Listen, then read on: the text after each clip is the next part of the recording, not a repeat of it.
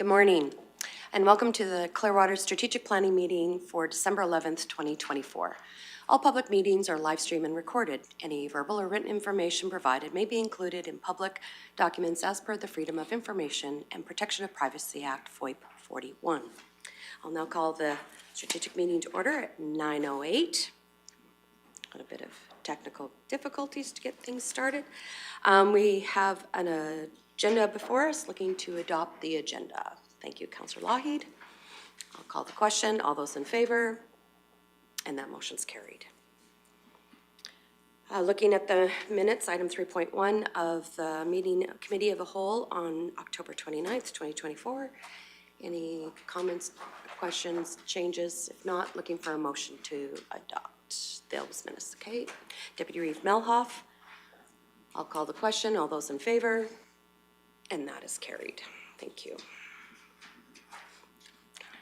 Now moving on to item 4.1, which is the introduction and the start of this lovely few days.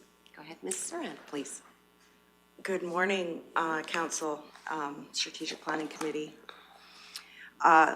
Before I get into the background of the introduction to the budget as a whole, I just wanted to maybe recap the year a little bit and talk about the other strategic planning meetings, council meetings, and how they relate to this document that you have before you today. So Strategic Planning Committee met for the first time in January of 2024 with a big list of things they wanted to get more information on and debate and discuss. And there were several strategic planning meetings. There were several policy adjustments throughout the year brought to council, and all of those debated and discussed. And through those decisions, that is how this document is created. So hopefully nothing in this document is a surprise to this committee. It's all direction from this committee or from council that you have these numbers in front of you. So we just look forward to 2 days of preparing the work plan for 2025. And of course, there's going to be some anomalies this year because of the impending amalgamation. So with that, I'll just get started into the background of the agenda item for the introduction to the budget as a whole. So hello, Strategic Committee members, leadership team, and all stakeholders, and a special welcome to Barbara Gibson. Councillor Gibson is the council member that will be sitting on the interim council from January 1st through to the election in 2025 from the Village of Caroline's Council. Although Councillor Gibson doesn't have a voice for these meetings, she is an important member of the new council. Hearing the discussion and decisions that are being made this week will be extremely valuable moving forward.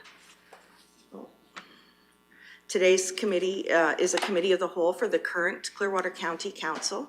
These deliberations are for the current municipality of Clearwater County, and this municipality will approve a budget for this current municipality of Clearwater County. MGA Section 242 states an adoption of the operating budget. Each council must adopt an operating budget for each calendar year by January 1st of that calendar year. A council may adopt an interim operating budget for part of a calendar year, and an interim operating budget for a part of the calendar year ceases to have any effect when the operating budget for that calendar year is adopted. The 2025 budget portrays service levels as directed by council through policy review and agenda items discussed at strategic planning sessions and regular council meetings throughout 2024. The current council for the Village of Caroline has already approved a budget for their municipality for 2025, as was required by legislation. The first chance the newly formed Clearwater County has to meet is after January 1st, so the new municipality's budget will be passed on January 7th. These two documents, meaning the document that will be approved by this council in December and the document that's already been approved by the council of the Village of Caroline, will serve as the base for the budget going forward to the new Clearwater County in January, not considering any additional costs required for amalgamation of the two municipalities. The additional costs will be shown as adjustments to the combined numbers of the 2025 budgets for the Village of Caroline and Clearwater County. It is important for this committee to ask questions and be comfortable with this 2025 budget because budget deliberations for the newly formed municipality will not be repeated in January. Any adjustments or additions to the combined budgets will be adjusted before January 7th based on administration's consideration of amalgamation costs, and these changes will be addressed at the meeting on January 7th. And any additional changes will be brought forward as budget adjustments to be approved by council throughout the year. As always, administration is looking forward to digging in and answering questions, alleviating any concerns, and having a work plan for 2025 to present to council on December 20th. Thank you. Any questions about that process or? All right. Deputy Reeve Melhoff. Thank you, Reeve. I'm actually curious why we ended up not going with an interim budget considering we have the amalgamation coming in January. An interim budget just states, as supported by the MGA Section 242, that an interim operating budget ceases to have any effect when the operating budget for that calendar year is adopted. So the interim budget would be imply that there is a formal budget coming, which there wouldn't be a different budget coming. If we passed an interim budget in January, then we would need to pass a formal budget at some point during the year. And if we waited until after October, until after the election, then you're putting that on a new council. No, sorry. Oh, sorry. Sorry, I meant why we're not passing an interim budget in December and passing a formal budget in January with the newly formed municipality.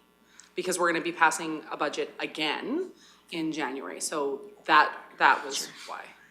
Okay. Director Hagan. Thank you, Madam Chair. Good morning, committee Morning. members. Maybe I can lend some insight to this as well. Essentially, keep in mind that as amalgamation has been approved by the provincial government, this municipality we today call Clearwater County will cease to exist. And so to pass an interim budget, as Ms. Serhan has said, indicates that there's a plan to pass a more formal budget later, but this municipality won't exist past December 31st. So our instructions are to pass a budget for the existing municipality. So that may seem like a bit of a waste of time if we're moving on to a new municipality, but I think the key item here to keep in mind is that this budget that you're considering over the next couple of days, hopefully approving on December 20th, forms a large part of the basis of what will be the budget for the interim council of the new municipality called Clearwater County. So I think it is important to look at this as if we weren't going ahead with amalgamation, what it looks like specifically for this municipality today. And then, once that's passed, that forms the basis of a budget Mrs. Serhan referred to that administration will bring to the interim council January 7th, along with the budget that's been provided by the Village of Caroline and suggested adjustments to that to account for additional costs or revenues or reclassifications of how things have been presented so that they best fit with the work plan of the new municipality going forward. So you may look at this as a temporary measure, but it's really the basis for the more permanent measure coming in January. I hope that helps. Yes, it does, thank you. I'm just curious because I believe Caroline passed an interim budget, so it's an interesting discrepancy that we aren't doing the same, but I appreciate the information that you gave. It makes sense, thank you. Councillor Lougheed. Thank you, Reeve Swanson. So I'm just trying to understand the budget that occurs sometime in January. Is that two separate documents that are going to be combined, or two separate, or two documents that stay separate and are just adjusted for the realities of what is before us in January? Director Hagan. Excellent question. The first part is the way I envision it. So let me expand on that. Because the existing Clearwater County as well as the Village of Caroline cease to exist December 31st. Effectively, the budgets that are passed for those municipalities don't go any further either. The new municipality under the interim council will have to consider a budget for the amalgamated municipality.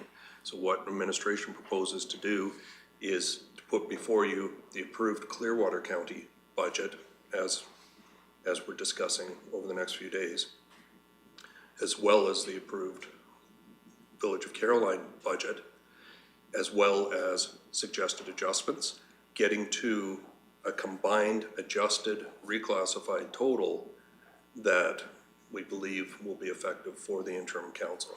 So we will be bringing those individual pieces, the two individual budgets, plus adjustments and reclassifications, together before you in one combined document, but still following that trail of how we got to that combined number.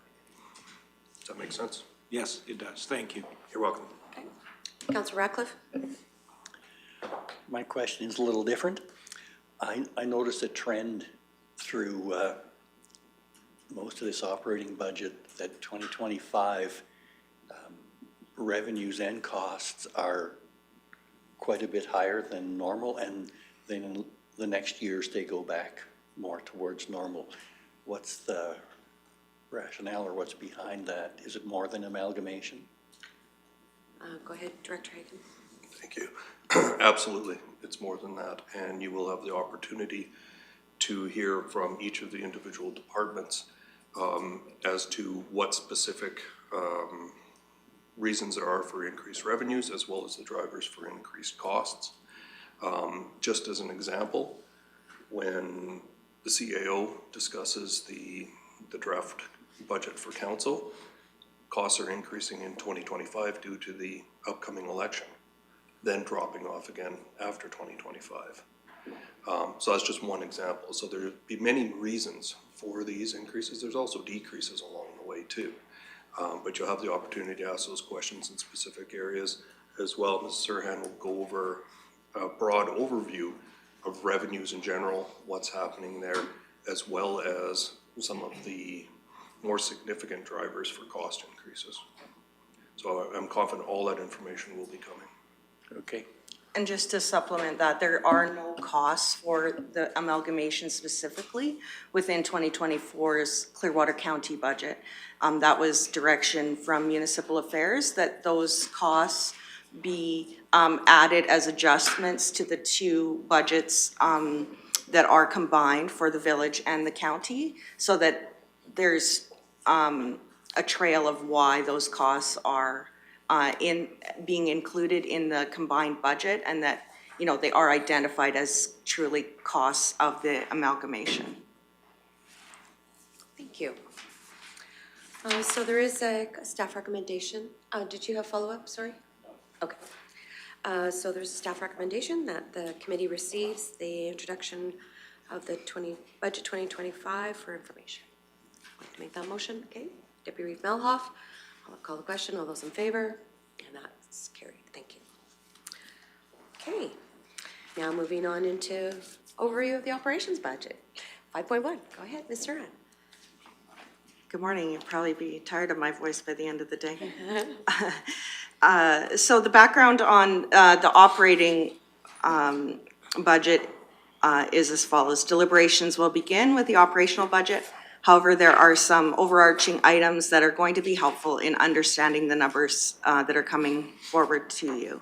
Once council is comfortable with these concepts, the departments will be presenting changes or anomalies from prior budget years in comparison to what was in front of council that should have been 2024 operations. Some of the main assumptions and anomalies in compiling these numbers are: all staff are budgeted to receive a step increment if one is available. Each director makes those decisions for each staff member individually. However, the budget is there if they choose to do that. Also, a 3% market adjustment to keep salaries at the 65th percentile is included. Inflation is estimated in most cases at 3% unless costs are known to be different than that. Operational projects or contributions to asset purchase, construction, or reconstruction to another organization tend to bring variables into the operational budget, both up and down, in a way that isn't typical of an operational budget. Some of those projects are listed below. So the Town of Rockies wastewater project, down from previous year and a final payment due in 2025. Contribution to the Rocky Gas Co-op's natural gas line to Nordegg project increased the budget from 2024. Increased pressures from the community halls to increase safety and protect infrastructure. There are carry forwards from 2024 as well as new projects in 2025, and one hall that is constructing a new facility and asking for additional funding. Other items that affect the overall operational number are a decrease due to overtime analysis, landfill approval renewal, GIS flyover aerial photos in 2025, and the election in 2025. And those are just some general specific items in the operational budget that aren't year-over-year costs like utilities or staffing costs that tend to just increase by inflation year over year. So the 4-year financial plan.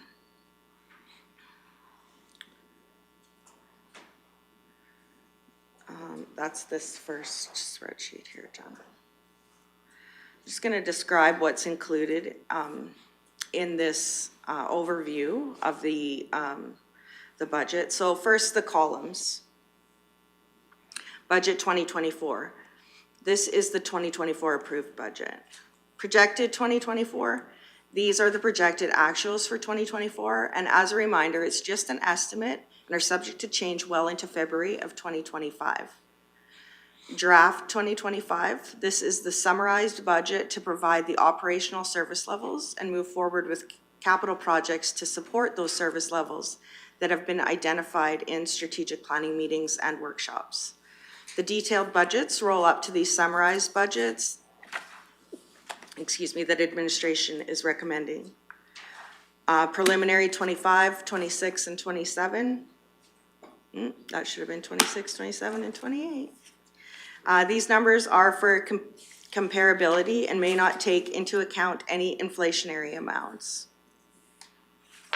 But in most cases, it does take into account inflationary amounts. These numbers do not form part of the budget that is adopted. They are provided for information only. Approval of the 4-year financial plan in no way holds counsel to the numbers in this preliminary analysis. This is to guide council in making decisions for restricted surplus allocation and revenue projection setting. Second, the rows. So moving down the left-hand side are the categories that are that the detailed budgets roll into. So the operating section, that's the first few rows.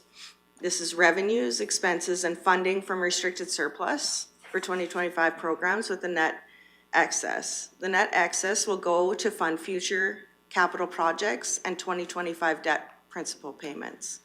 And this is what we call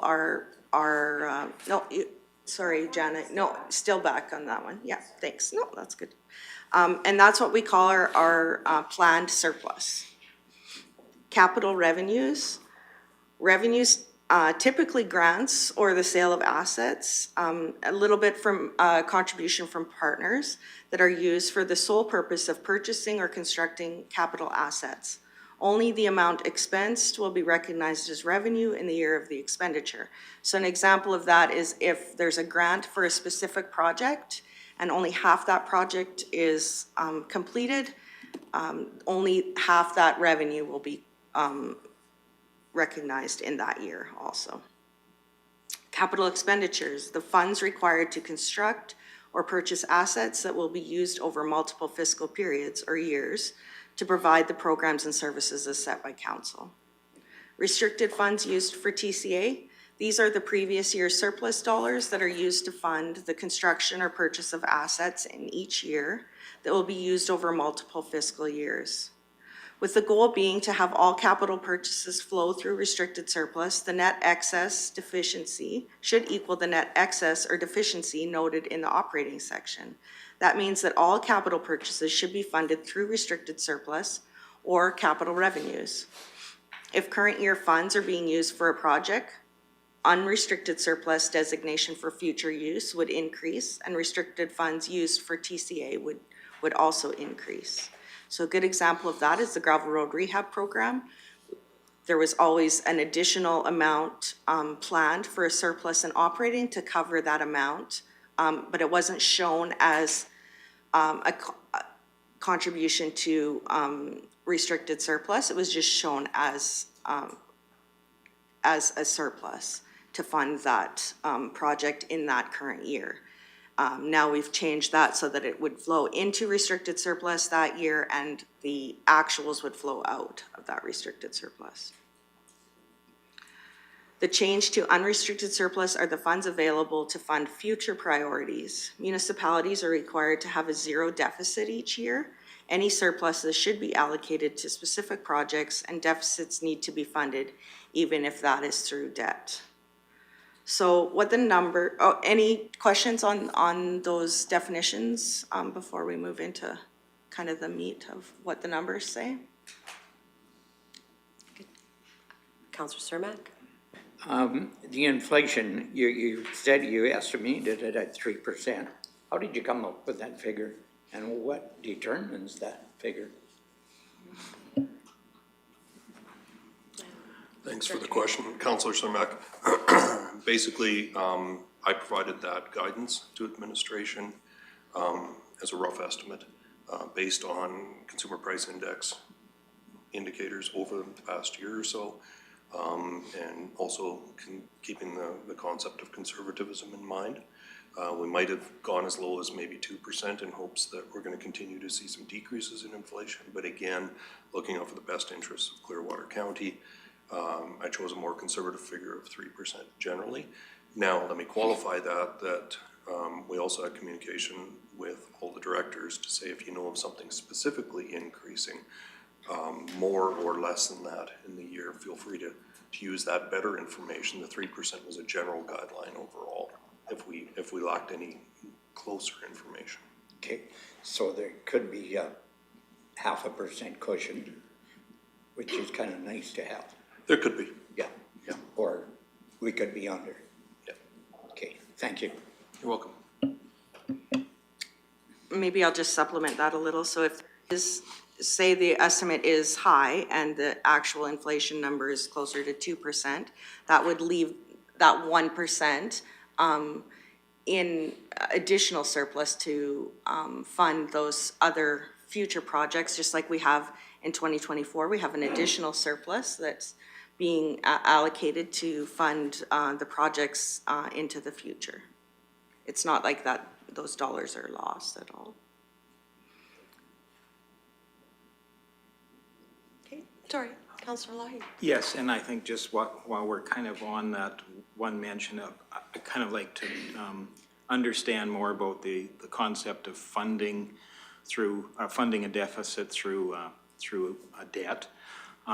That would only indicate at this point of time that we intended to fund that deficit by accessing a loan. We wouldn't actually have to take the loan out at this time. It would only be when those funds were needed to be advanced. So debt funding would be likely used for a capital project, and that capital project would be identified clearly in the 10-year capital plan and funded through debt. And then when that project moved forward, it would those funds would be released. So for the purpose of balancing a budget, we would just have to indicate that we intended to balance through debt. Yeah. Okay, thank you. Yeah, that would not be taken out at that moment for sure.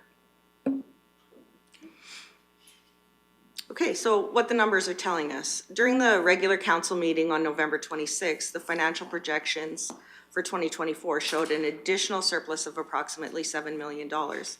As noted in the agenda item, this is due mostly to the increased revenue and investment income and decreased expenses over the organization, due mainly to the legislation.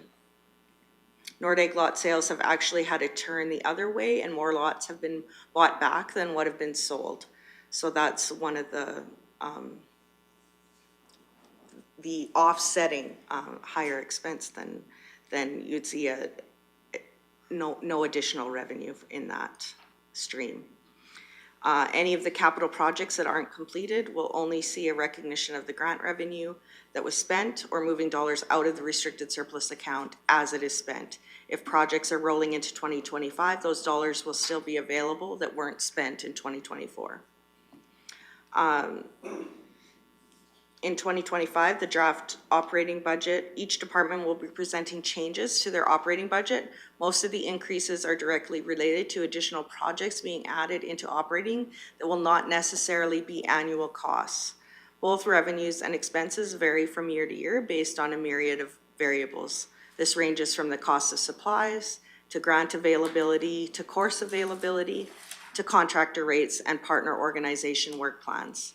All variables are taken into consideration when identifying required budget for the current or proposed service levels. Again, this budget assumes inflationary costs at varied levels depending on the services or supplies being purchased, as well as a 3% market adjustment. Grid adjustments are budgeted into 2025 through 2027.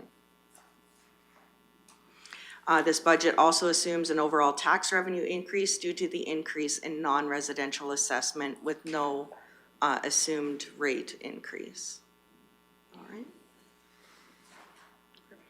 Any questions about any of those points? There's no questions in regards to the introduction. We'll go for a motion. Go ahead, Deputy Melhoff. Thank you, Reeve. Sorry, maybe I'm misunderstanding the last line here, because when I go into revenues in corporate services, there is an assumed rate increase on taxes. That's not an assumed rate increase, it's assumed revenue increase based Okay. on the increase of assessment. Okay. Because the tax holiday comes off in 2025. So Okay. if the, and again, we don't know what the depreciation will be on those assessments that were added 3 years ago or 2 years ago. So it is just an estimate of what, from the numbers that we've been given from the province for the added non-residential assessment within the last 3 years, but we don't know what that specific assessment number is yet. But based on an estimation, that is the increased revenue in that. Okay, because on page 140, it says, and we have included an additional 2% raise in taxes rates. So is that not, that's not accurate then?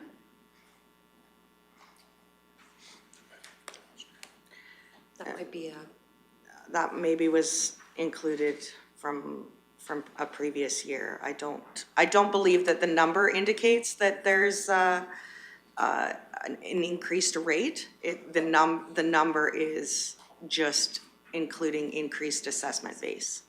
Okay. Okay? Well, we I'll can have dig a- in. I'll have a perhaps look at we can that. dig into it further when we get Yeah. into corporate service. Yeah, I for just sure. was confused by this statement when it didn't match Yeah. that one, so. Yep, okay. for sure. all right. Then I'll make a motion to accept the Introduction to the budget. introduction to budget for information. Go ahead, Councilor Cermak. Uh, Excuse me. Maybe I'm out of line here, but I always get the hair stands up in the back of my head when I hear people talk about debt. Is there any other way that we can service this shortage that we have, if we have a shortage, other than debt? Can we cut services?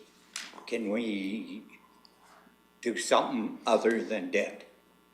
That was just for information, and there's no suggested debt in the current budget. So there is no shortage in 2025 that's being financed through debt.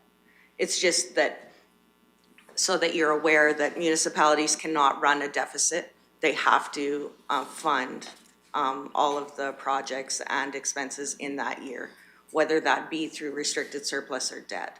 But Clearwater County's position in 2025 is that there are no projects identified for debt in 2025. Go ahead, Director Hagan. Thank you. And if I can just add to that, if we were in a situation, we were coming up with a shortfall, in addition to an option of debt. The other options are increased tax revenue through a tax rate increase, or essentially look at service levels, decrease service levels, Yep. decrease capital spending, that sort of thing. So there are multiple options available to council to consider in terms of financing. So debt is just one of them. But as Ms. Serhan had said, that's not contemplated in the draft numbers we're putting before you today. It's for general information. Should we be in that position, that is an option. Okay, so all the other options would be available to us. Absolutely. Yep, thank you. Okay. So a motion on the table to accept the introduction for the operation budget for 2025. I'll call the question. All those in favor? And that motion's carried. Thank you. Thank you. All right. Now moving on to 5.2. It is the council draft 2025 budget, and I believe that goes to, I have here either Mr. Emmons or Mr. Hay.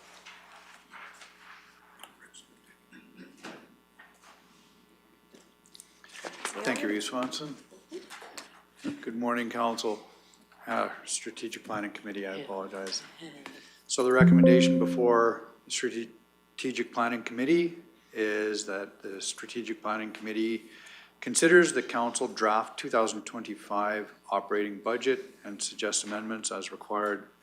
So the background for this agenda, the operating budget for council includes anticipated costs for general administration as well as individual amounts for each division. General administration costs for 2025 are $51,988, which is a 9.6% higher than the 24 budget. The majority of the change is represented by contracted services, which includes legal consultations. With respect to the individual divisional operating budgets, the 2025 draft budget for each division was based on a review of salary, per diems, and travel costs up to September 30th, 2024. So attached is the budget. The anomalies were stated. Does council have any questions regarding the proposed 2025 budget for council?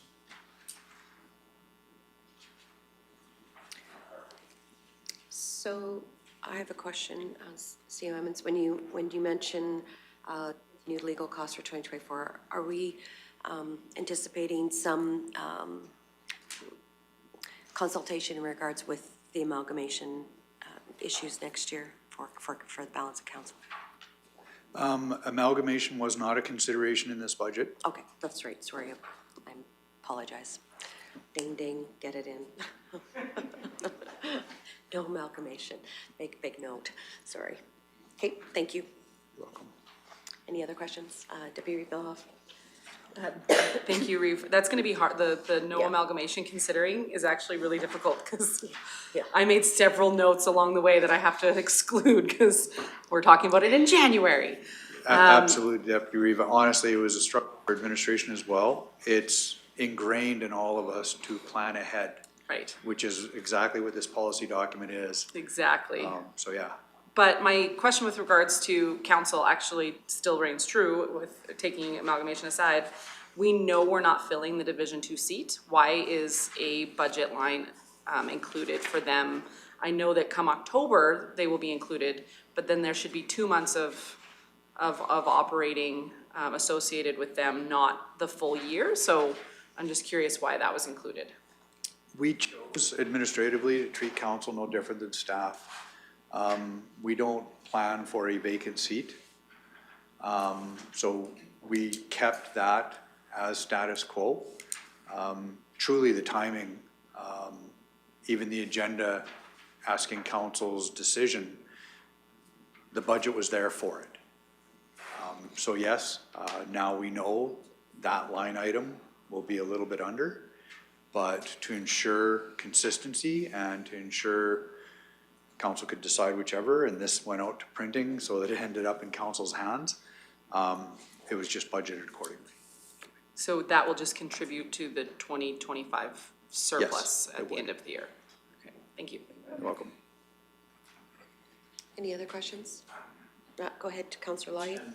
And I will ask this question because ultimately, transparency has been the goal of this council, and I think those folks examining this portion of the budget will see that there's nearly 20% increase in the budget to council divisions.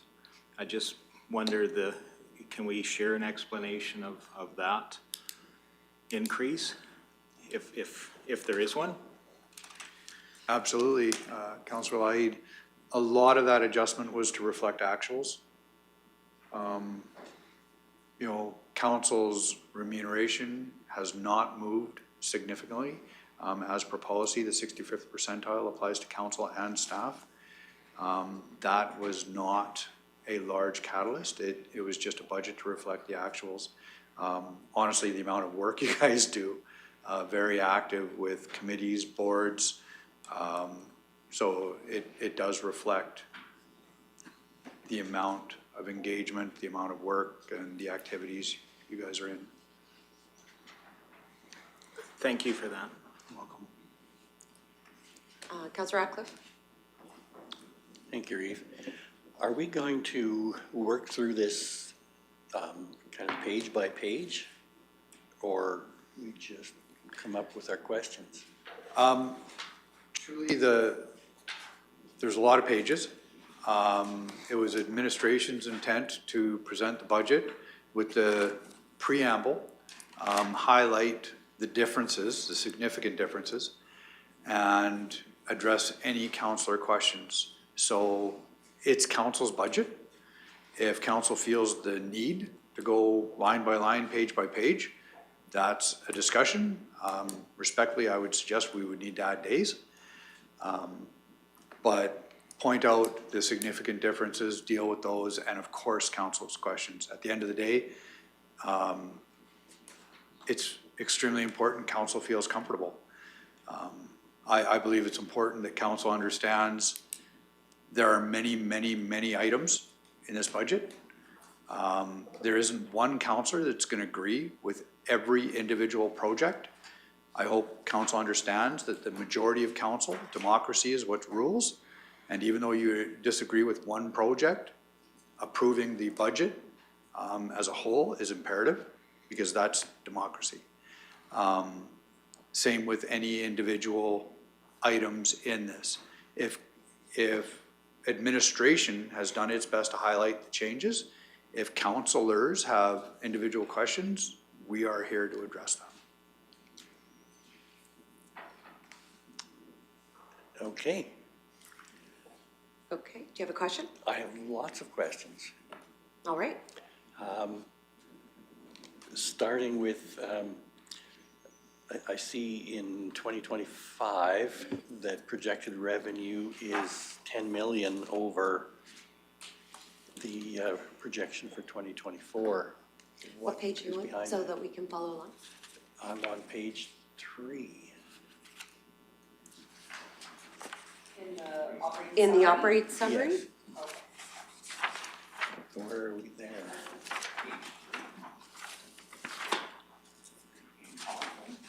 Which is just, it's the roll-up of everything. Oh, okay, so you're in the, back in the past. Okay, so we're going, breaking down per department right now, that's where we're at. Okay. And then, so we're in the council, tab folder. And then, you're in the summary section that we just Okay. went through. So,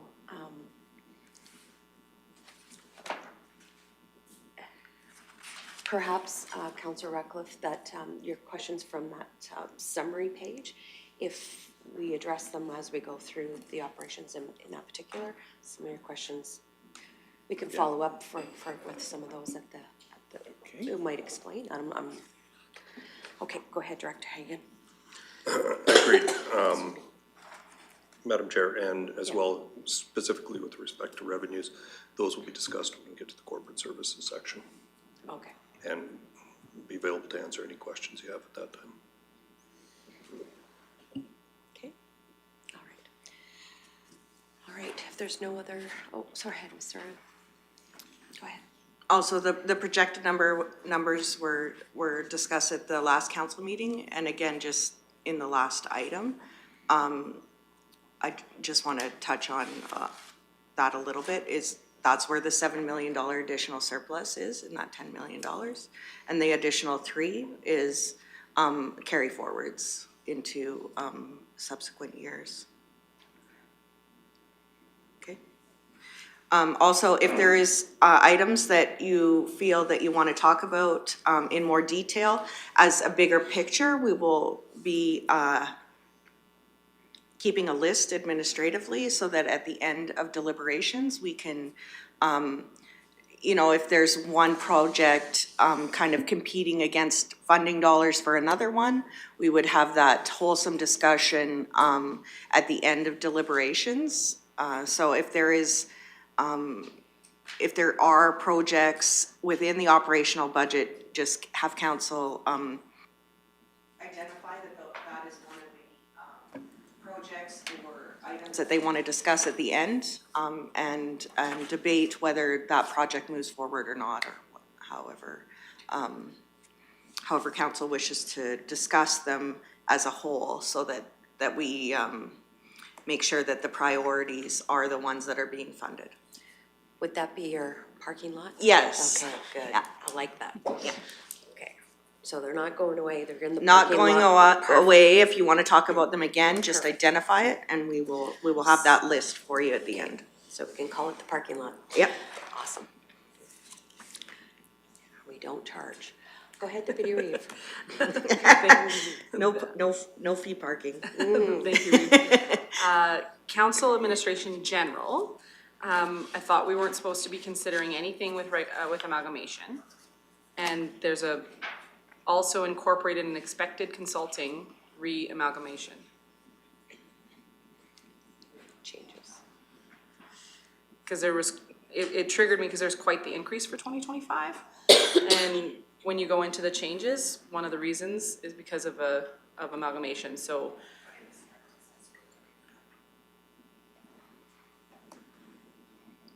Page 12. Oh, sorry, I'm on page 12. I think Murray wanted to Yeah, answer. go ahead. Direct. Of the council, the one we're talking about now, we're in the council one. The detailed one? Yeah, detailed. Go ahead, Director Hagan, sorry. Yeah, I apologize for that, Deputy Reeve. That is not incorporated in these Okay. numbers. That statement was put in there, should have been taken out. Okay. Again, I Sorry. think it was a reflection of, as the CIO has said, administration struggled with this as well. Right. Initially putting this together, but the numbers do not reflect that. Okay, so we don't have to change the numbers to make. No, to- we'll revise that, It's that just- description to take that line Okay. out, because it's not applicable. Perfect, thanks. Good catch. Councilor Ratcliffe. Thank you, Reeve. On that same page, it says provision for a council retreat each year replaced with additional contracted services. Is that just a change in labeling or a change in intent? Director Hagan, please. Yeah, and I think, again, this was a carryover from last year's description. If you look back at last year's binder, I think a lot of this was the carryover, so apologies, it wasn't revised for 2025. But I think the intent was to leave the dollars there to allow council discretion as to what sort of planning opportunities they want to take advantage of. So it is reflected in the numbers. Council's not necessarily tied to having a retreat per se, but there's funding available consistent with what was there for 2024 for whatever activity council may entertain. Thank you. Good example would be the workshop, a workshop that we would like to have someone come in and do the public priority-based budgeting, so those contracted services, so, perfect. Any other questions? Seeing none, motion to, that the committee can consider the draft operating budget for council. Thank you, Councillor Lougheed. Any other comments, questions? I'll call the question. All those in favor? And that motion's carried. I really want to make a note right now, and I failed to do this at the beginning of the meeting, and that is I want to acknowledge that Councillor Northcott is joining us via Zoom. Sorry about that. So.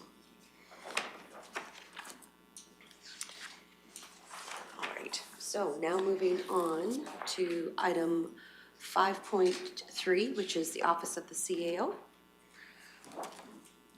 Director Hagan or Mr. Emmons? Director Hagan. Mr. Emmons. Page 35. Thank you, Madam Chair. Just letting my computer catch up with the committee. So the staff recommendation that the Strategic Planning Committee considers Office of the CAO draft 2025 operating budget and suggests amendments as required. So in this category, the Office of the CAO draft 2025 operating budget is comprised of 6 main areas of responsibility, which are as follows. CAO General, Legislative Services, which is comprised also of General, Subdivision Development Appeal Board, Elections, also Human Resources, and Health and Safety. CAO General, expenses have been decreased by $23,092, which is a 6.6% decrease from the approved 2024 operating budget.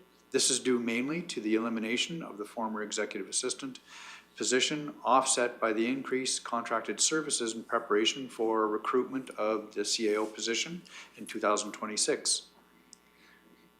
Legislative Services, General, expenses have increased by $139,174, which is a 59.9% increase over the approved 2024 budget. This is reflective of the creation of a new legislative assistant position, which replaces the former EA position role and annualization of interdepartmental administrative assistant position. SDAB, which is a Subdivision Development Appeal Board, revenues and expenses are consistent with the approved 2024 budget amounts.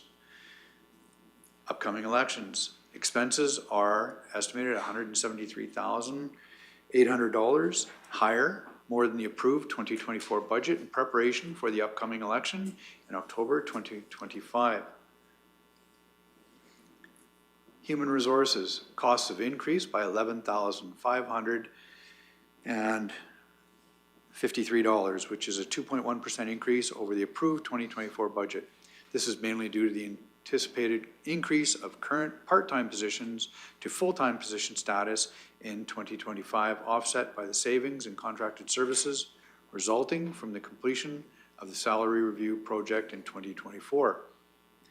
Health and safety expenses are $12,832 higher, which is a 3.4% increase than the approved 2024 budget, mainly representing step increases for staff as well as contracted services. Okay.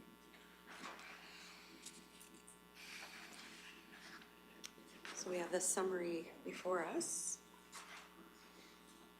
And the itemized details. Are there questions? Deputy Reeve Milhoff? This may be a super silly question, but how does an appeal board make a revenue? Sorry if it's super silly, and I know it's $2,000, so it's super menial, but I just didn't know how they make money. No, fair question. Application fees. Right. See, I told you it was a silly question. Nope. Thanks. Councillor Ratcliffe? Nope. Not ready yet? Okay. Thanks, Janet. Okay.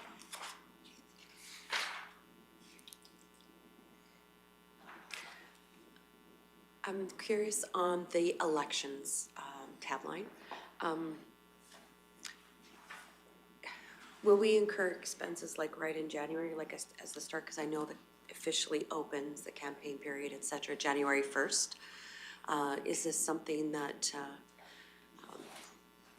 I know we have to create an electors list and all that included, and I know when we did it the last election, it was quite a significant workload at that particular point in time. So there'll be ongoing expenses, booking halls, training, et cetera, right? Correct in that number? Absolutely, Madam Chair. So of course, the bulk of the expenses would be prior to the election itself. I would actually project a couple months prior, but all year long. It's actually a lot of planning involved in a municipal election. So you're right, because it opens up in January, we could start seeing activity in January, I would suggest reasonably negligible, but as you get closer to, it would ramp up. So my assumption, preparation would be negligible in the first half, and then you would see it increase there forward.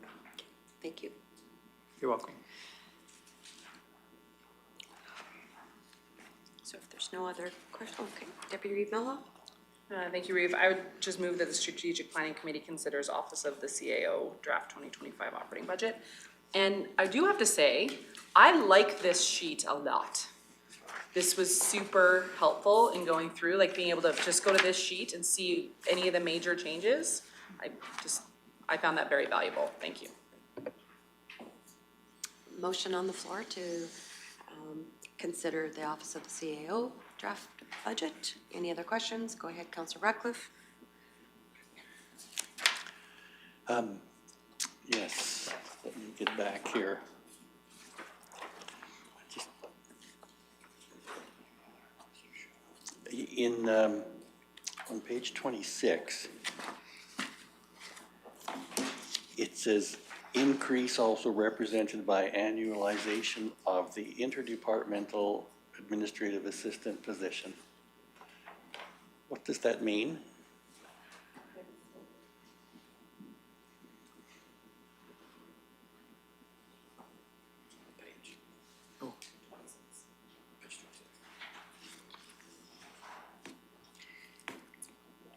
Okay.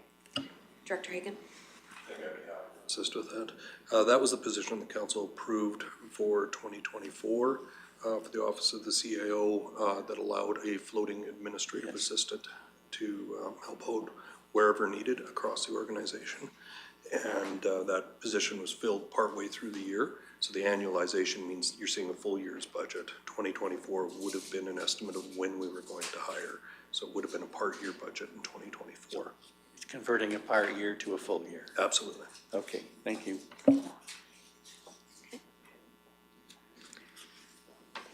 So we have a motion on the floor. Just, I'll give you another moment, Councillor Ratcliffe, if you've got any further questions. Did have a question.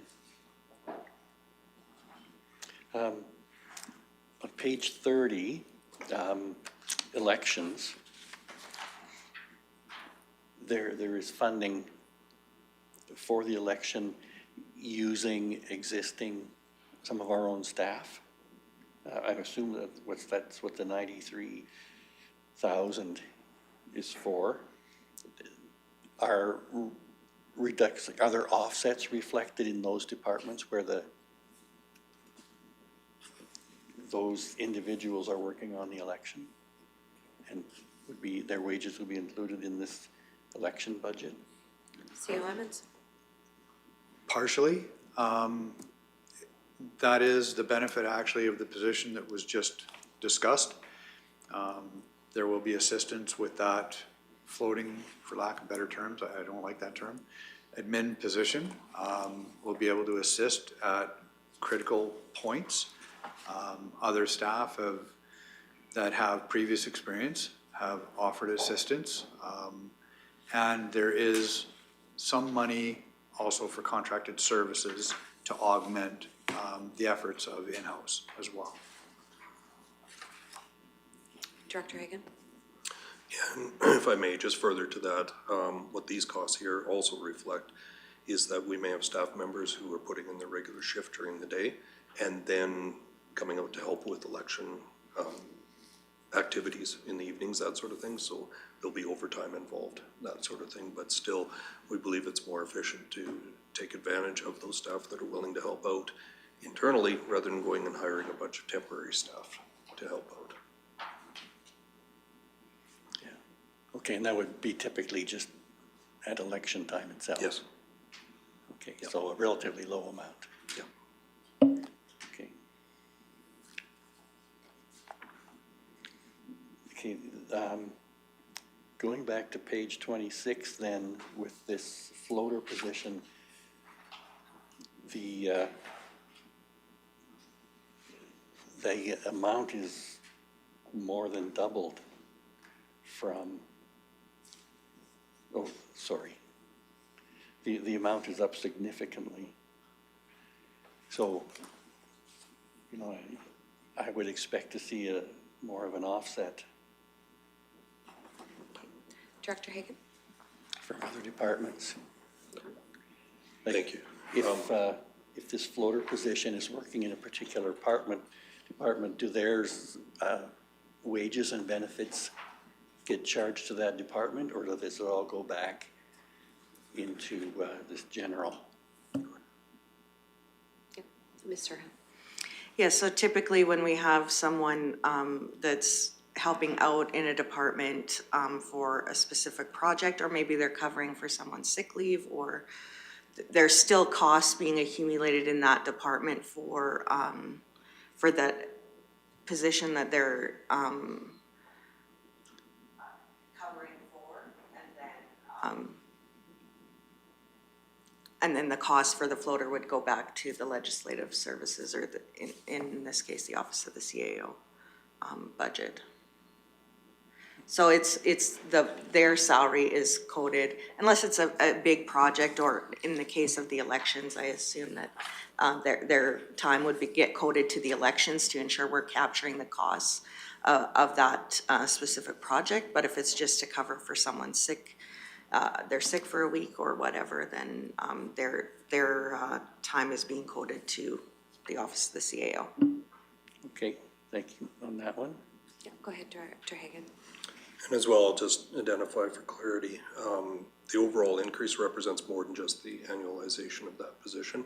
Probably the bigger chunk of that is that move of position from the CAO's general office to legislative services, and the transition in title from executive assistant to legislative assistant. So we're seeing a savings in the CAO's office directly, and then an increase here. So it's really just a movement of position. Yes. Okay, on page 32,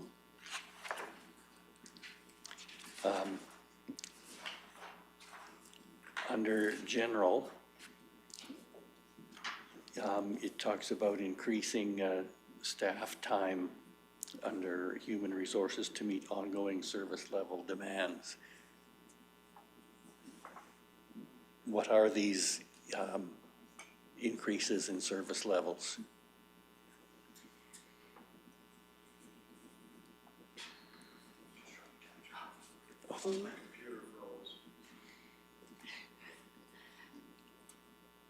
Director Hagan?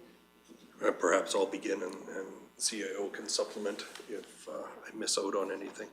Not directly involved, but more indirectly involved with human resources. What I'm aware of is increasing legislative requirements, that sort of thing, our staffing, the needs of staff in terms of hiring and performance appraisals, that sort of thing, all that set up, payroll processing as well. So essentially, the activities of the HR department we've seen over the last number of years have increased. So when we talk about service levels, this is very much an internal service level to support the staffing complement of the county that in turn supports the service levels provided to the community overall. So what we're seeing is service levels change to the community. It has a similar effect internally, and we're looking at strengthening those hours in order to make sure that we're properly servicing everyone. Yeah, go ahead, CEO Emmons. I apologize, a lot of glitches this morning. To build on Director Hagan, and if I may, one great example truly was the simplistic method we used to have in hiring an individual. Today, HR is challenged with an employee contract, which not only is full transparency for a new hire employee walking through the door, but it protects Clearwater County and ensures we're looking after its liability.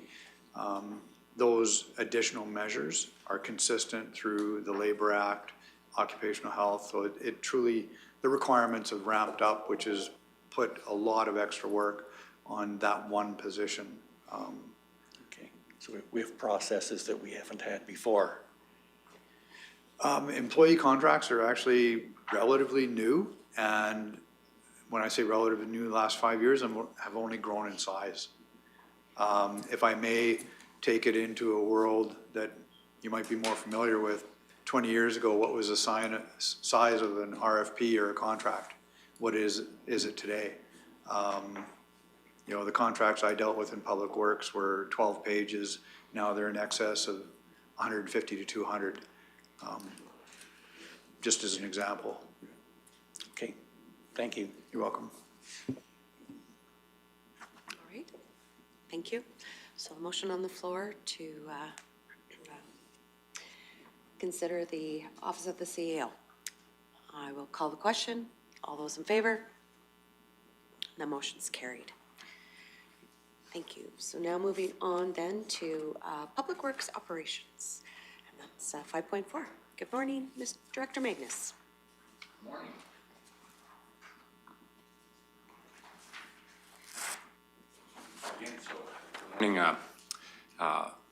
Chair Swanson and committee members. So up here with me is Mr. Sean Ho. He's our project technologist. So both Sean and I are going to take a little bit of your time to present Clearwater County's Public Works Operations 2025 draft operating budget. I also have, not currently here in the room, but the rest of my team is in the background, and that is Mr. Scott Pachal. He's our Fleet and Equipment Supervisor, Jody Langford, our Operations Supervisor, Hugh Leslie, our Gravel Road Supervisor, and Reed Williams, which is our Manager of Solid Waste and Recycling, and they'll assist us as needed as we go through this budget. Now, given that all of you have read the agenda item, it is not my intention to belabor the point and read the agenda item word for word back to you, or for that matter, paraphrase the entire agenda. As Committee Member Malhave pointed out, she complimented Mr. Emmons in regards to how that was presented, and along with the council budget as well. So I've laid it out in the same way. It's all there in regards to where we're seeing increases, decreases to the various programs and categories. Nevertheless, I'm still going to speak to it, but I'm going to come at it from another perspective, which in turn will focus in on the key highlights that I believe are important in developing an understanding to the Public Works Operations 2025 budget. Okay. So, to begin with, Public Works Operations is divided into 7 categories, to which there are 38 programs assigned. Again, I did mention that in the agenda item itself, and just for our viewing audience out there, these 7 categories are Operations Administration, which has 3 programs assigned to it, Shop and Fleet, 4 programs, Utilities, Gravel and Maintenance, 15 programs, Surface Roads, 7 programs, Gravel Roads, 3 programs, Solid Waste, 5 programs, and Nordic Operations, there's the 1. In 2024, in order to successfully implement each of the 38 programs to the expected level of service as set out by Clearwater County Council and its ratepayers, and again, this is the 2024 approved budget number, was $19,370,947, was approved for Public Works Operations, okay? Again, that was 2024. For this to happen in 2025, Clearwater County is looking at a number of $19,764,904. Again, I'll just say that number again, was $19,764,904. A difference or increase of 2%, or if you want it in dollar figures, $393,957. By the way, just for the sake of this committee, I know it was touched upon a little earlier in regards to Mr. Committee Member Cermak's question, and Director Hagan responded, indicating, where did we get the inflation numbers? There's Statistics Canada presently shows Alberta at an inflation rate at the end of October of 3%, and Canada overall a total of 2%. Okay? And that is on the Statistics Canada website. Anyways, again, as I mentioned, a difference or increase of 2%, or $393,957 over the 2024. Please keep in mind, the $19,764,904 does not include the $1.4 million for the Nordic gas line, which was put into the Public Works Operations 2025 budget, thereby showing a total expenditure of $21,164,904. Okay. In all my efforts, I tried to convince Mr. Emmons that that should have gone into his materials and supplies, you know, CO, Office of CO, but no, couldn't convince him. So lo and behold, it landed in Nordic Operations. So here we are. Yeah, so my presentation, or our presentation in regards to that, is based on the fact that 1.4 million is not in there, okay? So that this little over 21 million includes that 1.4 million. But I'm gonna focus on the 19 million, little over 19 million in that case. All right, so how am I looking at this and how I wanna present it to this committee is, now if we take that $393,957 increase, I ran the numbers, crunched the numbers, and 55% of that is solely attributed to a step increase or step increment with benefits for each of the personnel in Public Works Operations, including seasonals, towards their salary and wages. So this is approximately equivalent to 216,000. Okay, right there. Yep, go ahead, Councilor. Deputy Bill? Sorry, initially I thought you meant 55% of your budget is because of the step increase. I was having a little bit of a panic attack. So, but 55% of the 2%. Correct. Okay. You got it. That makes way more sense. Very good, yeah. That's good for our viewing audience as well, to make it clear, okay? Yep. So 55% of the 2%, or 55% of the $393,957 is just a step increment, okay? Which is approximately equal to 216,000, okay?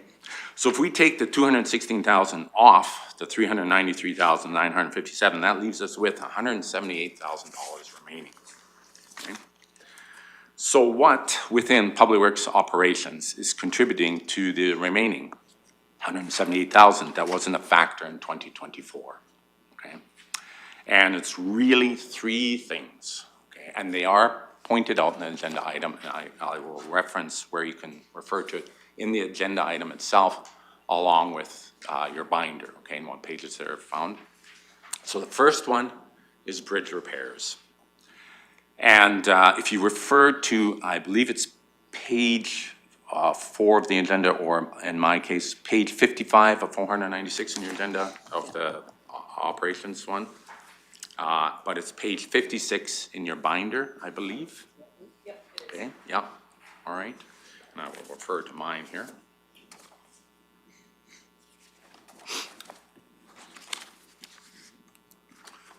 So you'll see that we're seeing an increase of 63.1%, or 68,000. And that's mainly towards contracted services, materials, and supplies. We have 25 bridge structures upcoming in 2025 that was presented in the report that comes down to Public Works that both Eric and his team, as well as ourselves, see an inspection report. So we have a firm that goes out and inspects, does yearly inspections, okay, and there's a rotation on all these bridges. So this report was submitted, and it had 25 bridge structures pointed out for 2025, or 2024 that were inspected. So it comes to our attention around November, and upon further analysis of this report, we found that 5 are considered high priority, requiring immediate attention. So, and these 5 will require us bringing in a contractor to work on it. So it's beyond the scope of what we have the capability in doing in-house. Now, having said that, 7 of those will be completed in-house. So we'll have a bridge crew solely focusing just on that through the upcoming construction season. Okay? And our intent is to stay on top of it and not do the best we can, although there's always that possibility not to have, as we did this year, we had one or two that we've had to immediately implement either a restricted rating to that bridge or close it off, right? So we really want to stay ahead of that, and that's where you're seeing some of that remaining 178,000 is bridge repairs. Okay, question on the bridges, Councillor Ratcliffe. Thank you, Reeve. It mentions here that you're, developing your own bridge crew. Would that be seasonal or full-time people? It involves both seasonal and full-time. I believe we'll have one seasonal on there and two full-time, if I remember Okay. correctly. So you found a balance between in-house and contracted services? Correct. To do this work? Yes. Yeah. Okay, Deputy great, Melhoff? thank you. Thank you, Reeve. That was one of, this new bridge program was one of my highlighted ones, so thanks for going straight to that one. So that's two more full-time staff, or are we using the current full-time complement and shifting them to bridge? You are correct on the second point. There is no additional staff being hired in 2025. We are working with the people we have currently in terms of personnel in public works operations. Okay, perfect. That actually removes the other questions I had, so thanks. Councillor Cermak?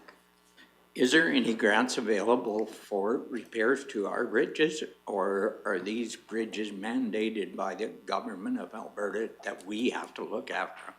Okay, so we look after them. That is our infrastructure.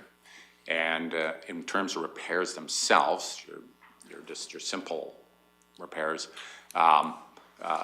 there's no funding that I'm aware of in regards to that side of it. But when it comes to rehabilitation, i.e. replacement, along those lines, there's funding, it's a STIP, so Strategic Transportation Infrastructure Program funding. And Mr. Hansen's team there is very good at, that individual being Mrs. Kate Raglan, and she did that when she was over on the operations side. And we continually put an application forward to get funding in regards to that to help us with rehabilitation of these bridges. Having said that, it's really for all intents and purposes and lack of a better expression, a crapshoot. Sometimes, we can get, 75% of the applications we put forward, and other times out of 5, we can get 1 if we're lucky.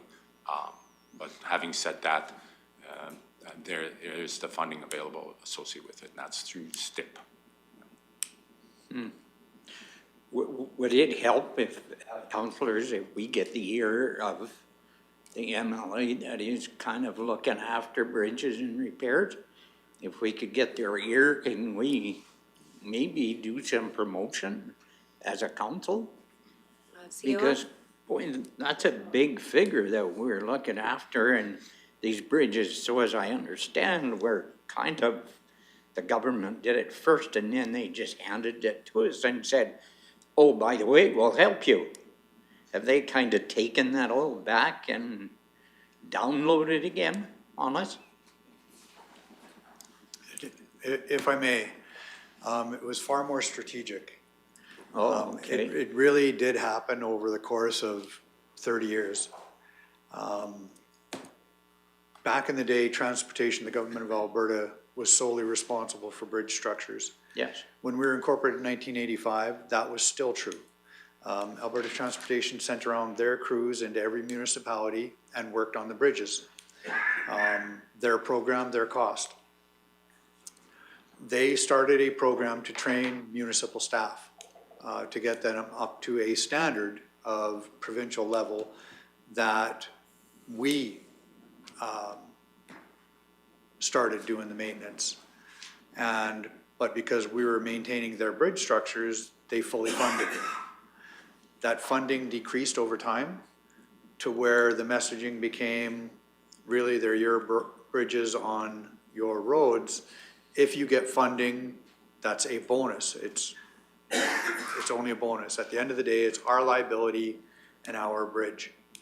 And truly, Committee Member Cermak, sorry, That's where it lands today. So that was the transition over many decades. And as Director Magnus has stated, at the end of the day, there are bridges, there are liabilities, there are ours to maintain. And there is no funding for maintenance. When it comes to replacement, then at the end of the day, we're even responsible for the cost of replacing that structure. Funding is a bonus. It's not a guarantee. So actually, Public Works, in my opinion, does an amazing job at looking after priorities, so that funding is applied for and strategically can go into the program scheduling so that it doesn't create the liability. And I will say most of our bridges, the vast majority, when they're replaced, are funded. Okay, thank you. You're welcome. Carry on. All right, carrying on. The next one is construction equipment. So here, I'll refer to it, it's the page 50 in your binder. Right? And it would be again on the same page of your agenda item, page 55 of 496. So again, page 50 of your binder.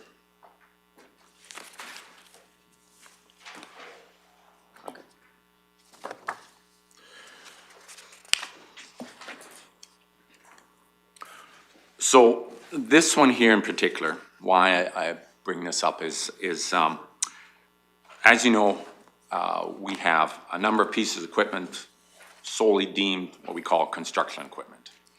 And this is anything from our loaders to our grader to the dozer out at the landfill. And as just mentioned, the dozer. What we're looking at is potentially a $50,000 repair to the landfill dozer on its undercarriage.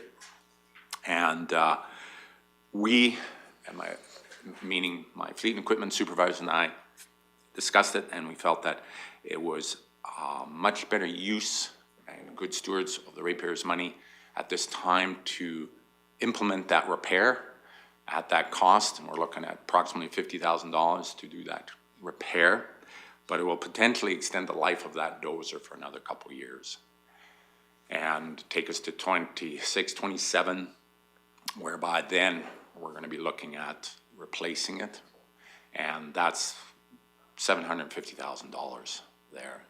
And in your 10-year capital, that is, right now we have it projected in 2026. Of course, we do our best to look at every piece of equipment out there that we manage.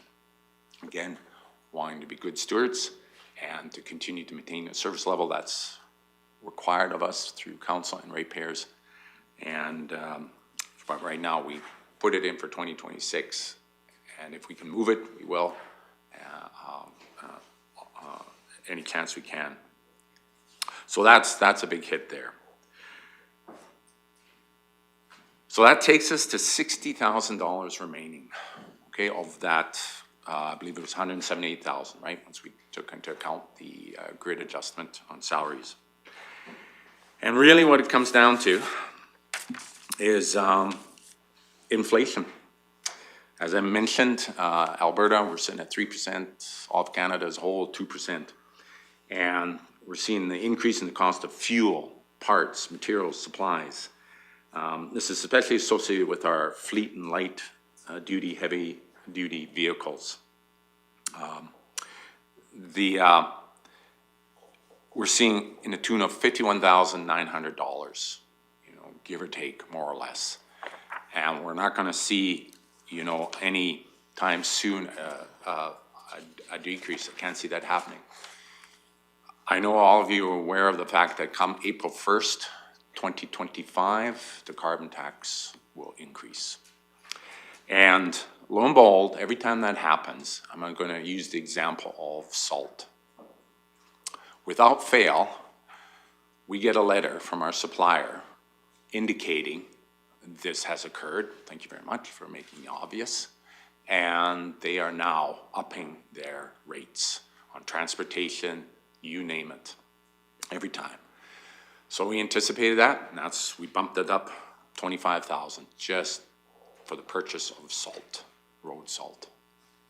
And that pretty well takes care of that remaining 178,000. That's where that money's going. And in order to maintain the current level of service, these items, as I just pointed out to you, are what the main key things that really put a hit on, for lack of better expression, bringing the increase of 2%. Okay. Finally, I would like to have this committee reference the bar graph. John, if you wouldn't mind just pulling up that bar graph and the agenda item itself. There we go. Okay. 59. That would be in 59. your agenda, yeah. Yep. Yep. That's what I have here too, page 59 of the It'd be agenda. part of the beginning. There we go.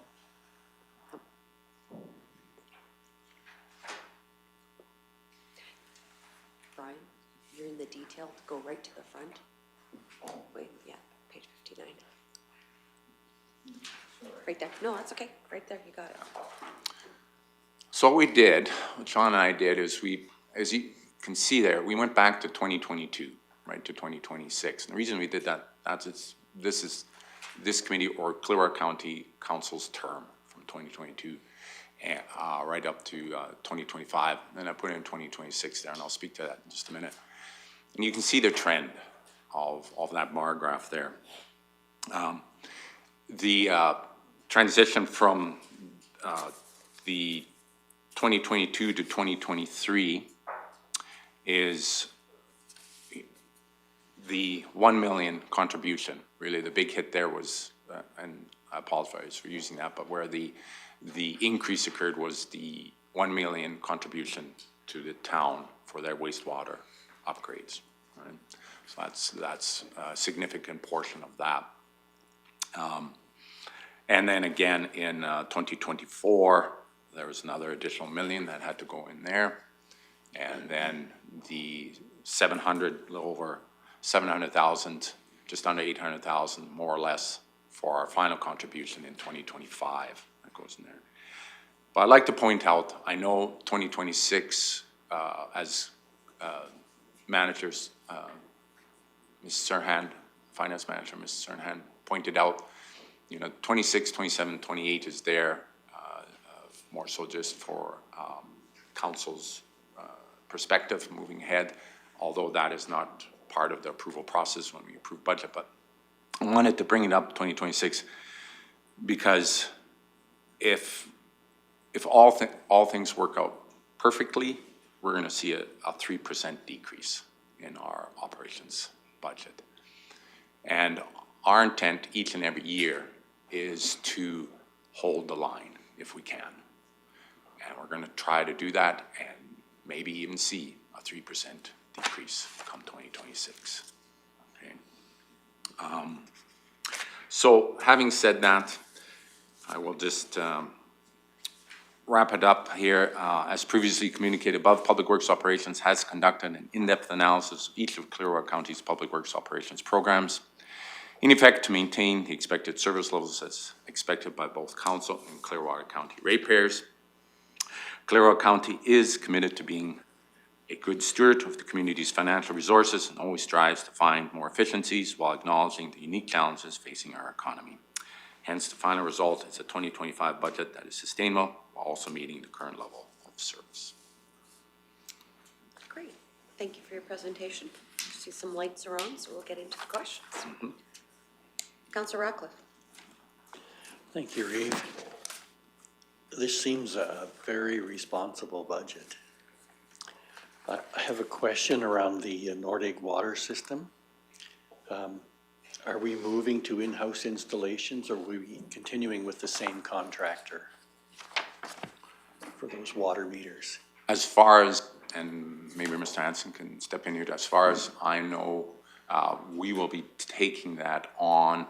I'm not sure if we're going to be doing it ourselves or bringing a contractor? I believe we're gonna bring in a contractor to install those water meters. This is the Yes. same one we've had the last few years. I would assume so, but we can double check Okay. on that.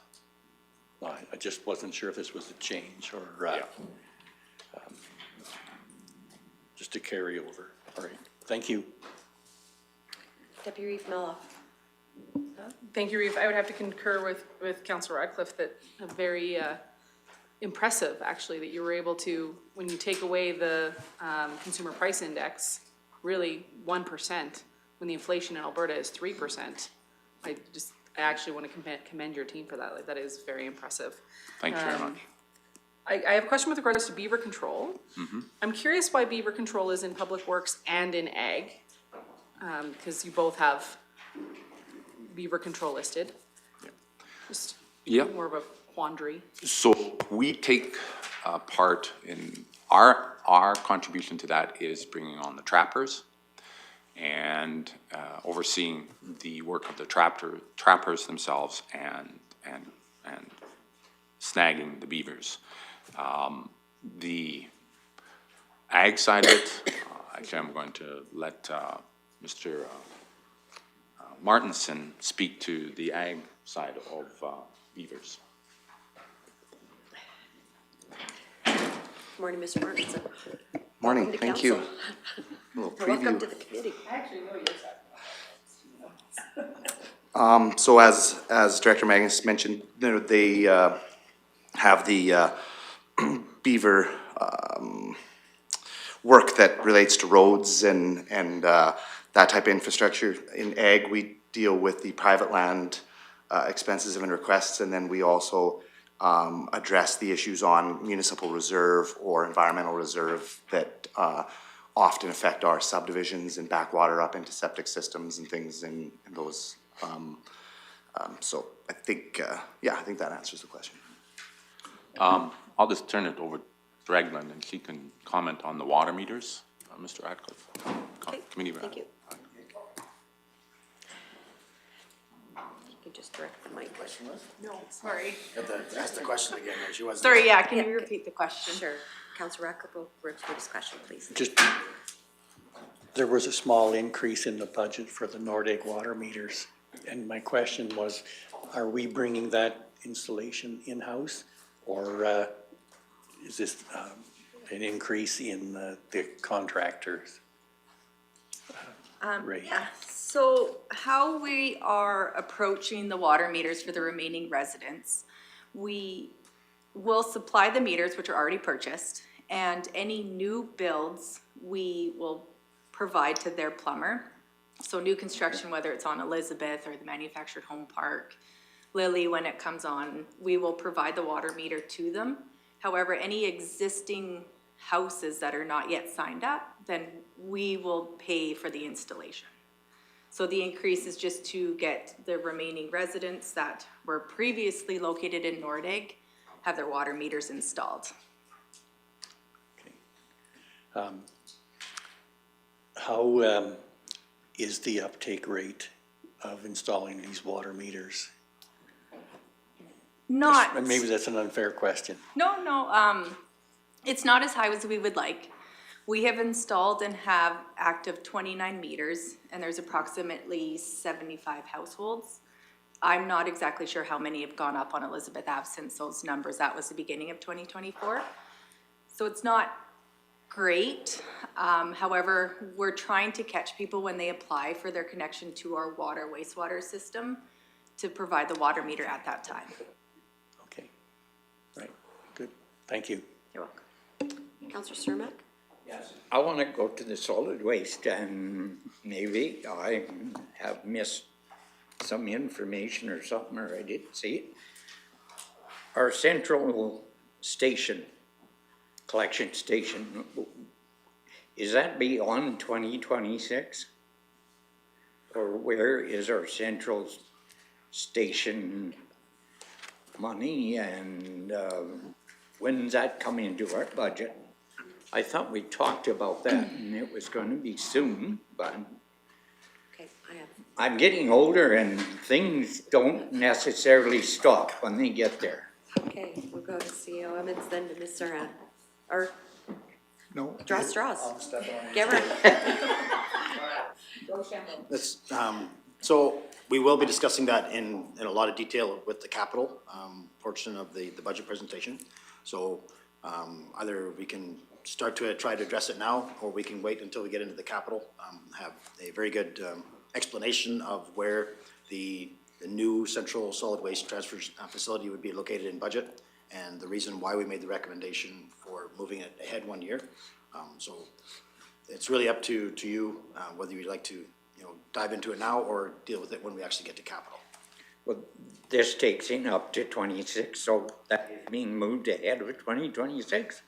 So I guess maybe I'm getting confused compared to the operational expense for central versus the capital expense for, Oh, The rebuild isn't this fire. yeah. okay. So the new facilities in capital but then Mr. Magnus would be referring to his operational costs.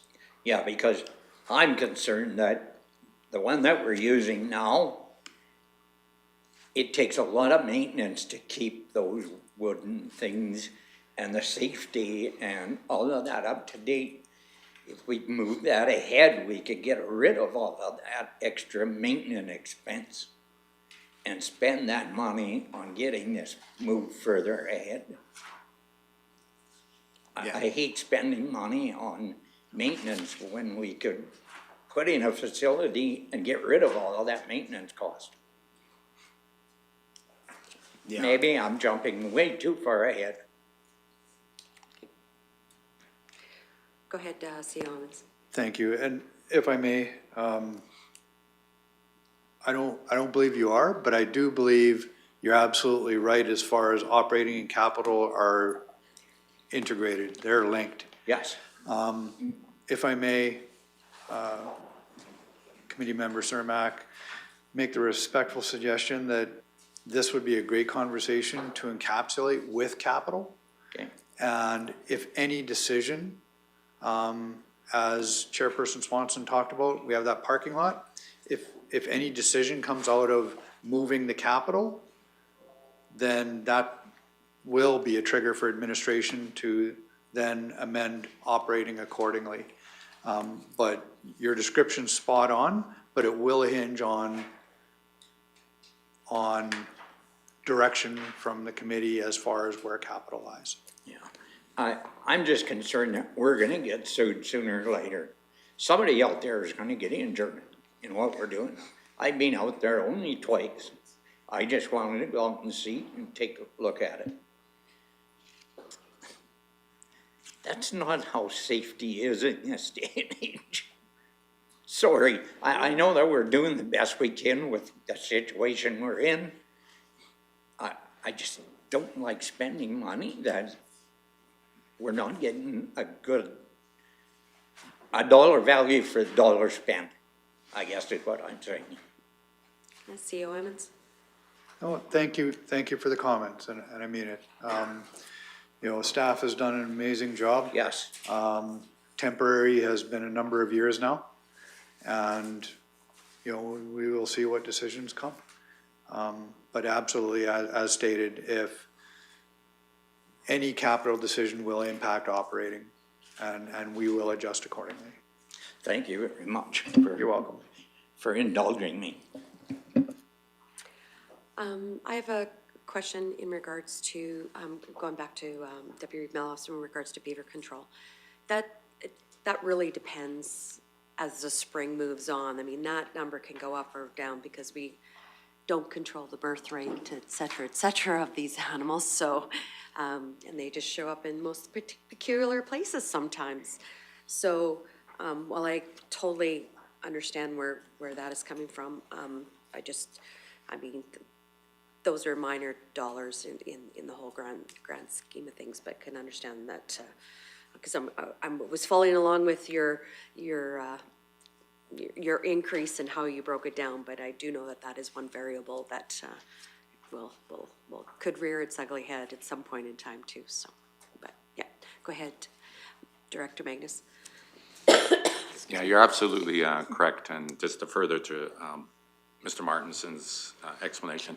As you said, they deal with private land, and ours so is the protection of our infrastructure. That's what we do in terms of Public Works contribution to the Beaver programs to protect our infrastructure. So we're out there removing dams, anything that we know directly affects our road network system or bridges or whatever the case may be, right? And that's what we take care of there in regards to the beavers themselves. And you're absolutely right when it comes to the birth rate of the beavers. There's been years since I've been here where we had, I believe it was close to 100 beavers were caught in 1 year, if not more, to a low of 20. It really depends on the year. Okay. So I have another comment, maybe on the under the solid waste as well, under the collections. So you took a service truck out of, or you took a truck out of service and sold it, which is great. I guess up until that time you took it out of service, you were actually, I'm looking at the balance of the mechanic time that took to, keep that truck in good repair and keep that on the road too. So there was probably, you freed up mechanic time for other departments in that sense too, correct? Even though you have an increase in contractor costs to do the collections, you freed up internally, I would say on that end too. So it's kind of a give and take on that item. Yes, definitely.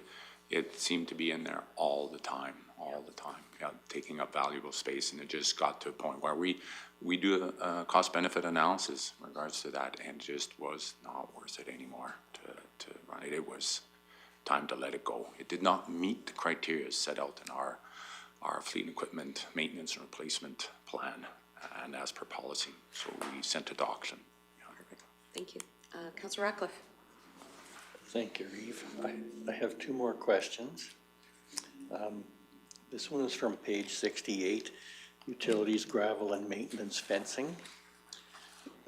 This appears to be, or my assumption is that this is a particular job that you have moved out from a group to stand alone. Could you just give me some background on that? Sure. So, and I'll potentially ask for the assistance with Mrs. Serhan as well. The 93,000 is the work in progress, so it was uncompleted work in 2024. So we have some fencing issues in regards to the Leslie wastewater treatment facility. So we were unable to complete it in 2024. So that was put forward into 2025. And that's where you're seeing the 93. It's just a carryover then? It's a carryover, that's correct. Okay. All right, my last question on this section is around Nordeg operations, and the page numbers punched out, page 111, I believe, where there's a $400,000 increase in talks of transfers of individuals. So are we deploying more people into Nordeg for Public Works? Okay, you're gonna have to point that out again. Page 111, it's Operations Nordeg. Yeah, And there's an increase of 405,000 that it says due to adjustment in program position allocations. no, you're reading that incorrectly. That was the 2024 amount is 404,000. That was the approved 2024 budget amount for Nordic Yes. operations. Okay, Yeah, you're referring to the number at the bottom of that column. That was the 2024 okay, approved budget amount. that's the 1.4. And then you were 1.4 talking is the about. gas line. Okay, I get it, thank you. I was on the wrong track entirely.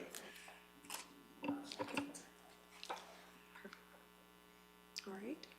Is there any other further questions? If not, I'll entertain a motion. Okay.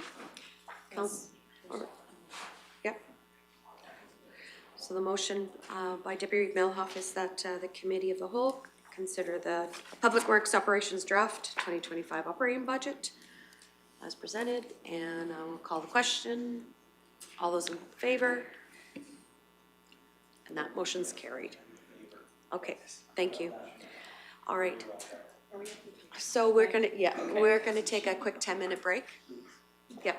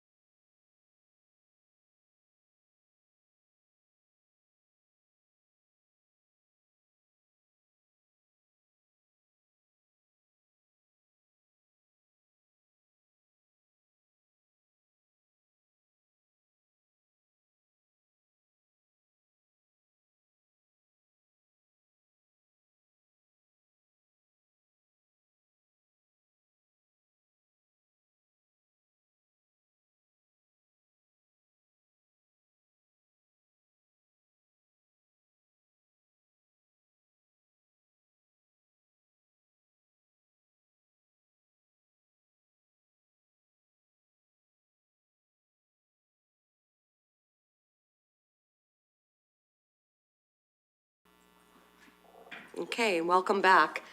So we are just finished going over the operating budget for Public Works operations. We're now at 5.5 at Public Works Infrastructure. So I will turn that over to Director Hansen, please. Yes, good morning, committee members. My operations budget there is quite small in comparison to some of the other ones, so I hope I'll be brief and concise and happy to answer any questions. I'll start with the staff recommendation that the Strategic Planning Committee considers Public Works Infrastructure Draft 2025 operating budget and suggests amendments as required. That seems to be the good trend for recommendations there this morning. So, the draft Public Works Infrastructure operating budget for 2025 to 2028 presents a comprehensive financial framework designed to support the ongoing operation, maintenance, and enhancement of infrastructure and public works services over the next 4 years. This budget prioritizes the efficient and sustainable management of critical public infrastructure, including roads, bridges, water, wastewater systems, public buildings, gravel pits, and other essential services that facilitate the community's daily activities and long-term growth. So there's 3 areas that are addressed in this budget. The first being infrastructure administration, the second being facilities, and the third, resource management. So we'll start with infrastructure administration. This category includes costs for all staff salaries, contracted services, professional services, materials, supplies, and telecommunications. Revenue projections are linked to road use permitting and industry approvals. For 2025, the budget anticipates a 2.4% increase in revenue, which is expected to remain consistent through 2028. This is a trend that we've seen with industry being more active in our area. It's the difference between 210 to 215,000, I believe. It's not a huge amount of increase. We are pretty steady with our permitting, but we are projecting a small growth in that. Expenditures are forecasted to decrease by approximately 0.8% in 2025, primarily due to a correction in overtime allocations. I believe Ms. Saran referenced that earlier in the presentation, that we, all departments had a closer look at their overtime allocations there to more accurately represent what the actuals were. So those have been adjusted, so there has been a decrease in that area. For the period of 2026 to 2028, we are projecting a 2.5 to 3% annual increase as to anticipated account for inflation. So as Mr. Hagan there identified, that was an approximate amount that we put in for inflationary increases over those next 4 years. So that really concludes infrastructure administration. We'll move on to facilities. So expenditures include staff salaries, contracted services, utilities, materials, supplies, and telecommunications for all of our facilities. Revenue is generated from property rentals of various facilities and lands throughout the county. In 2025, a slight decrease of 1% in revenue is anticipated due to the reduction in the short-term leases in Nordegg. We are seeing vacancies continue to appear. The message is getting out, the development is coming, and some of them short-term leases are choosing to vacate on their own. Additionally, the forecasted sale of the Rocky Medical Clinic and further decreases in short-term rentals in Nordegg are expected to contribute to a further reduction in 2026. So as we can go through the revenue line for facilities, you can see how that is decreasing over the next 4 years. The 2025 budget includes $350,000 in revenue attributed to carryover projects from 2024. That would be the anomaly that you're seeing in the revenue line there for facilities. So this revenue was from projects that weren't completed in 2024. This includes the natural gas conversion of all the Nordegg facilities, which we were highly anticipating in 2024, but we are very hopeful to have that completed in 2025. The concrete repairs at the Nordegg Public Services building, we've had some settling in that facility, and that wasn't able to be addressed last year, so we're hoping to get that this year. And then this looming, ongoing Leslieville Shop remediation plan with the environmental concerns that have been identified from a historic user, the province, and we are still working on a remediation plan to get that into a condition that is favorable. We'll call it that. Facility expenditures in 2025 are categorized now for clarity, so you'll see as facilities used to be rolled up into one large general fund, moving from 2025 and beyond. We've broke them down for additional clarity, consistency.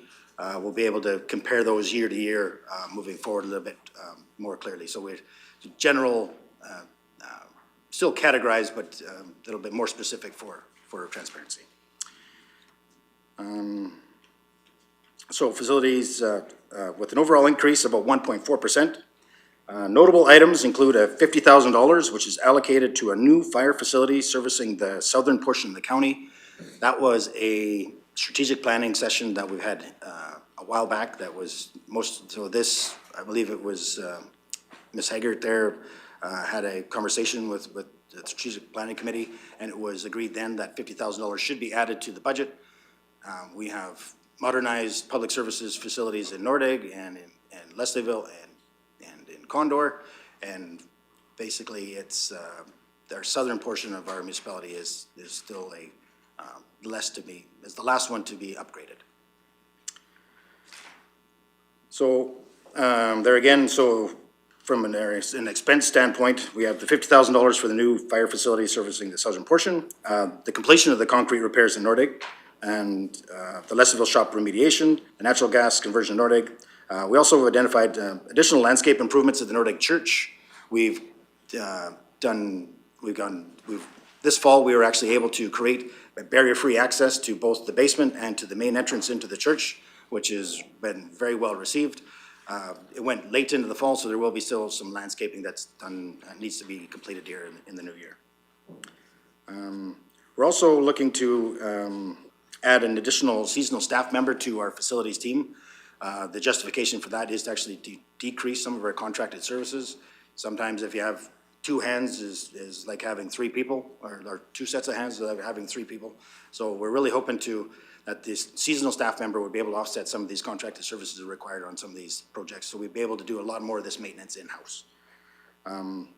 We're also seeing we're anticipating an increase in our broadband facilities operation costs. As these facilities, we've had them now for a couple of years between our POPs in Nordegg and in Caroline and out by the Martin shop. The operation costs have been relatively low because they've been dormant, but as they come online, we are expecting that those utility costs, for example, in those buildings, maintenance are expected to increase. What exactly those increases are, we're unsure, but we have budgeted accordingly that those will increase. So as we look overall at the budget for facilities, expenditures from 2026 to 2028 are expected to decrease. That is due because that is due to the fact that as we get these one-time operational expenses, such as the natural gas conversion and these concrete repairs, these large, still operational items, as they get ticked off, the overall operations budget there should eventually decrease. So that summarizes facilities. The last category that Public Works Infrastructure for our operating budget is resource management. This category focuses on sustainable practices for gravel pit operations and the exploration of aggregate resources in strategic areas of the county. Previously included under the Public Works Operations budget, that's why you don't see a history of a 2024 approved number in this budget. It was formerly under Mr. Magnus's area of control. The budget for 2024 allocated $180,000 for exploration activities. In 2025, additional testing will be conducted at the Horberg and Strachan sites, with further exploration planned for the northeast portion of the county to secure aggregate resources in that area. It's no secret that aggregate is more scarce in the northeast portion of the county, and we still need to continue, whether it be through public or private partnerships. That sounds like the PPP. That's not good. Or acquisition of land for aggregate in that northeast area. We need to continue to explore and try to make that a reality to try to keep our cost of aggregate as low as possible. A small scale reclamation project is planned for 2025 at the Frisco and the Burnt Stick gravel pits. So that's the reclamation budget. The 2026 to 2028 budget outlines an annual investment in exploration and reclamation to ensure cost-effective access to aggregates, resources, and strategic locations. while addressing reclamation needs at gravel extraction sites. So with that, that summarizes, or that concludes my summary. I'd be happy to answer any questions. Councillor Lougheed. Thank you, and my question would relate to the 2025 highlights, and knowing that at this moment, we have additional provincial focus and spotlight and oversight. I don't want to miss an opportunity to understand more about the Old Leslieville Shopyard and the remediation and environmental testing that's necessary there. It's my understanding that that was the original polluter there, if there was a polluter, would have been the province. And am I correct in assuming that? And then that's something that could be considered a download from the province if the province wasn't able to step up and fix their mess, for lack of a better phrase? There's no better way to describe it than what you did. That's absolutely accurate. It was formerly an Alberta transportation site. They had a salt sand pile there sitting on grade, so on an untreated surface. They had underground tanks. There was a historical reclamation that was done years ago when the county purchased this site. I believe Alberta Transportation contributed a small nominal amount. I believe it was just to assist with the testing, but certainly not even close to the cost of the reclamation of the time or the real existing problem, which is identified as the salt sand contamination. So absolutely, it was a project, or it was a property that was formerly owned by transportation that we either purchased or inherited, and now it became our responsibility. And Mr. Emmons just informed me that it was inherited, not acquired. Thank you for that clarity. Deputy Reeve Mello. Thank you, Reeve. You answered most of my questions just in your summary, which is fabulous. But the South Facility Study, I'm curious what's involved in a study. You know the areas very well. You know what's required to build a building very well. You know the infrastructure fairly well. I mean, we'll know more once amalgamation occurs. Why do we need to study it? I'm pretty sure that you have the capabilities of determining this without a study. Hopefully that came off as a compliment, not as a, that's a slight. No, absolutely, and I was sitting in the back when the $50,000 was indicated during the strategic planning committee about what the breadth of the study would be. I might have to defer to Christine Haggard there and to what it'd be likely their department that would spearhead, maybe from an infrastructure perspective and a location, absolutely, we could provide that, but there may be a social perspective or a response time perspective that I'm not aware of, for location, access to main roads, et cetera. I'm sure that it could be well within our purview to not have to study it and actually just provide options to council in the future there of what some of these options would be, but I'll maybe leave it to Christine there to maybe speak to that a little bit more. Good morning, Director Haggard. Good morning. Thank you, Committee Chair and members of the Strategic Planning Committee.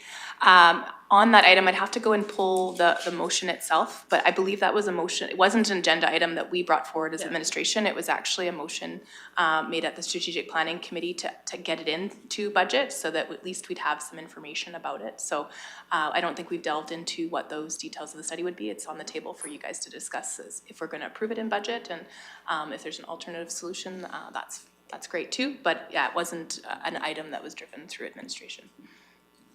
Perfect, thank you. No, I remember making the motion, but I don't remember if we actually put a dollar value that went with it. I actually don't remember associating a dollar value with it because I truly feel that between your department and Public Works infrastructure, you guys can determine this in-house. And I mean, if I'm wrong and we don't have the in-house expertise, fine, but I truly believe that we do. And there's only so many places a building like that can go. So, but again, I could be wrong and I may have allocated a dollar value, and at which point we can discuss today maybe removing that dollar value and just having you guys do the work without needing to associate a dollar value with it, so.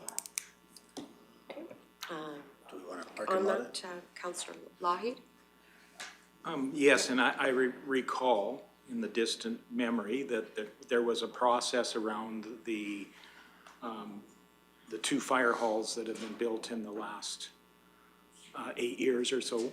And there was a level of public engagement in the preparation for that public engagement, getting some conceptual designs out there. And I wouldn't want to constrict Public Works in having to enter in that level of engagement without having, you know, the resources and necessary to get that background information to answer the public's questions about a facility either. So I think it could be an important part of the budget as we move forward to a potential solution for that south area. Just a comment. I would like to. And we'll pull the motion as well. You have the motion? Do Okay, go ahead, Ms. Reagan. you want to read it? You can read it first. Yeah. So the motion from the Strategic Planning Committee in September, it says, motion by Councillor Jennifer Malhaf that the Strategic Planning Committee directs administration to investigate options for fire service deployment, brackets, facility study in the southern portion of Clearwater County and bring back options in the first quarter of 2025. So it wasn't a dollar value associated? Yeah. Because I was worried I'd like put a dollar, I'm like, I wouldn't even know what to put there for a dollar value. Okay, so that's one we can look at moving completely in-house and you can come back if it's, if you feel like you need some of the stuff that Councillor Lougheed had suggested and you need a dollar value for that, we can come back and you can let us know. Ms. Serha? Sorry. So is that, just so I'm clear, are we removing that right now? And then, or do you want to talk about it again? What's the rest of it? Councillor Cermak? I do not want it removed. I think a fire hall down there is needed desperately. Okay. Anyone else? I'm fine with leaving it there for now in regards, I would like further discussion maybe when we, in that parking lot area, so we can go in, before the end of the deliberations. Director Hagan. Thank you, Madam Chair. And perhaps this is one of the items for further discussion, but I would also challenge the committee to consider whether or not this is a post-amalgamation consideration and adjustment to budget. I believe, if I'm not mistaken, the agreements that are currently in place regarding fire services state that the Village of Caroline is responsible for the facility there. And if we're going to go on the assumption that this budget is specific to an assumption of Clearwater County continuing on in the absence of amalgamation, would we be providing budget money for another municipality's responsibility? So consideration is perhaps it should be removed at this point and put into the adjustments column for the budget that's presented to the interim council. Deputy Milhoff? Thank you, Reeve. Councillor Cermak, I was not suggesting we remove investigating a hall down there. I was simply suggesting that we can do it in-house and therefore not cost us $50,000 to do a study. I was suggesting we have the expertise in-house to do it rather than this particular budget item. I fully support that we need facilities down there. And I don't think that doing amalgamation or not would matter because we still have all the residents in the southern portion of the county that we're responsible for. So for me, I would want to go forward with something like this whether or not we amalgamated, so I thought that it was still appropriate for it to be in our budget. Because if the Village of Caroline is not going to have a facility that can support our residents around the Village of Caroline, we need to make sure that we are ensuring that the residents around the Village of Caroline are still supported. So I would be going forward with this with or without that. I just was merely saying, I don't think we need to study it. I think that we have the expertise in-house to do it. Director Hansen.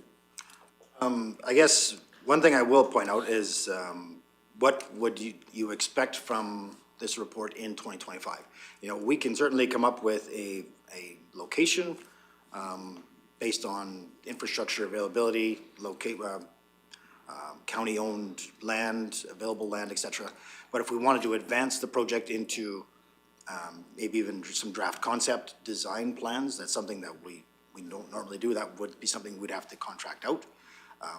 But if it was nothing more than this is where we think it should go, and then that would be something budget for 2026. But if you wanted to actually advance the project in 2025 beyond just, and this is a good spot to put it, and this is what would work, if you wanted anything beyond that to have ready for the, say, the 2025 budget deliberations, to say, and this is the concept that we've created in the south, and these are the reasons why, we may have to provide contracted services to assist us with developing a little bit more comprehensive report. So it's not a lot of money, and it would be available if we needed it without having to come back, but that's my only other suggestion.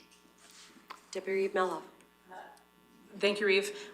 Like that a lot. So then you're coming back in 2025 with some conceptuals and all of things, and then you're gonna need some contracted services dollars. So absolutely, I think that is important, and that gave a wholesome strategic planning meeting in 2025 and you'll already have some conceptuals. You would have had money in which to accomplish that, and all of the pieces can go together with it in one strategic planning meeting rather than having to come back and ask us. Perfect. I like that. Thank you. Yep. Gives them the flexibility to do more of that work. I do have a couple more questions, if you don't mind.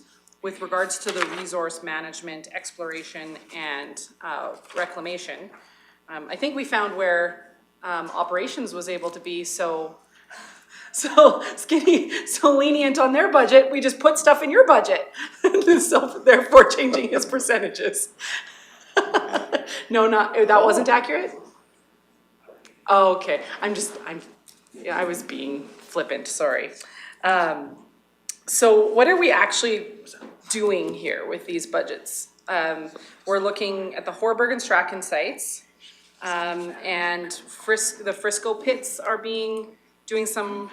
are we actually doing reclamation? Because 50,000 seems like a very small number for actually accomplishing reclamation. Are we just investigating how to do reclamation? Sorry, I just don't fully understand what these two lines are. Ms. Ragland. Yeah, so I'll start with reclamation, because it sounds like that was the bulk of the questions. So reclamation plan for next year is minimal. So Frisco did have reclamation performed in 2024. And that's where you can see the projected number of 69,000, I want to see, sorry, can't see that far. So Frisco's now just down to the seeding, as well as you need to have 80% growth, whether there's vegetation required, if it's only seeding to be pasteurized, before the province will release you from your lease. So Frisco's on provincial land, it's not private. So we do have a kind of budget in there if they flag anything else that's required, whether it's trees. I've heard kind of both things, so once I get into next year, we'll have a better idea. The other pit that is flagged for reclamation is Burnstick. So you're able to have 5 hectares plus a stockpile area open at one time, whether it's private or public. Once we deplete a phase, we move to the next phase. But in order to move to the next phase, you have to start reclamation on the depleted phase. So we are intending on crushing within Burnstick in 2025, earlier in the year. So if they deplete that second phase, we like to do progressive reclamation, which means we would start in 25 after we deplete the aggregate and open up phase 3 in that. So that's where it's such a lower amount in 25. And depending on how the years go, it's kind of year by year for the pits. And that's why we kind of have that bigger budget. Approximately 160 acres are opened right now for all of our pits. So we have 12 active pits as well as stockpile sites. In addition to those open active ones, we have South Cooper, which we obtained the development permit last year. And we're intending on kind of opening there because we're running out of room in the North Cooper. We're going to do a crush in the spring and it's going to be tight. And it is a liked pit due to the aggregate in there. And then we have a new Strachan pit, which we don't have a development permit on currently. So that is what pit will be in our exploration phase. So anything that we have prior to an issued development permit goes into our exploration budget. We do have a surface material lease on that. So our yearly fees go to exploration, as well as Eric mentioned, any exploration we're doing in the north. We have a couple pits kind of to the east, not as north as we liked, that I've been approached to kind of do some testing on. So that will come out of our exploration as well. In the past, the province has liked us to show, I guess, activity within an SML within 3 years. So we do like a contingency in there just in case the province comes to us for that new Strachan pit, whether we have to build an approach or strip anything, and that would come out of exploration. Deputy Reeve, Mallow? Excellent, thank you. I have several more questions if you don't mind, and if council doesn't mind. Get her. So 5 hectares on any open, can be open at any given time in your disposition of an individual pit. You said that's for private or public. Correct. How are all of these private pits able to not abide by that? And then you also said they need to see activity within 3 years. We have some that have had permits since the 70s and have done nothing with them. How are they able to get away with that, but we can't get away with any of that? So the second question, I can't speak to private other activities. So I'm just saying it's potentially something that may come up. We obviously, so we got the SML for that new Strachan pit in 2019. Yeah. We have not shown activity. They have not asked us to, they have not come after us. I find, like any other approval agency, it varies year to year what they're hyper-focused on. When I started at the county in 2016, a lot of our approvals were a mess and out of date, and the province was asking us to clean all that up. How they approach private industry, I am not exactly sure how they monitor it. I just know that we were out of phases, we had too much area open, so we did have a high reclamation year in 2016. The private pits located on private land approvals are called code of practice as opposed to the surface material lease. We have to do reporting every 5 years on those, and in that report, it asks you for open area as well as reclaimed area as well as stockpiles. So whether people are reporting accurately, on time, I cannot speak to. I can just speak to that is how they are holding us to our open active sizing. With and above the open active area, we are allowed a stockpile. So typically our first phase is constantly open till the end of the pit.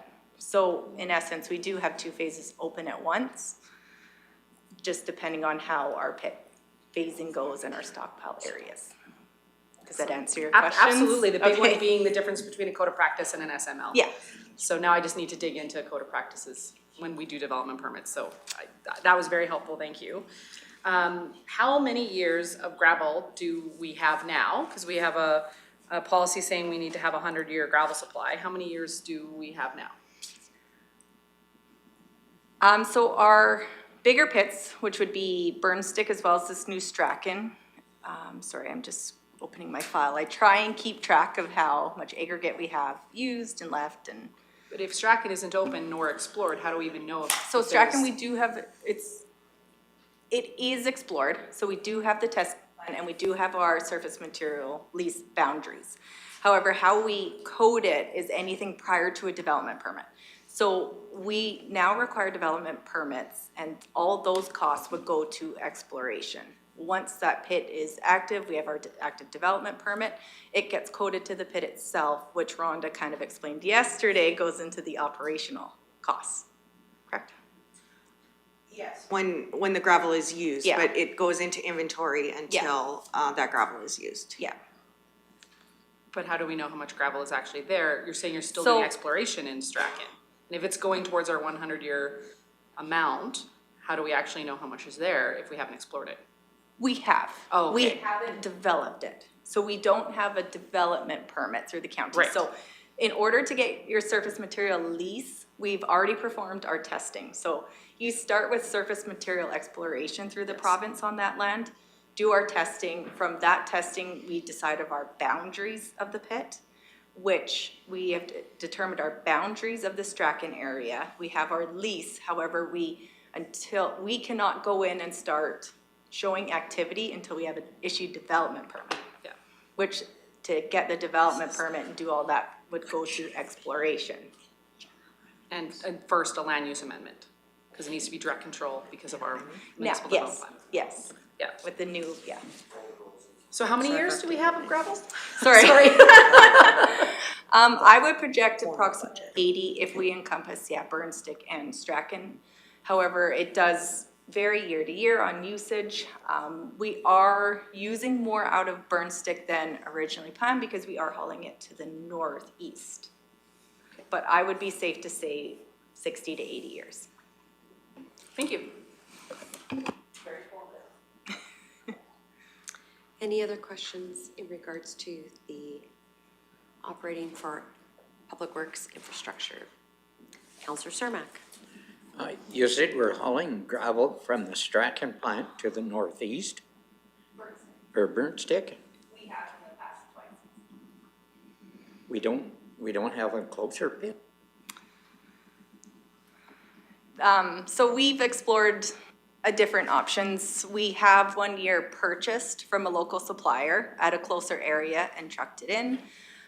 We have done 2 major tender hauls from Burnstick up to this. Any pit that we have within the closer proximity to the northeast, so we do haul into Larsgaard, which is just off Bingley, north of 598, sorry. I hurt.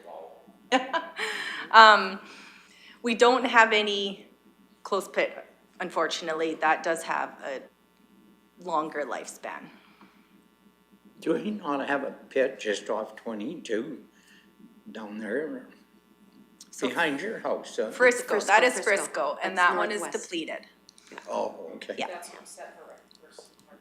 Yep, seeding and trees and, yeah.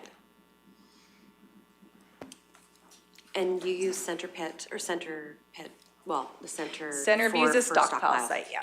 Yeah. You'll go that way, yeah. So, and that's, again, right back to that, we might have 60 to 80 years of supply, but it's in non-strategic locations. We don't have a lot of road infrastructure down in Burnstick, and it's a good gravel source, but we don't have hardly any road infrastructure that need that aggregate. So the ones that are strategically located farther north at Cooper, et cetera, we don't want to deplete those and do mass hauls out of those ones and send them up north because we have so much road infrastructure in those areas. But that's why it's so important that we continue to negotiate and try to secure aggregate in that northeast. And we have to get more creative. We're still blessed in comparison to other municipalities in this province. We're still very blessed for our cost of aggregate versus some of our neighbors there. We're still very blessed. So we should be thankful, but we can always be better. Any other questions? Counselor Cermak? Yeah, I was just down past the one at James River. We have a quarter down there to the east and south down towards the river. I think we own a quarter down there that has got gravel on it, and we've never explored it or done anything with it, have we?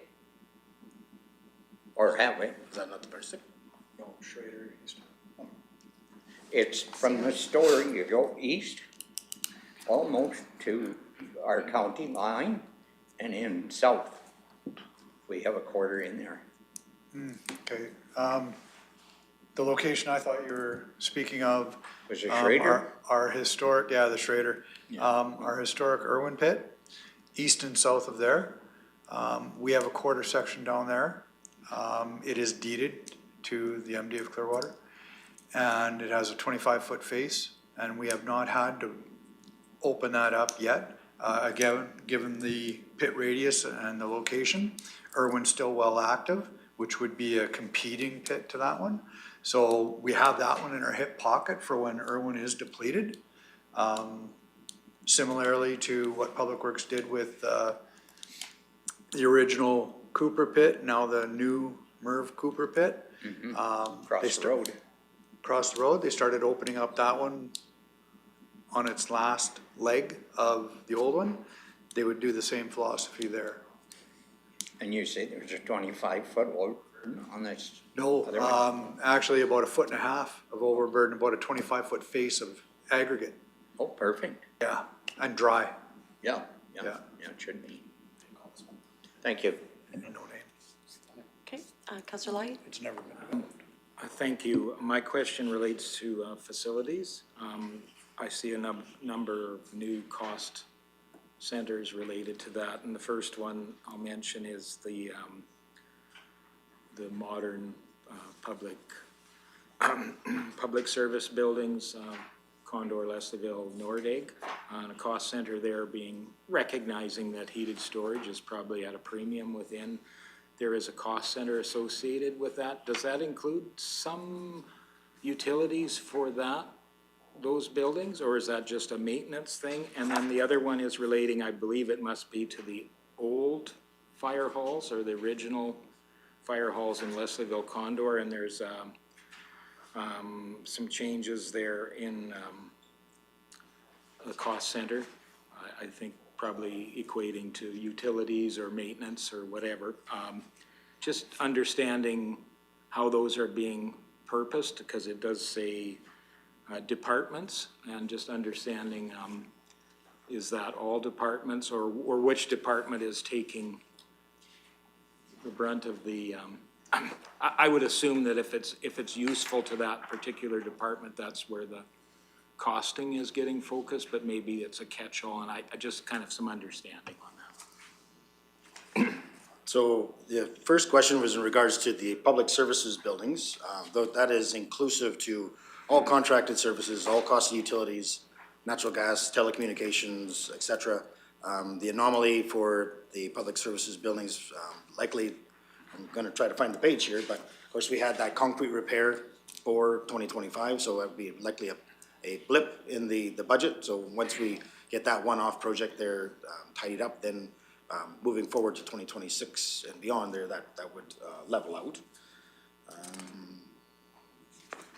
And I guess part of my question is recognizing that I believe the intention on those public services building was primarily to be a fire hall that was presented to the community. We recognize that there's good function, it helps the quality of the work we do and the service we provide to the community, that there is a public service component to that. I just kind of understanding how you cost center those things that are kind of shared space, and is there an expectation then of the floor space being dedicated so much to public works and so much to fire operations, apparatus, training, those kinds of things, and understanding how that's costed out?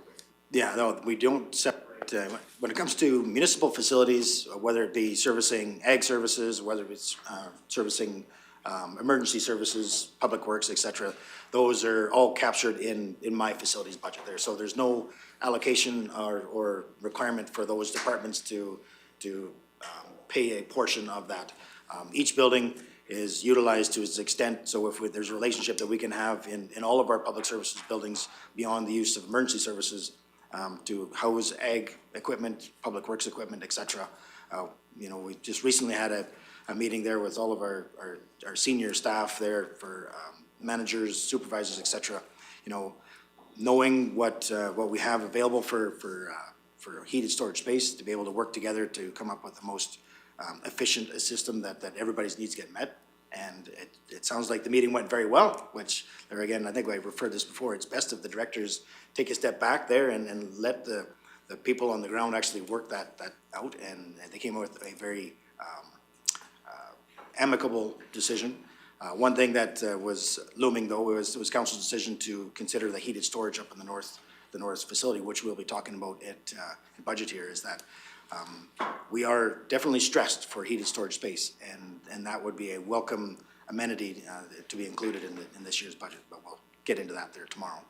I think you also asked about the utilization of the existing fire halls. So the Condor Fire Hall, I think we've discussed this before, is, the old Condor Fire Hall also houses the lift station that services the wastewater for the hamlet of Condor, as well as it houses the old fire truck, I believe, from Nordig and from Lestiville. I don't believe there's not three trucks, there's only the two antiques. Or is it- Condor Condor and Nordig. Yeah, so they're housed in there to preserve their value. They don't have a special place, and they're not gonna get a glass building there like some other places are talking about. But they are there to house those, to keep those out of the elements there, because, we need to preserve that history. And it's also utilized as a workshop as well for our facility staff. Lestiville, there again, we're seeing an increase in services that were provided in Lestiville when it comes to recreation, the maintenance that's required for grass mowing, park maintenance, et cetera. So those facilities are being utilized today, very much so, and are very much appreciated there by our staff. And it was included in that discussion as well with our supervisory staff about how to best utilize to service everybody's needs. And thank you for that. I understand that discussion. May have implemented some changes into how that space was being utilized, and it helps me understand some of the feedback I've been getting from the other users of those facilities that want to understand the changes as well. So thank you for that. You bet. Mr. Hunt?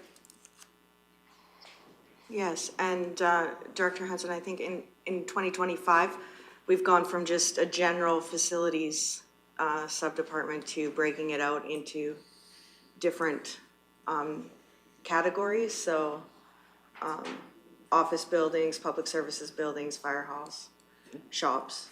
So you can see that even though there are what would seemingly be new costs in those new categories, the general facilities most of the costs have gone out of that general facilities category into what's more categorized facilities moving forward. Okay, thank you.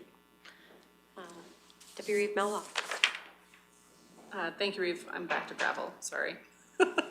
You said that the Frisco pit, predominantly seating, would that not be in Ag's budget then, not in Public Works Infrastructure's budget? Because doesn't Ag do the seating for pits, et cetera, for reclamation, or is that not true? Ms. Ragland?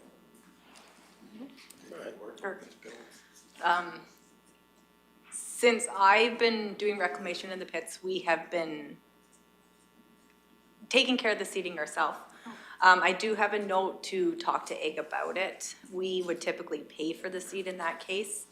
This pit in particular, we've been requested to not do a general seating. It is a specific brand, species. West Country Mix or whatever it is for. Yeah, that they would like in there. So we have been taking care of it. A lot of our pits too have just been progressive seeding, so it is native, so it just kind of catches on its own. Like I said, this one though is more asked for a specialty seeding that I'm going back and forth with the province on, as well as any trees. So that is why we have kept it within our budget. Okay, but you'll work with Ag if you can Correct. to. I do have, do it a note in-house. to talk to them and just see if they have the capacity to seed it in the spring. And then I'm just looking at the species and what's being requested versus what we have done in the past.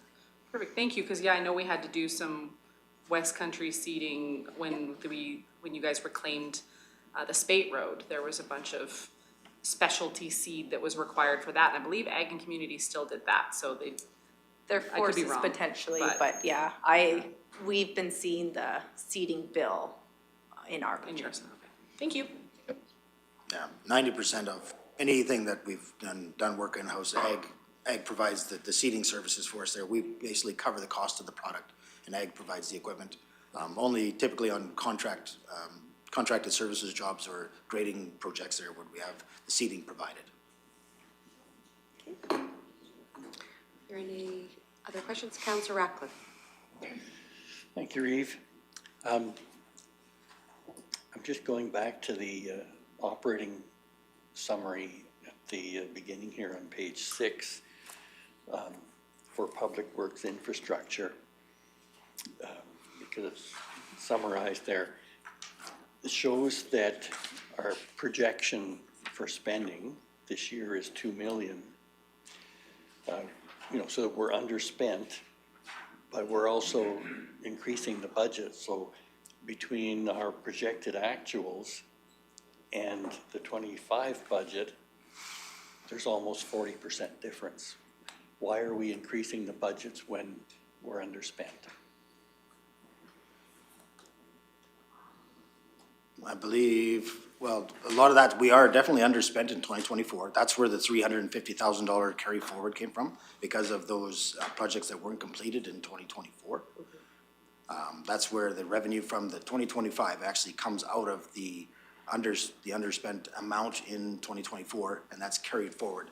Because historically, what happens was that anytime that an operational budget was underspent, typically the surplus went into general surplus and was reallocated, which is still a good principle for the majority of it there. What we've done in infrastructure operations is identify that these were projects that were identified in 2024 that weren't completed. That's why we're underspent in 2024. That's why we've carried forward the $350,000 into 2025. So we don't have that tax burden that we'd have to, if we're way underspent in 2024, I'm gonna slow down here a bit, then, that's, the balance would go into surplus. This way, we've actually carried that cost forward into 2025 to reduce that tax burden. Okay. If that helps. Maybe I should try again, but, No, I understand. yeah. Regular spending plus carryover. Yes.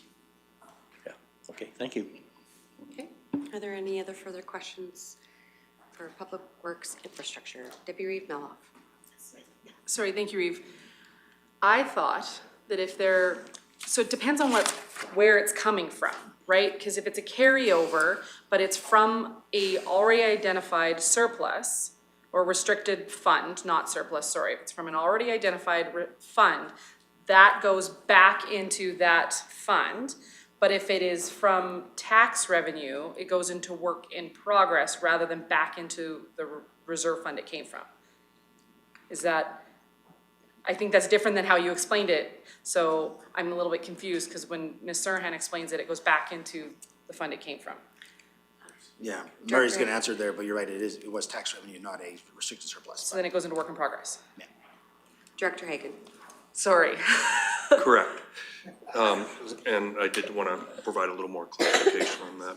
So in the case where a restricted surplus account is identified as the funding source for an operational project, it's not that we would take the money out and put it back in if the expense wasn't incurred in that year. The money just stays there. Yes. It doesn't come out because we try and match that funding with the expenditure. So it remains there. We carry that forward, and as Councillor Radcliffe noted, it affects our projection for the current year. We'll be under budget, but then it adds to the regular budget for the next year because it's a carryover. We still need to get that work done. And then we show that funding source as coming from that restricted surplus the same way we did the year prior. If it's coming from tax revenue, we don't want to go back and tax ratepayers again a second time. They've already paid for this project. So what we do is put it into work in process, abbreviated as WIP, but that's a restricted surplus account in itself. So that way it's council protecting that money for that specific future use. And then in the next year, that's shown as the funding source. So it is a restricted surplus, but it's a very specific restricted surplus that only exists for those operational type of projects or expenditures that were tax funded in the current year. Does that help? Yeah, absolutely. Thank you. Sorry. No worries. Are there any other questions in regards to Public Works Infrastructure? If not, looking for a motion to, okay, Councillor Cermak makes that motion. I'll call the question. All those in favor? And that motion's carried. Thank you. So at this point in time, I think we'll just take a lunch break at this point in time, and we'll reconvene in 45 minutes, 50 minutes.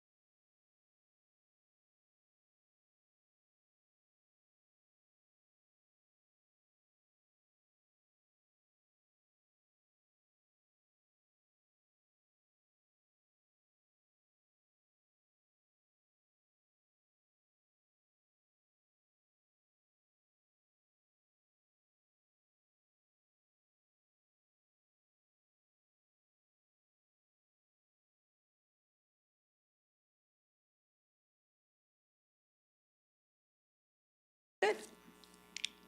And welcome back. We're now, it's the strategic planning meeting committee of a whole for December 11th. We are now at 5.6 in our agenda at corporate services, the draft operating budget, and I'll turn it over to Director Hagan. Thank you, Madam Chair. Be pleased to present the draft operating budget for corporate services, which is made up of 6 main areas of responsibility: corporate revenues, financial services, general corporate services, assessment, information technology, and communications. And with the permission of the chair, I'd like to turn it over to Mrs. Serhan to speak to the first 2 items. Okay, sounds good. Ms. Serhan. Yes, so with the question from Deputy Reeve Melhoff on the revenues, I went back and looked, and yeah, so it's like the mechanic's car, you know, finance tells all the directors, get your changes changed, except finance didn't change this one on corporate revenues. So I'll read you what it will say in the formal approved budget documents. With the expected increase in assessment values, tax revenue is anticipated to increase by just over 7 million for increased assessment in the non-residential assessment base. This large increase is the increase over the past 3 years that was included in a municipal tax holiday as imposed by municipal affairs. This tax holiday is removed in 2025, and this assessment is eligible to be taxed. Additionally, due to the large broadband project in 2025 and 2026, anticipated investment income has decreased. Great.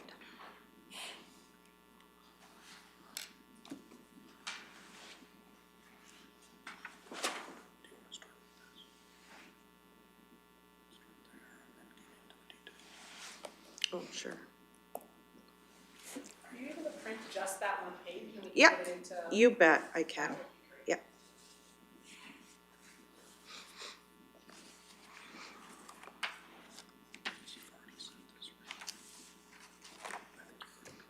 Yeah. Financial services expenses are $2,135 or 0.2% lower than the approved 2024 budget.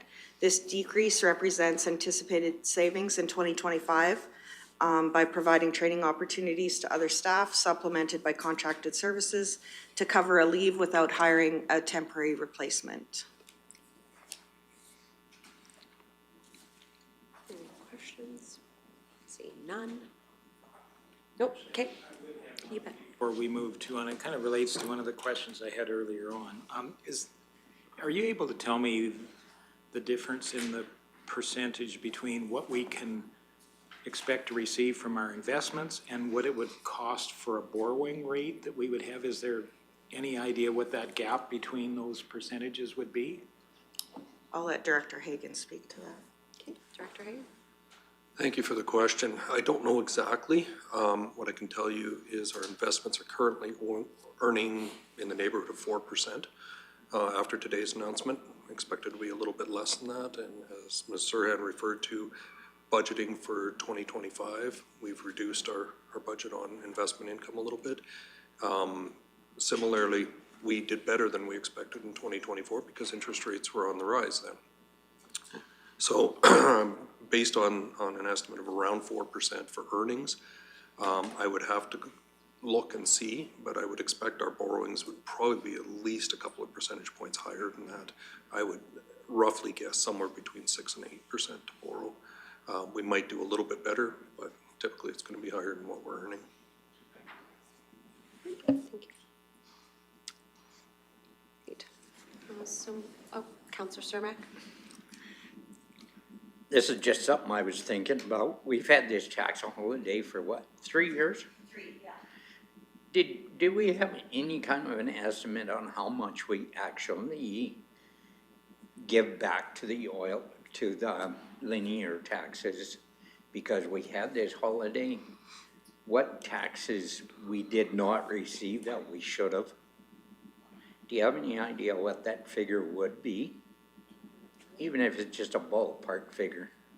Yeah, I'm not 100% sure. It would be less than, more than the 7 million we're expecting, because on some of those assessments, we would have been able to tax for 3 years. and some of them two, and then the last year, only the one. And then again, we're gonna have depreciation on those assessments, so I'm not 100% sure, but it would have been more than the 7 million we're anticipating. Somewhere between 7 million and 21 million. Yeah, like, Most of the assessment came in the second and third year, like we didn't have as much in the first year, but Yep. yeah. thank you, because that's a lot of money that we give Yeah. to initiate people down the trail here. Yes. All right, Counselor Lahi? Thank you. Would I be correct in assuming that the base amounts or the starting point for those assessments was able to be depreciated through that tax holiday as well? So those costs would be, that's another area where we ultimately aren't able to utilize those funds to benefit our community. Yes, and we haven't seen if they've depreciated at the same rate as, say, assessment that's being taxed. I don't know that 100%. I assume that that's the case, but yeah, we would, once we get the numbers, when they're input into our system, we'll have a better idea. All right. Okay. Okay, continuing on. Thank you. So I'll continue on with the rest of corporate services, and certainly if there's more questions on the revenue side or something, anything under corporate services, we'll certainly address that. So general corporate services expenses for $110,822, or 4.5% higher than the 2024 approved budget. Insurance, workers' compensation, or WCB benefit premiums are expected to continue to increase. And this would be an example of something that we anticipate is going to be above the general 3% estimate we used for inflation. Insurance and WCB are something that typically climb each year. And again, we're being conservative on our estimates. And also the estimate of uncollectible taxes has been increased to reflect uncertainty in oil prices and the effect this may have on industry ratepayers' ability and willingness to pay on time. We've been very fortunate over the last couple of years in terms of collection ability, but there's been high activity as well.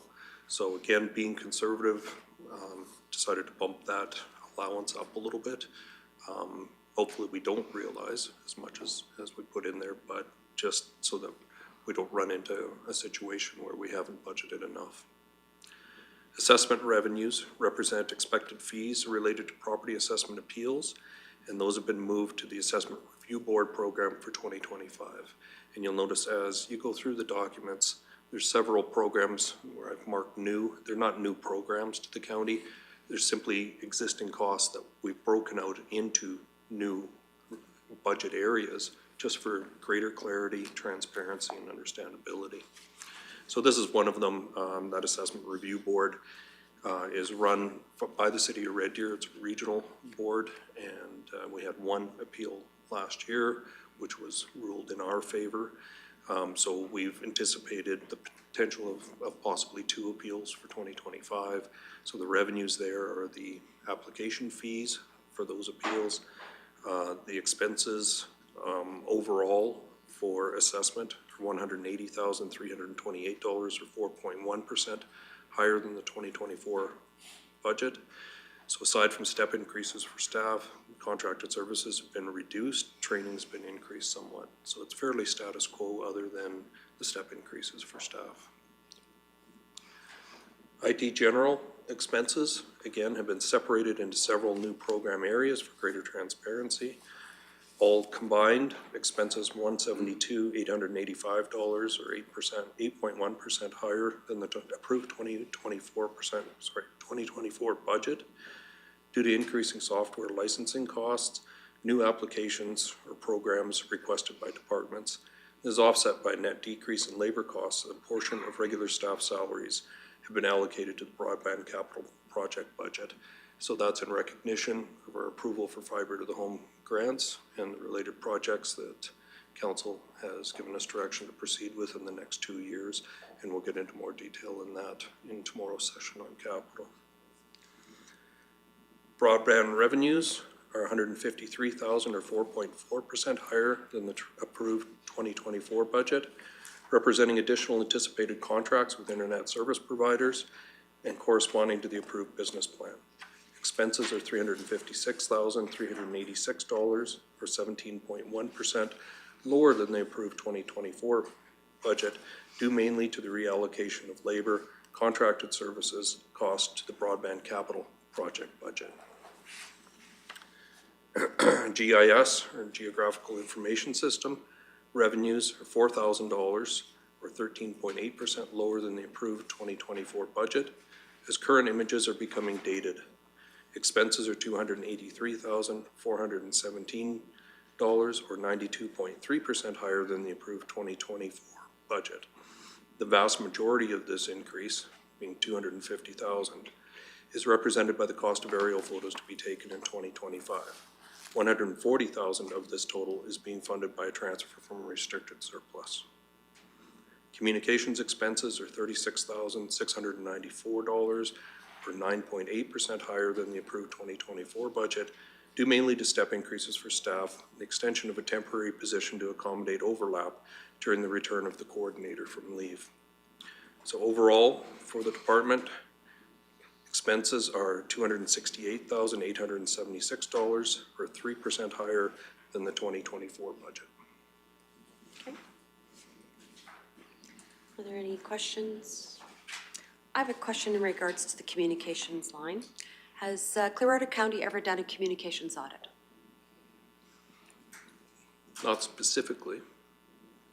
What did you have in mind? Well, I think because communications is integral for us, I think we need to do a communications audit that affects every department. In my opinion, I believe we've been, don't get me wrong, the girls are doing, they're actually going above and beyond. And to me, the strength of our county lies in the communications and how we're doing it. So I would like to see us do a communications audit in 2025. Okay, we can certainly look into that. Okay. Maybe bring it back to the strategic planning meeting in the new year, because, okay, I'll take that amalgamation, put the plug in here and say, with the added responsibility of another hamlet, et cetera, with the added of, just with everything that's going on with the election, et cetera, like, I'm sorry, they're gonna be bombarded. So to me, it's, we need to do a communications audit. So I would ask the committee for guidance. Would you like us to estimate those costs and add those in prior to finalizing this budget or presenting it for final approval? If possible, I mean, we have that, if you have an opportunity to, great. And if there's no time or you can't get the right information, in time, then, like I say, bring it back in first thing in January. Okay. But I think it's vital. Any other questions, comments? Deputy Reeve Milhoff. Thank you. Just on that one in particular, I don't know that I know enough about it to just be able to say, pick a number and add it in. I think that it'd be better to have it come back to a strategic planning where you can give us more solid numbers on what that would look like and what it actually would entail. And we can do either a budget adjustment or have it pulled from contingency. I just don't know that I have enough information to be able to say, pick a number and add it. If that makes, that's my comfort level, but I'm not the whole team. And we can certainly do that. Okay. Deputy Reeve Milhoff. Thank you, Reeve. I have other questions from the document, if we don't mind. Mobile internet, it says, for, as well as county facilities not yet connected to the broadband network. Which ones are connected to the broadband network and which ones are not? Which ones aren't connected? Maybe it's faster to say which ones are, but Well, probably most of the buildings, the ones that aren't connected to our broadband right now are Leslieville, Condor, Caroline, mostly the fire departments, and then our lovely Scale House, which is a test to my patience. But anyways, those are the only spots that aren't hooked up. The other spots are hooked up. And I guess we could say the north quarter's not hooked up too, because I think there's plans going forward there, but this is stuff we can look at for sure while we build out. Okay, so the rest of the ones that are next to somewhere in our broadband system are already hooked up? Yeah. Okay, excellent, that's great. I have another one if you don't mind. Yep. For the IT AFRAX radio, there's the licensed monthly lease of I'm guessing the radios themselves. But then underneath that, the county-owned communication towers. Yeah.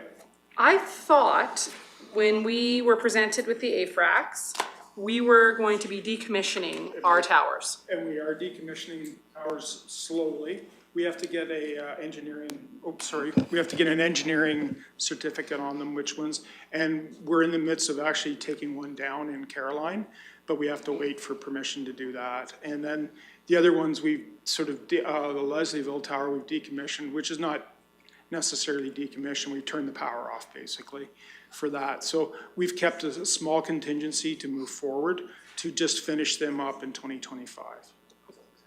Why would we need an engineer to have to decommission something? Well, it's just for safety's sake. If you want to leave it there for a period of time, say erected, we want to know that it's safe Right. and it doesn't fall down and, kill somebody. It's not really an engineering, it's more of, To make sure that lack it's of a not better gonna word. fall, no. It's not engineering. We just That want makes to more make, sense. more for insurance That purposes and you're stuff. decommissioning it, but you're keeping Keeping it the there in the infrastructure, event because that you in need the it. future, we may be able to lease it out or sell it or something like that, we hope. Perfect. I do have one more, Yeah, if go ahead. you don't mind, thank you. In IT general, another IT position. If you wouldn't mind elaborating, There's whoever's. another IT position. Director Hanson, or Director? He's not here, he's in the other room. You're in charge of My IT now, too. There we go. He's running. Sucker. Director Hagan, sorry. There are no new positions added in for IT general. I think what we were referencing is the annualization of a position that was approved for 2024 and hired partway through the year. Oh. So similar to the floating admin support person, the 2024 budget would have been a partial year and 2025 would be a permanent. But then with that, there's also, and that would be the one for general IT, for servicing users within the organization. But any of the positions related to broadband specifically are part of that reallocation to the capital project that we've done, both from, in this case, part of CAM's salary is being further allocated to the capital project for the next couple of years. And this is a good example where we'll see our IT general costs drop down, we'll see our broadband operations costs drop down a little bit in terms of budget. We'll see that capital project increase the next 2 years, and then there should be a rebalancing once the project's complete, that we're back into operations of broadband and operations of general IT services for the county. Further question? Yeah. Thank you, Reeve. That makes more sense, because I'm like, I didn't remember us talking even at the strategic planning level about an Neither did I. IT position, so I was confused, but I thought that it was approved in the last budget, so it wouldn't have been a part year, it was the entire 2024 year. No.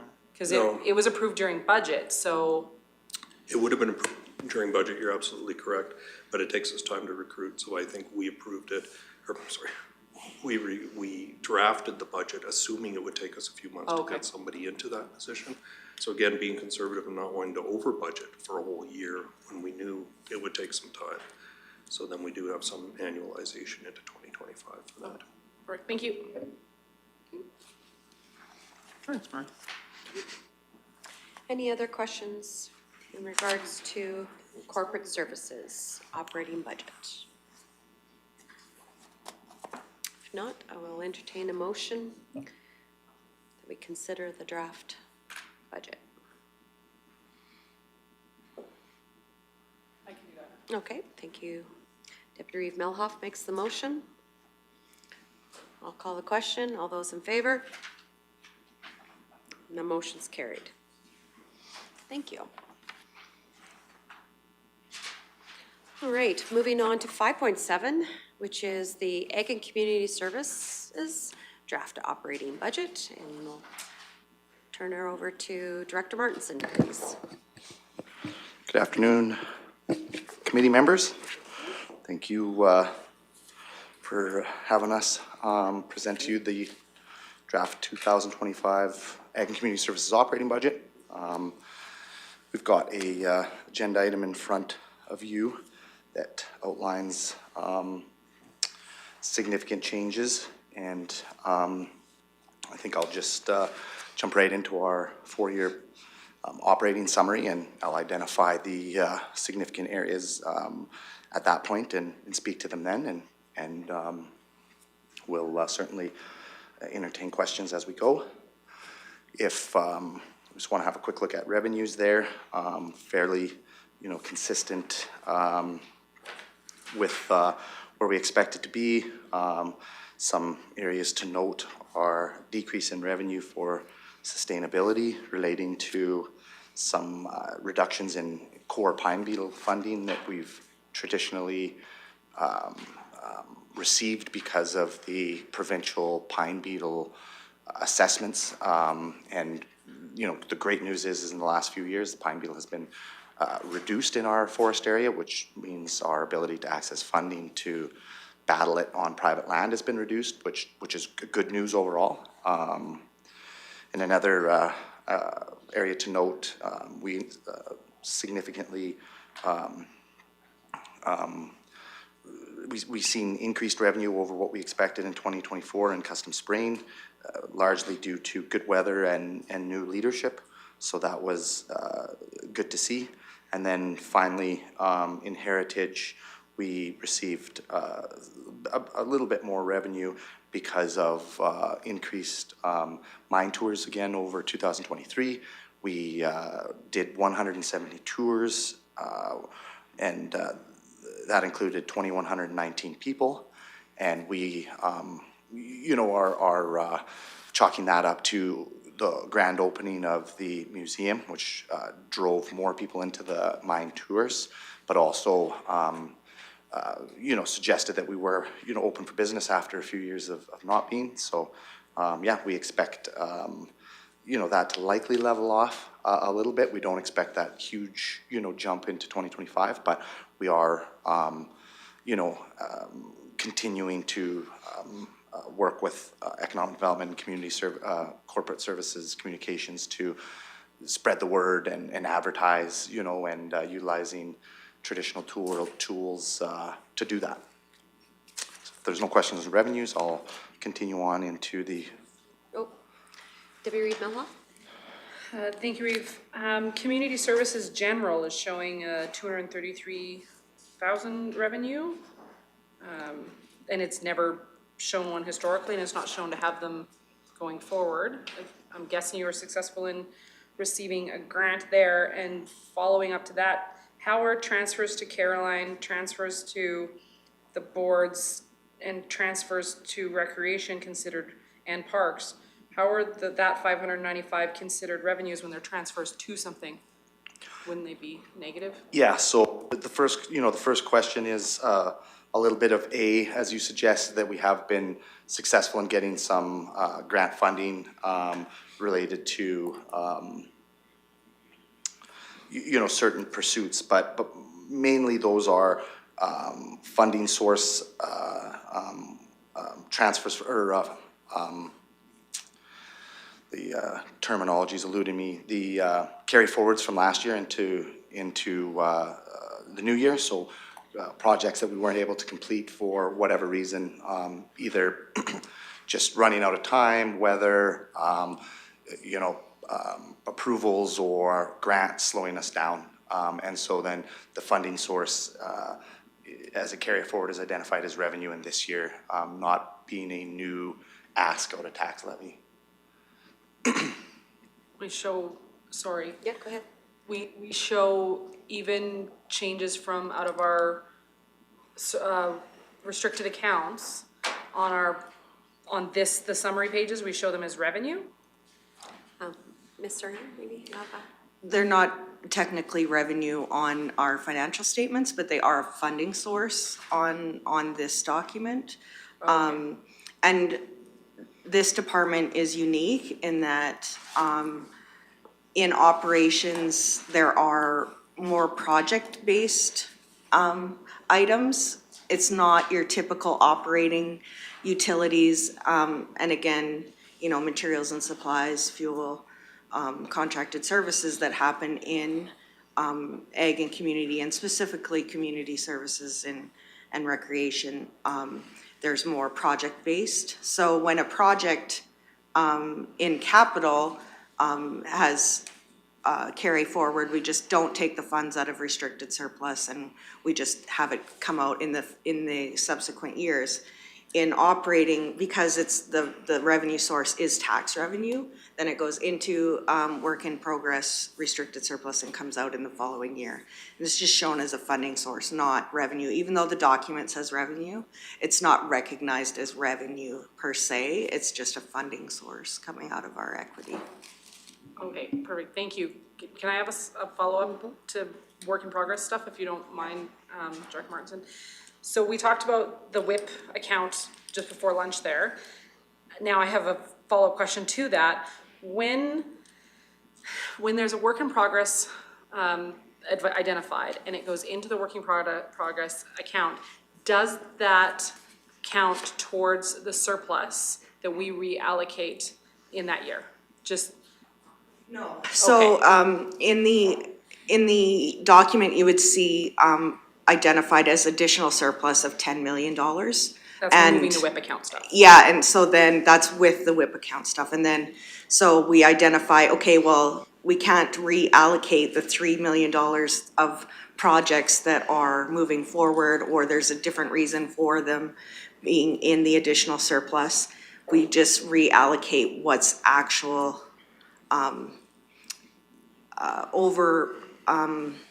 revenues that are over budget or expenditures that are less than budget. And those are the only dollars that are being reallocated. The balance is what's going into WIP, or it seems to me there's one other reason that for that $3 million, because I know not all of that's going into WIP, but when I think of it, I'll let you know. Thank you for the clarification. And thanks for the indulgence. I was just a little bit confused. I'm like, how are those things making money when they're transfers? So, thank you. Thank you. So we'll move into expenses, and as my agenda item alluded to, we have done a little bit of fine tuning for salaries throughout the budget. So you'll notice in certain cost centers, salaries have increased, and in other cost centers they have decreased. As other departments, this was a result of looking at overtime, but also, as really you're looking at, three budgets that have been kind of crammed together into one budget over the last, 8 or 9 years. We're always sort of finding opportunities to better reflect the actual costs rather than, the estimated budget. So that's what we'll sort of see as a common theme throughout some of these salary areas. And so that is the case in Ag General for the most part, with a bit of an increase there in salaries, as far as the administration of our core agricultural programs go in the running of our office. You see a little bit of increase in vehicle and equipment pool. Same thing, we've divided the what used to be lump sum pool into now equipment, vehicle, and rental, and so that better identifies costs as far as whether we're using them, whether it's a rental service, but also, as Director Magnus pointed out, the cost of operating vehicles, equipment has went up. We expect that to continue on, as Director Magnus had mentioned as well.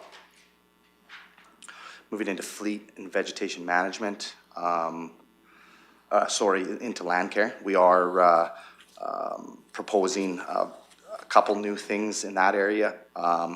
We have proposed some new funding in other environmental protection for the ability to better partner with the Grey-Wooded Forage Association and provide some funding to them to do some services that that will benefit our agricultural and environmental community that we're just not in a position to do And that will include providing some area at our north quarter for them to do some demonstration plots as well. We also are proposing a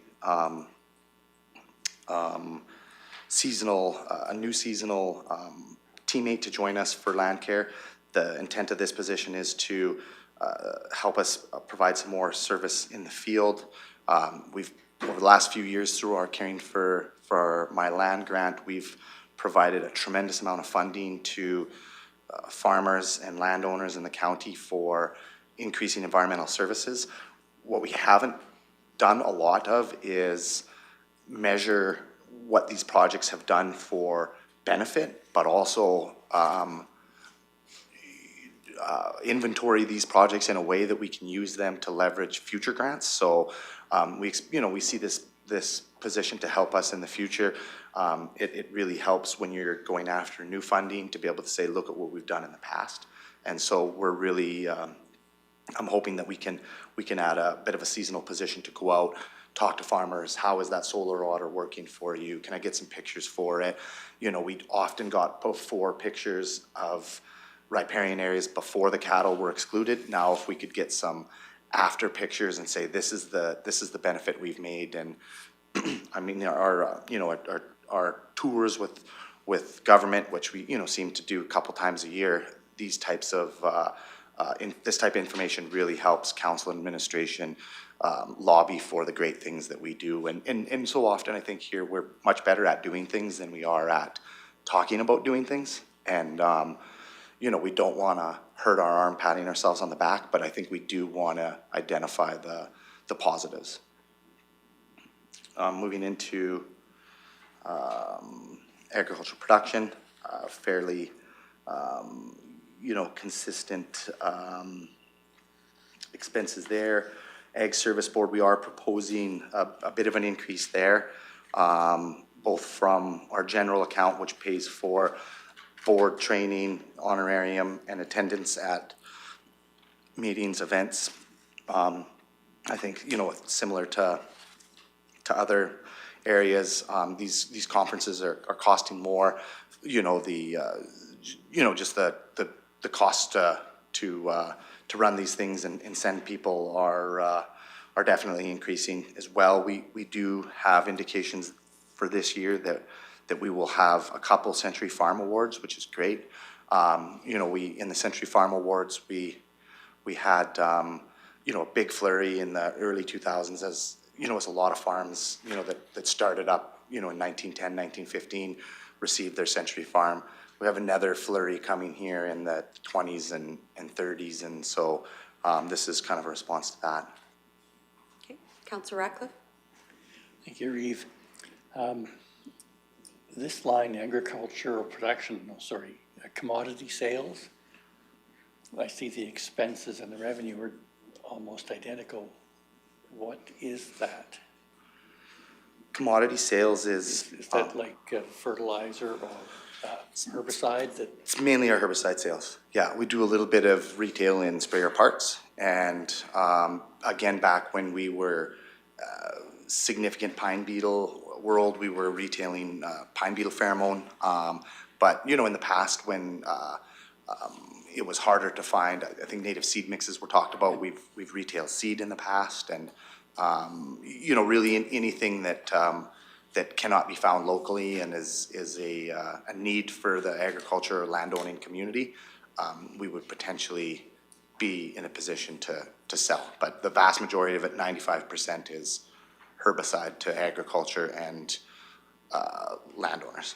Yeah. Okay, so it's not like we're involved in agricultural production itself. We're just supporting it. Yeah, we're retailing tools that aren't readily available in the county. Okay, thank you. I have a question in regards to your Ag Service Board General. It says that there's an allotment here for the Central Region Conference, which we are hosting. Is that like a conglomerate, or is it just one county that hosts, or is it all of Central Alberta? Yeah. When would that be? Thank you for pointing that out. So within the Central Region Ag Service Board structure, each region is responsible for hosting a conference to mainly hear our resolutions so that they can be forwarded on or debated before provincial conference. Each of the, I believe, 14 regions in our, or 14 counties in our region rotate who hosts. So I believe we went to Starland County this year, and it just happens to be Clearwater County's turn. And so mainly that is, mainly it is to feed the hungry board members. A little bit of it would be potentially speaker costs, because we will host some speakers to try to, help inform the board members, and then there will be a resolution session, and it is a one-day conference, so there isn't stay over. So this is a one-time cost, and then we'll be good to go for another 14 years. Typically, it is held in the fall, sometime around October, November, in order to have resolutions prepared for the end of January provincial conference. So similar to RMA, but we do it a little bit differently as far as regions and process, but very similar. But thank you for that question. Thank you. And then moving into weed and pest control, fairly consistent there. Some adjustments in salaries, as I mentioned earlier. Next would be community services. There are some significant changes in this area that I'll point out. If we remember back to the June strategic plan, feels so long ago now, we had a fairly significant discussion about community halls. And so one of the discussions were increasing our assistance to help community halls meet the code and both building code and fire code. And so we've budgeted $300,000 to do that. We expect Leslieville they're starting to do some fundraising for a significant renovation. We've helped Dovercourt, they're ramping their efforts down, so we'll focus on Leslieville as a big group coming forward. Nordegg has a few small things to do as well. We also have the Ferrier Community Hall request of $200,000 that came in the June 2004 Strategic Plan Committee as well. And so we've included that as per that meeting. And this will not finish the Ferrier Community Hall, but it'll get us a significant way there. And we understand they also have some grant applications out for further provincial funding as well.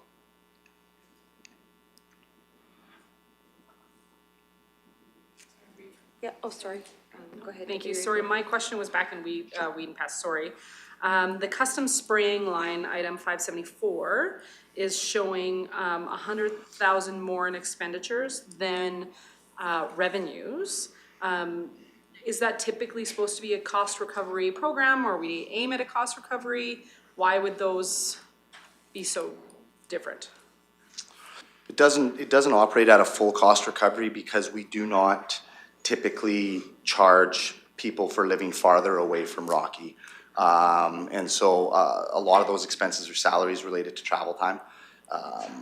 And so we, have a gate, the rate starts at the gate post sort of thing. Another cost that we don't divide up, sometimes it takes more money to sort of divide costs down, is water trucking costs. So the water truck's primary responsibility is to service the custom spraying crews. If there is not need to provide water there, then they will support some of our other operations like roadside spraying. And so we do not divide that water truck down, both fuel and salary, in that way. It would just be difficult. How many miles did you drive to service a gator on highways versus a water or our spray truck on a gravel road versus a custom spraying unit. So yeah, hopefully that answers those. Absolutely. Those Thank you. I missed asking my land care question if you don't mind. Yeah, go ahead. That's what I'm here for. with regards to, you said that you guys are looking at getting another seasonal employee in land care. But it shows that the grants, like on the actual 192, it shows that the grants are exhausting out. So why would we be looking at scaling up staff if we aren't getting the revenues in which to actually deliver the program? Yeah, so our grants are wrapping up. We have submitted new applications. We haven't heard yet about them. And so we do hope that work is valued to a point that the county would continue on to do it. But we're fairly confident that we'll get some grant funding. And so we just have not included it because we have no indication that when word will come as far as that goes. We're also one windstorm away in June from being back into pine beetle business again. We also might see with, things that happen in Jasper, we might see some more money coming into the pine beetle realm because it is, significant when it comes to managing, things on the landscape like fires. So yeah, we do hope to continue. We've been successful in the past with land care funding. We weren't comfortable to just throw a number in there. No, I appreciate that. I have one more, if you don't mind, because we're in community services now, correct? Yes. 80,000 for Caroline Seniors Housing. What is that? That's carried forward from this last year, and it's no plans. It's just was carried forward as a potential if something happens, and I think maybe a more appropriate label would have been community or public housing. There's no plans if that is to be expended in 2025, it would be at the direction of council. And so, if there's lots of opportunities if council wanted to go a direction, whether it was any, senior could be underhoused, type work. It really could be anything. It was something that, because it was included in last year's budget, it didn't get expended. Knowing that there could be something coming, it made sense to carry it forward rather than put it into surplus and then something pops up and then we're, asking the taxpayer to pay for it again. Okay, thank you. I would like to have, I'm just suggesting this, that maybe we put the parking lot, just the wholesome discussion about community halls. I know there are other halls you've identified in here as well, but I just would maybe like a more wholesome discussion in regards to where we've been, what we've done, and where we're going. That seems the ask is continuing to come more and more. I'm in the Frisco Hall area, and I was just there last night, and they're asking for their audit sooner than later because they're at the point where they need to start making that board is gonna have to start making some decisions, and it's a young board, and so to me, it's like, okay, so I know the audit, you were gonna take 2 or 3 halls per year and everything else, like, let's figure out where we are in that lineup, what we've done so far and where we've gone. So if I can put that on the parking lot for the discussion, that would be, okay, thank you.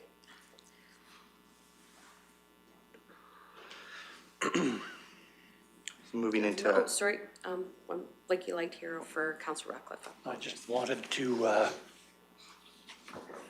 add to that, to broaden that parking lot item, if we can have a discussion about community recreation as well in there as a part of where we're going.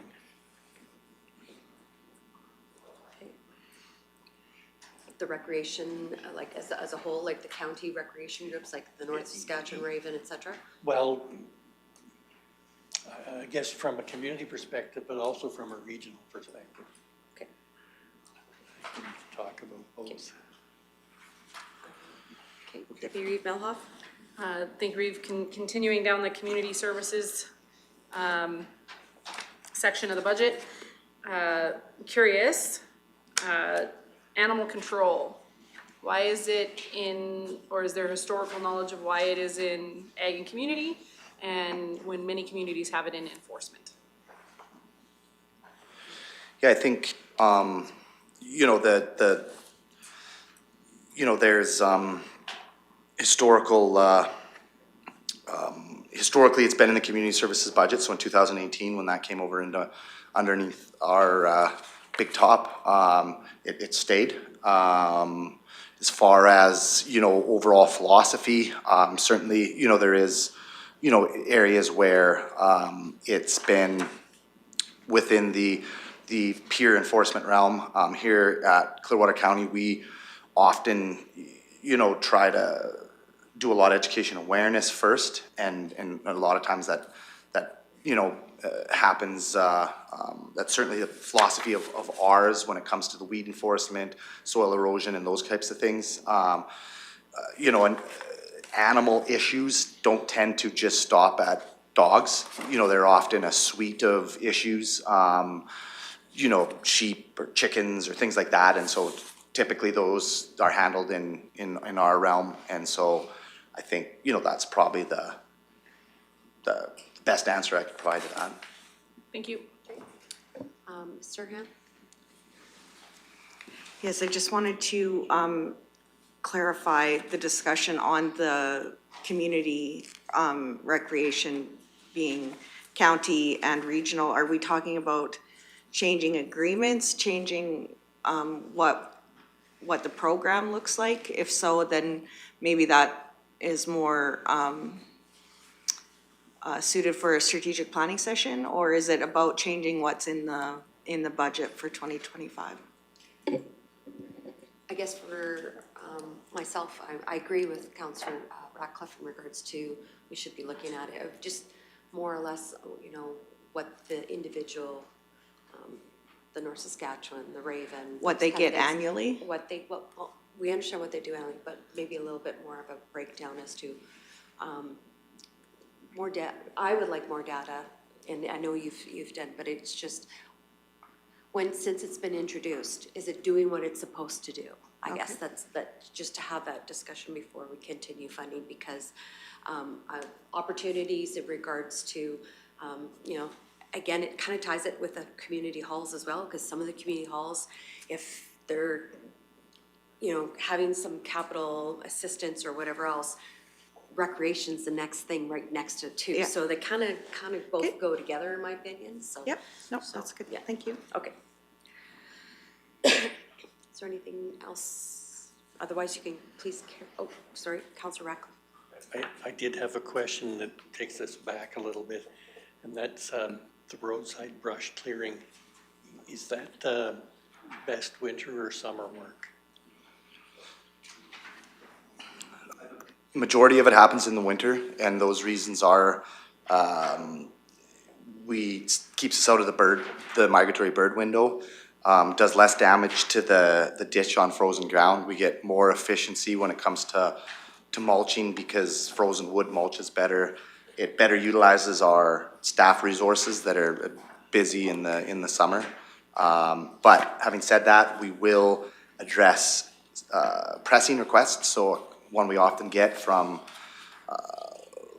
landowners is, I'd like to put in a fence, there's a bunch of trees in the county's ditch, you know, can you remove them? Or often people will wanna remove them themselves. We do often, we would prefer to remove them ourselves, so it can be done with our standards, and that the liability and the protecting the safety of the traveling public is in our hands rather than, you know, a landowner. So we will brush in the summertime, providing that we can be compliant with the Migratory Bird Act and other environmental legislation, if we can, and typically to address a pressing, you know, something like a sightline issue phoned in by a school bus, that will probably get addressed that day.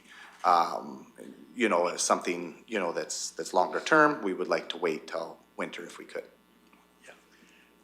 Okay, I had sorry, it's a little off topic here. I just had a request from a constituent up by Crimson Lake for a sightline issue. Sure. And so probably it's best I not wait till summer to review this. The best thing would be to encourage that constituents to call the county and have them provide us the information directly. That's definitely the best, and yeah, ASAP is great. Yeah, okay, great. Thank you. Thanks, Matt. Okay. All right. I guess you can continue. Thank you. Moving into recreation, we have the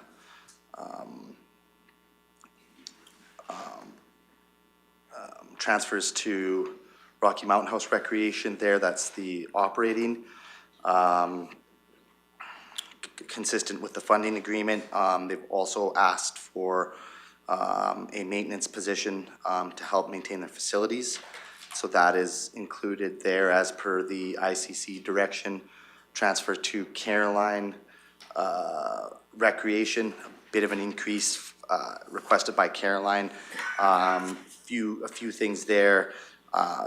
You know, a bit of contracts increasing a little bit on how they procure some of their ice surfacing services in the winter as well. They've changed from a contracted position in the fitness center to bringing that in-house.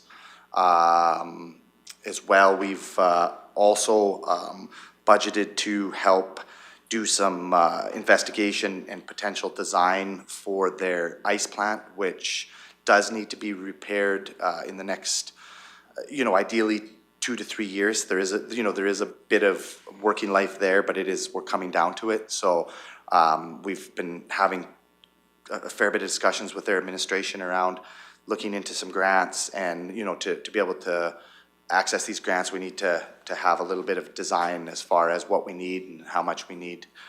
We've done some investigation as far as the concrete floor and the piping. The good news is that it's in pretty good shape, but the ice plant does need to be done here soon. It will make it safer because the new design goes outside, and so that reduces a tremendous amount of risk. It will also free up a little bit of space within their facility that they could repurpose for whatever needs that they have. So bit of increase there, but they run a pretty lean ship over there that provides the county good value. So we're generally fairly pleased with their efforts. Transfers to Nordegg Recreation includes and this goes way back to the spring when the Nordegg Trail Society came and provided council a delegation. They've asked for $10,000 to continue their efforts in improving trails in the Nordegg area. We're proposing that funding gets funneled through the Nordegg Community Association as their de facto recreation board. It also allows a central point and allows for a bit of community planning when it comes to what that trail group's doing and ensuring that it is sort of recognized and approved by the community.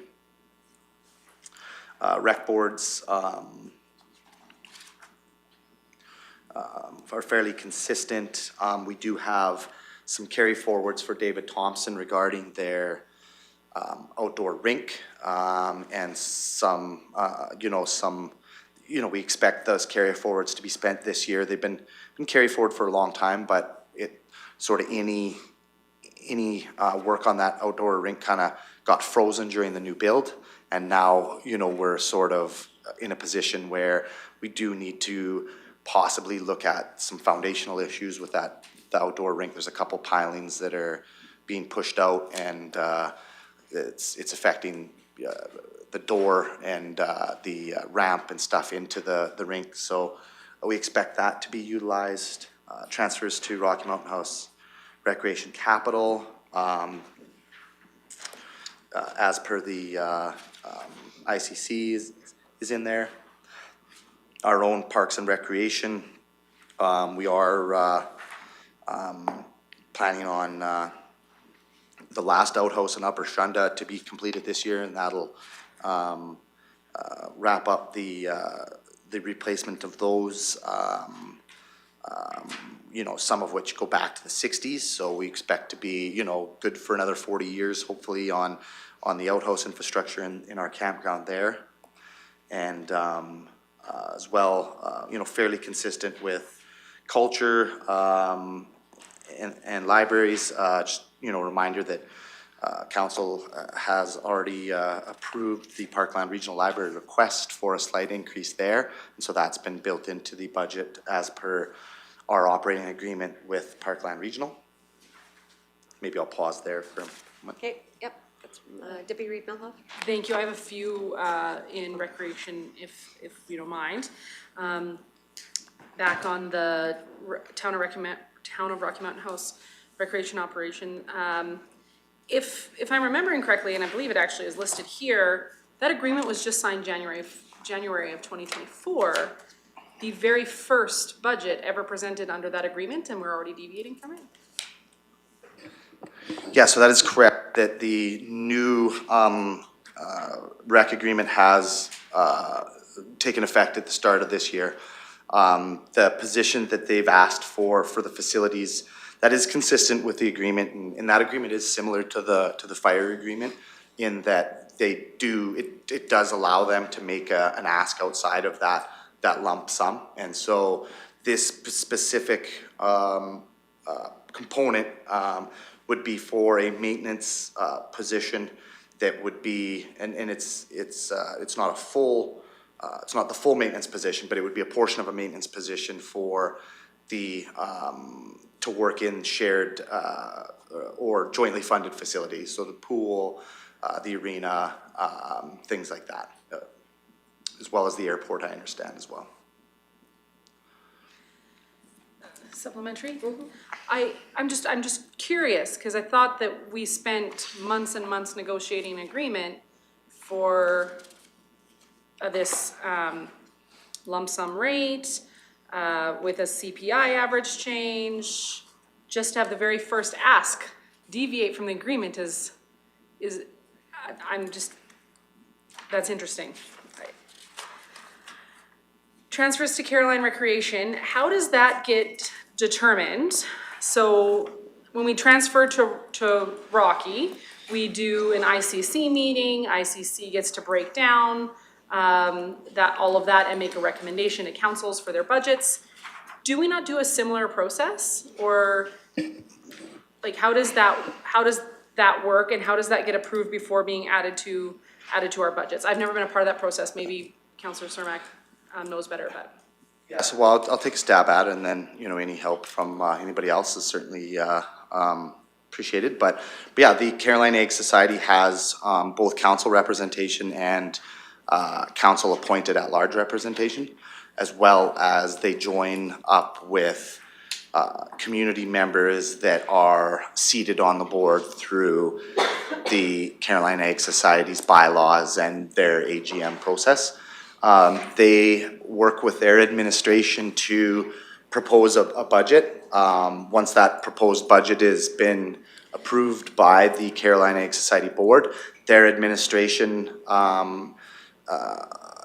and often their chairman meets with administration and discusses the budget, and we then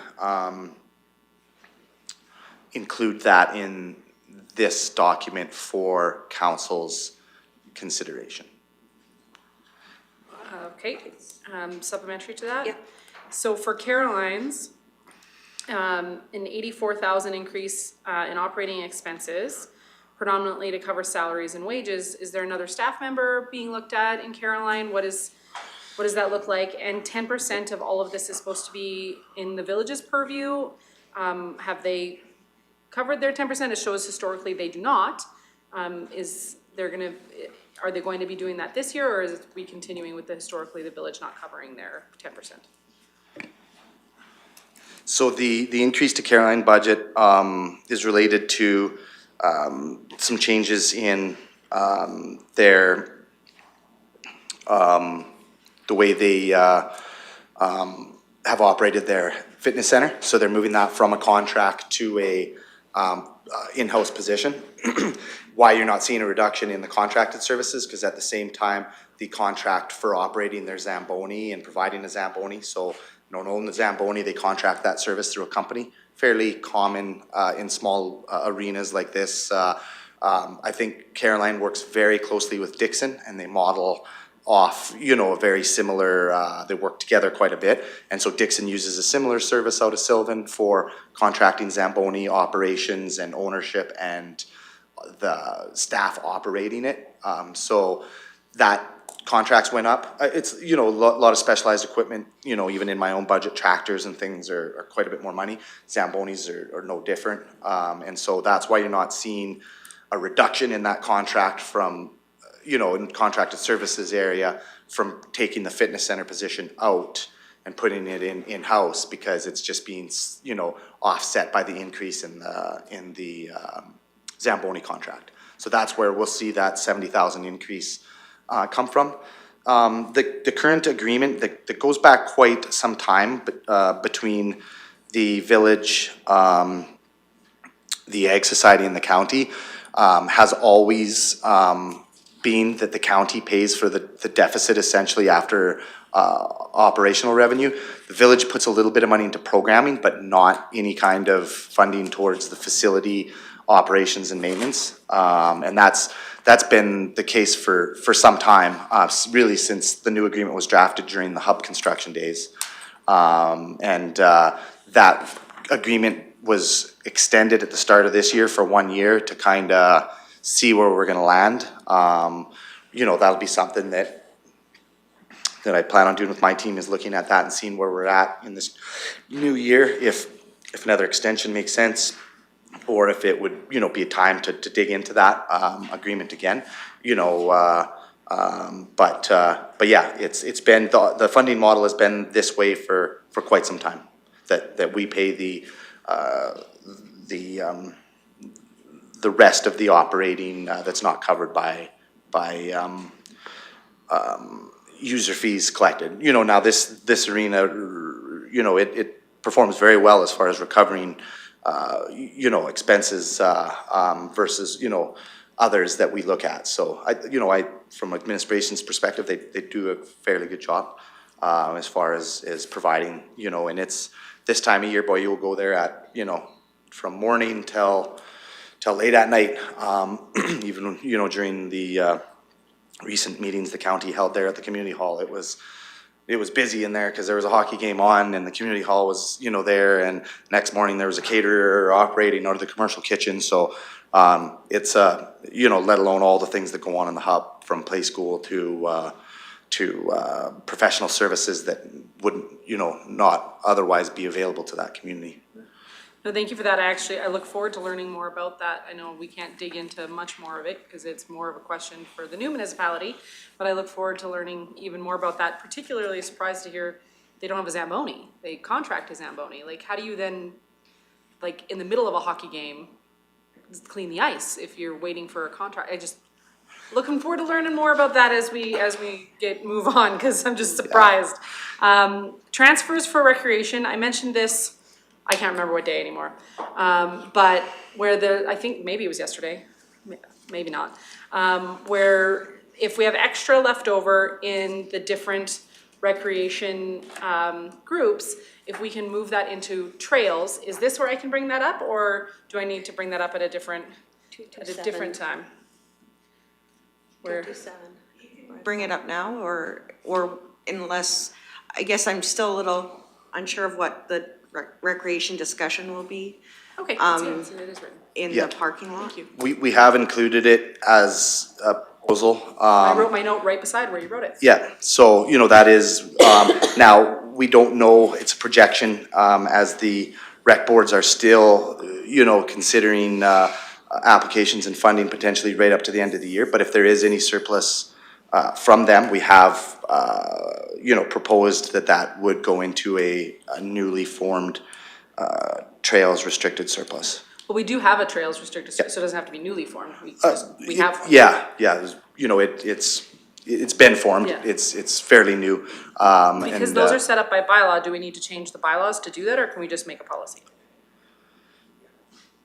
Okay. And, okay, cool. Thank you. Counselor Ratcliffe? Okay, just sticking on recreation, thank you. One of the issues that came up at the last rec board meeting I attended is that the funds available in recreation grants are really too small to take on any large projects. So potentially, and that's why some of the funds aren't being used, is that it's not enough to do what a community would want to do. And I think there's an opportunity to carry over some surplus into a larger recreation grant. But I did have a question from back in the transfers to Rocky Mountain House. On my page 229, that says there's the 23,000 for lighting of the football field. Is that our share of costs just for power?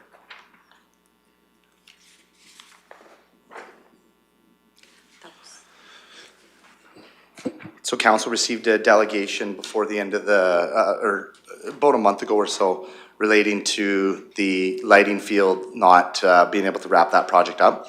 So we did include in budget an amount, should they not be able to receive a GST rebate. That would be a funding source for council to consider providing that funding based on that delegation. Okay, so it's not an operational cost for the lighting itself? No, the operational costs are not included in our budget ask. Okay, thank you.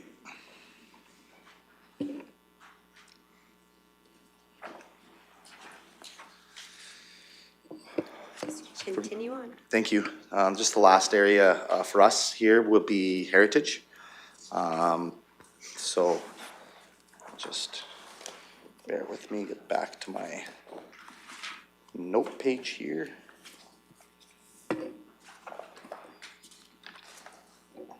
We have, as I mentioned, increase in revenue due to grants. We have some carry forwards from 2024 for our grading and drainage project that kind of got squeezed at the end of the year there with early snow. We couldn't quite wrap up, so we have about $80,000 that we're carrying forward to finish that, ideally first thing in the spring before tour season starts. And once that grading and drainage project is complete, it paves the way for us to start with some of the structure improvements that will allow us to continue to preserve that facility, but also ideally get us into some more buildings and add a little additional value to our tours and augment some of the tours. So we are showing some aggressive grant funding there. We have submitted grant funds to grant applications to the provincial and federal government. We are receiving fairly good feedback from our contacts there that we should be successful in one or more of those grants to do some of this work. We'll best case scenario, we get everything we ask for and we'll expend this.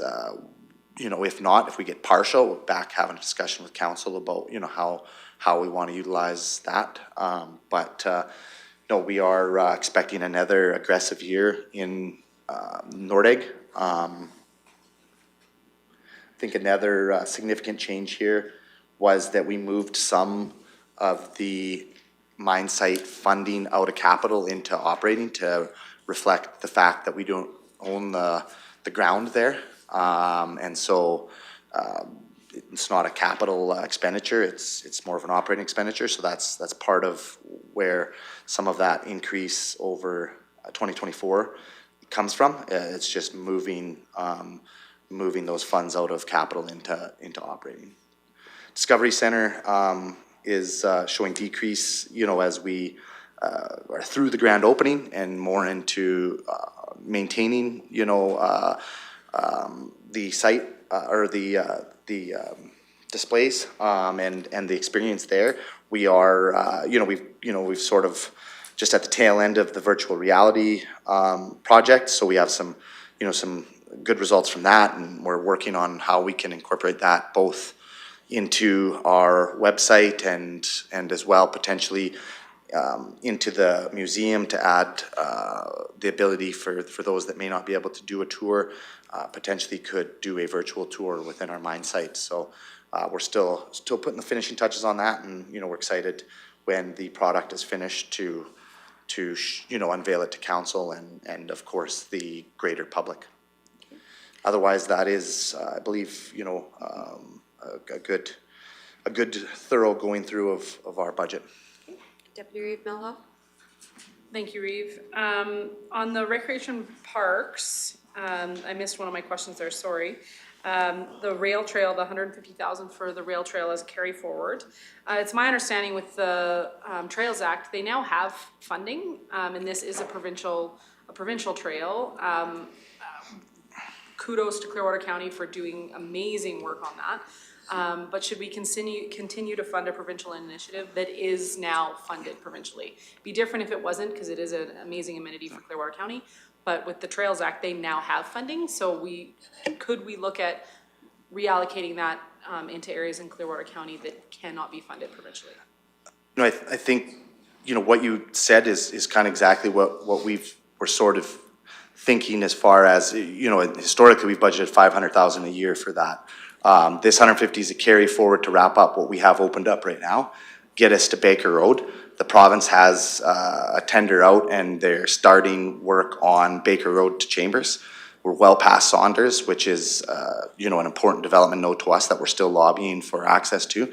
And so, yes, we believe now our trails focus could go elsewhere. We believe this carry forward, which was funded from last year, should be left so that we can finish the work that Eric's team has been working on in the summer, and that we've informally committed to the province. And certainly, if there is any leftovers there, we would could very well be included in that trails restricted surplus.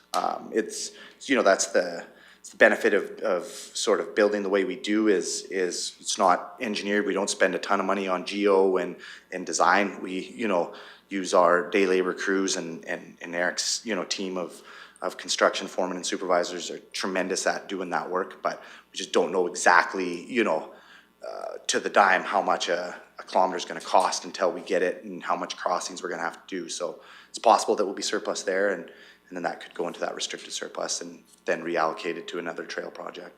Right, perfect, thank you. With regards to trails, we had a delegation from a community from Caroline with regards to trails. Are we gonna be digging into that further then in the new year? Because I didn't see that anywhere in this particular budget, or we'll dig into that then. CEO Emmons? So are you talking about a proposed trail system within Caroline? Yeah, we had that delegation, not last month, the month before, I believe, and in the actual footprint of Caroline on the maps, that trail system exists, that they're just trying to build it out, and they did the delegation giving us a rough cost of what we thought it would cost to actually do, and I just don't see that in this budget, so I wanted to know if it was coming back then in the new year for strategic planning and more focus, or if it was dropped entirely. Absolutely was not dropped entirely. Thought process being that given Clearwater County's budget, a trail system within Caroline wouldn't have been a consideration. Kind of fell outside of the norms. Clearwater County has always stepped up well for the village of Caroline and assisted everywhere. Historically, that is not one of the areas. So it could be a conversation for the new municipality on January 7th. My recommendation it would fall well within a priority discussion at a future strategic planning discussion to see where it all lays out with the global good. Okay, awesome, thank you. You're welcome. Councilor Ratcliffe? Sorry. Thank you. Thanks, Jana. Just going back to the high-level look at this from the operating summary at the beginning, there's about a $3 million difference between 24 year-end projections and the 25 budget. What are the big contributors there? And I don't know how you keep track of all these programs in your head. Yeah, it was an aggressive year that you guys approved for me last year. And, you know, we did our very best to get, you know, as much projects wrapped up by the end of the year. The majority of that difference is carry forward into this year. You know, some of that is also risk that we didn't see, you know, in this year. You know, a good example is if it rains, we don't get to spray as much during Monday through Friday, so that means we have to work weekends or we have to work overtime. And so, you know, there's a little bit of that. But the vast majority of this will be carry forwards towards finishing off projects into this year. So 70–80% of that would be that. Okay, which projects typically? The drainage and grading projects, there's several $100,000 for in community services for community halls. You know, the community services and the heritage make up a significant amount of that. And it's just work we simply get to? Some, all of it started, and a lot of it, you know, in my world, I rely a lot on partnerships, whether it be with community groups and things like that. And so in some instances, we're waiting on board approval for plans to move forward with renovations to X Hall, and much of the community hall funding to bring up to code is coupled with renovations that they were planning on doing anyway. So that's efficient, but when we're working with community groups that have boards that meet once every 2 months, or when we can get everybody together, I'm not necessarily in a position to push, you know, and force and say, you know, we need to get this meeting together. So, you know, those really, you know, those are the delays. Nordeg's always a wild card when you're building out there. You know, we could get a beauty fall. We could be still building now. We could get snow in early October that shuts us down. And so, yeah, that's I think a significant amount of the difference there. Okay, thank you. I have a question in regards to in the heritage, in regards specifically with the Discovery Center and the mine site. When we applied or when we put out for, you know, those seasonal positions, you know, to be out there, was the uptake aggressive, or, you know, was there a lot of interest, a lot of applications that came forward? I guess I'm looking at it, if it's slowing down or whatever else, should we be offering something more? Like, is it housing that's an issue out there for them, and, you know, different things like that? Or is that going to be a problem in the future? Good question. I'm going to say 2024 was easier to secure quality staff versus 2023. I believe, you know, we took some time off, and you know, in my experience with bringing in seasonal staff, you know, you know, we rely, maybe there's no other department that relies as heavily on seasonal staff as Ag and Community Services overall. And so what we find is that we get a lot of word of mouth, whether it's cousins, brothers, sisters, you know, things like that. And so I think I like, you know, and I am an eternal optimist. I'm going to say that, you know, we're going to continue to build on positive, you know, so I think, you know, we have facilities team upgraded our staff accommodations this past year, and thank you to them and council for doing that. It was a barrier, shared accommodations. The roommate system was challenging. It was challenging before we took over, and it was challenging in the year that we ran it. So now that they have their own small, singular accommodations, that I think is definitely, increased morale and took away some of the challenges that our supervision has out there. So I think we're in good shape. We've got, good indications that we're gonna get some returning out of our group. We rely on the continuity often of, 25, 50% returning on any given year. We know we can't have them forever. These are often students in college that will, be going on to more permanent careers, sometimes with us. But yeah, I think we're in good shape. I think that the increase in attendance, we keep an eye on Google reviews and Expedia reviews very closely, especially early in the season, as a really good marker at how well our crew is. And one thing that I noticed this year was, and Expedia loves to be specific, and they love to, drop the name of the guide that they seen, and every guide that we had working out there got a shout out or two on Expedia. So, it was good indication to me that they were well trained, well operated, enjoyed what they do, and were providing a good service there. So, yeah, I think overall we're set up well for next year. Okay. Thank you. Good, yep. Any other questions for Ag and Community Services operating budget? I'm seeing none. I'll look for a motion to accept. Okay, Councillor Lougheed makes the motion to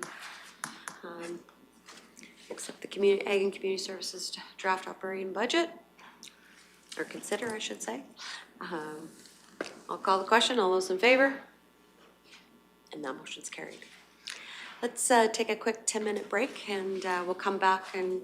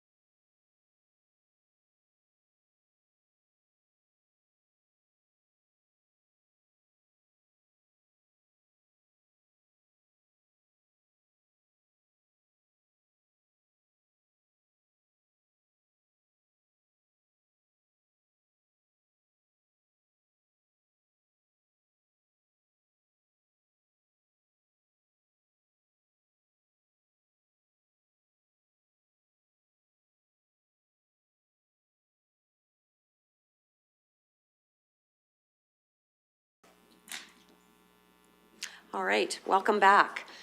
So we've been going over the draft operating budget, department by department, and we are now at 5.8, which is planning and emergency services. I'll turn it over to Director Haggard, please. Good afternoon. Thank you again, Chair of the Strategic Planning Committee and committee members. As you all know, I'm Christine Higgert. I'm the Director of the Planning and Emergency Services Department. And the committee knows as well that this department is responsible for conducting land use planning, processing applications for land development, economic development, planning, preparing, responding to larger emergency events, and providing operational and service level delivery of our regional fire services, as well as the Wildland Urban Interface Program and the Community Peace Officer Program. Just friendly reminders, the emergency management and fire services both fall under regional partnership agreements to which the county is the managing partner. So we assume the staff and the responsibilities of coordinating those services on behalf of our partners. And those service levels are set by those agreements, and that's what this budget reflects. Emergency service is also the area within the county's budget that we provide operational grant transfers to other outside partner organizations, including RCMP. We have agreements related to the operations administration and the school resource officers. STARS is another one. Council contributes an operational grant to on an annual basis. And the Rocky Mountain House Volunteer Search and Rescue Group, which had a delegation yesterday and spoke to some of their stats for the year and their program and some of the asks that are coming in a little bit further into the budget. And many of those transfers are either legislated through, for instance, the police funding model for RCMP or partnerships agreements that we have with our adjacent municipalities and service groups. So that's kind of my spiel. I do have with me today, there's just sitting in the back of the room, Sergeant Jason Lucas, who's our CPO program manager, our regional fire services chief, John Liadis, and our planning manager, Kim Gillum. So if there's any specific questions that come up along the way, you might see them pop up like others have done throughout the day, and to answer those specifics. To get right into it, I think Jana's following along, so I'll do my best to keep up with what's on the screen. The story for planning and emergency services, the service levels obviously remain constant with previous years, so no recommendation for any significant changes to the departmental budget, other than what my friends and colleagues have mentioned earlier related to inflationary considerations. So I'm just going to dive right into each of the program areas and go over some of the notable changes as we go through.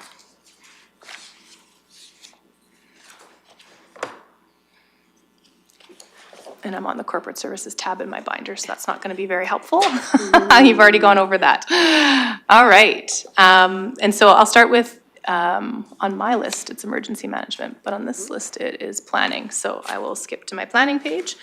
The main item to highlight reflected in the budget changes to planning includes the cost of the land use bylaw rewrite finalization. So you know we're well in that process. So some of the costs will come down for 2025 because we're just wrapping that up kind of in the first quarter, hopefully by beginning of the second quarter. So there'll be some decreased expenditures in 25 from 24 related to the land use bylaw being completed in that year. That's the expectation.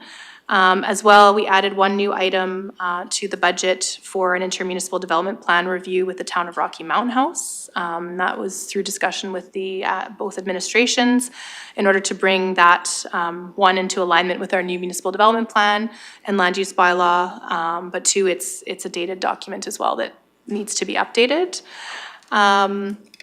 After that, you'll see in 26 and onwards, there's a slight decrease in expenditures related to those projects that have contracted services, public meetings, advertising requirements, all those things. So that is the highlights for changes in the planning budget year over year. The planning lot sales program, that's one that's a little bit harder to predict. It's obviously unpredictable due to market factors related to lot sales, so it's kind of a guesstimate. I would say that's what a budget is traditionally. This is the one I feel less comfortable. It's one of those ones where we'd like to note the ins and outs, but it is hard to say how many lots we're going to sell. We may sell more, we may sell less. And as we've talked about before, we may have buybacks for those obligations to construct requirements that we have. So for 2025, in the budget, we've got lots in the historic commercial core. So we did a conservative estimate of, selling 3 to 5 lots per year, perhaps. And then by 2025, we expect the industrial phase 2 to come on board. We threw in 1 lot per year. We could sell all of them all at once. You never know. That would be a good news story for me to tell you if that's the case. And then the offsetting costs are also noted in the sales. So they're kind of, and finance could help me if need be to answer this any more detail, but they go into inventory, and then when we actually sell the lot, the cost of the lot comes out of that departmental budget line item, essentially. So we obviously expend the cost when the cost is expended. However, it moves into the planning lot sales program once that lot sells. So it's essentially revenue in, expenditure out for the county. Did I do okay, Rhonda? Okay, good. Municipal Planning Commission, again, a slight inflationary increase, mostly the same as previous years. Economic development remains relatively consistent with previous years. But I just wanted to mention that the labor category reflects an increase. We did have a staff on leave, and then there's the cover-off period that we do to fill that gap. And with an uncertain time frame, we typically do, if it's a 1-year agreement or contract with a temporary employee, so that may have an overlap. So we have to account for that in budget. Anything that is increased in economic development in terms of labor this year would have been underspent in 2024, if that makes sense, because we have a period of time where we're not paying somebody. So that's just to explain that up and down in economic development. Other than that, everything is fairly status quo. Okay, have a few questions. Oh, sorry. That's I'm all right. trucking along without That's all right. looking up. Deputy Milhoff? Thank you, Reeve. My question was regards to Municipal Planning Commission. I just wanted to take the opportunity to advocate again for the different planning conferences that are available for planning. Many other municipalities send their development authority to make sure that they get the value out of the conferences that are available. And I still feel that it would be important for us to send ours so that they can get that important training, and I know we have not historically, but just wanted to put a plug in there that I still feel that there would be value in sending them to those. And we have lengthened the terms of our MPC members at large, so I can see the value then. If they're there for 2 years, it makes sense to allow them to do that. Councillor Ratcliffe. Thank you, Reeve. Good point, Deputy Reeve. Just something for the parking lot is that we're hearing from the industry that there's a trend to give more discretion to staff and then take less or no items to MPC. It's something would bear some research on options there. Some communities are getting rid of their PC entirely. Yeah. Deputy No, Milhoff? I'm trying to turn off mine. Oh, okay. Sorry, I'm Sorry. trying to turn it off. Okay, no worries. Okay, Janet knows I just want to talk about that. okay. Please continue. And I lumped all things that were previously part of planning, and I see they're separated in the budget binder, so I apologize if I'm jumping around from what you're looking at on the screen. But the other thing of change to note from the planning program, there's a new program called Planning Vehicle Pool, and we did this in multiple program areas just to make sure that we have a category to track vehicle pool fleet by unit more accurately. So it doesn't change the net cost, it's just down in planning and up in the vehicle pool, if that makes sense. And overall, the year over year for those programs that I consider to be part of planning and development, so planning general, planning lot sales, municipal planning commission, economic development, planning vehicle pool, and that sees a modest year over year increase of about 1.64%. Keeping in mind as well that the land use bylaw costs came down in there too, so it's probably higher than that, but the cost of land use bylaw is reduced for contracted services and advertising. And so that's my summary for changes to the planning, economic development, and MPC related budgets. If there's any questions, I can stop there and let them be asked. Thank you, Or Reeve. have Kim join me and answer them, maybe? most positions, you can see a measurable or quantifiable effective measure, right? The crack fill team gets this much, I was gonna say cracks filled, I don't know if that's the right verbiage, but you know what I mean, right? You can quantifiably state their effectiveness. How does that work with economic development? Like, how can you quantify an economic developer's effective or non-effectiveness? Have we ever attempted to do that? Like, is there value in Clearwater County still having an economic development team or not? That's a great question. Didn't come prepared maybe to speak to that answer particularly. Sorry. No, it's okay. I do think it is a good question because it is one of those things that's tangible, touch, feel, see. But I mean, certainly there's stats that relate to economic development and how things are proceeding within the county that would be related, that could be linked to it. So I think more assessment would be required before we could have a thorough conversation about it. But if that's something we wish to talk about for 2025, it was one of council's pillars in their strategic plan. We do have an economic development strategy that you guys have endorsed and we're kind of fulfilling. So we check all the boxes in terms of fulfilling the strategy, but that's the strategy we could bring back to the new amalgamated council in the new year and have a more thorough discussion at that point. I think there'd be value, because even if it's a pillar on our strategy, how do we know if we're actually fulfilling that pillar? Like, what are the quantifiable markers that say, good job, good, like, I don't know, if that makes sense. CO Ammons? Thank you, and as Director Haggard has alluded to, this will be a difficult task for council and especially administration. The best, I believe, that can be offered is experience. And on this, back in the early 90s, the MD of Clearwater had an economic development officer. And because of the lack of tangible results, that was one of the first positions eliminated under the Ralph Klein era when government was getting extremely cut and privatization was the new norm. So we went many years without until very recently. I will say it's hard to quantify because would that development have come in regardless? And that's where it's extremely difficult. What's not hard to quantify is Clearwater County's presence. I absolutely have seen Clearwater County, between our communication department and our economic development initiatives, with this council and past council, Clearwater County is more prominent. That in itself, I believe, opens the door to economic development. That is difficult to quantify in the terms you're speaking, but I absolutely know that Clearwater County is out there in industry far more than it ever has been. Logically, I would say that should reap positive results. Thank you. You're welcome. I see no more lights for planning and development. Sorry. No, no worries. It's up in my eye. Okay. All right, I can move on. And I'll jump back now to emergency management, emergency services transfers.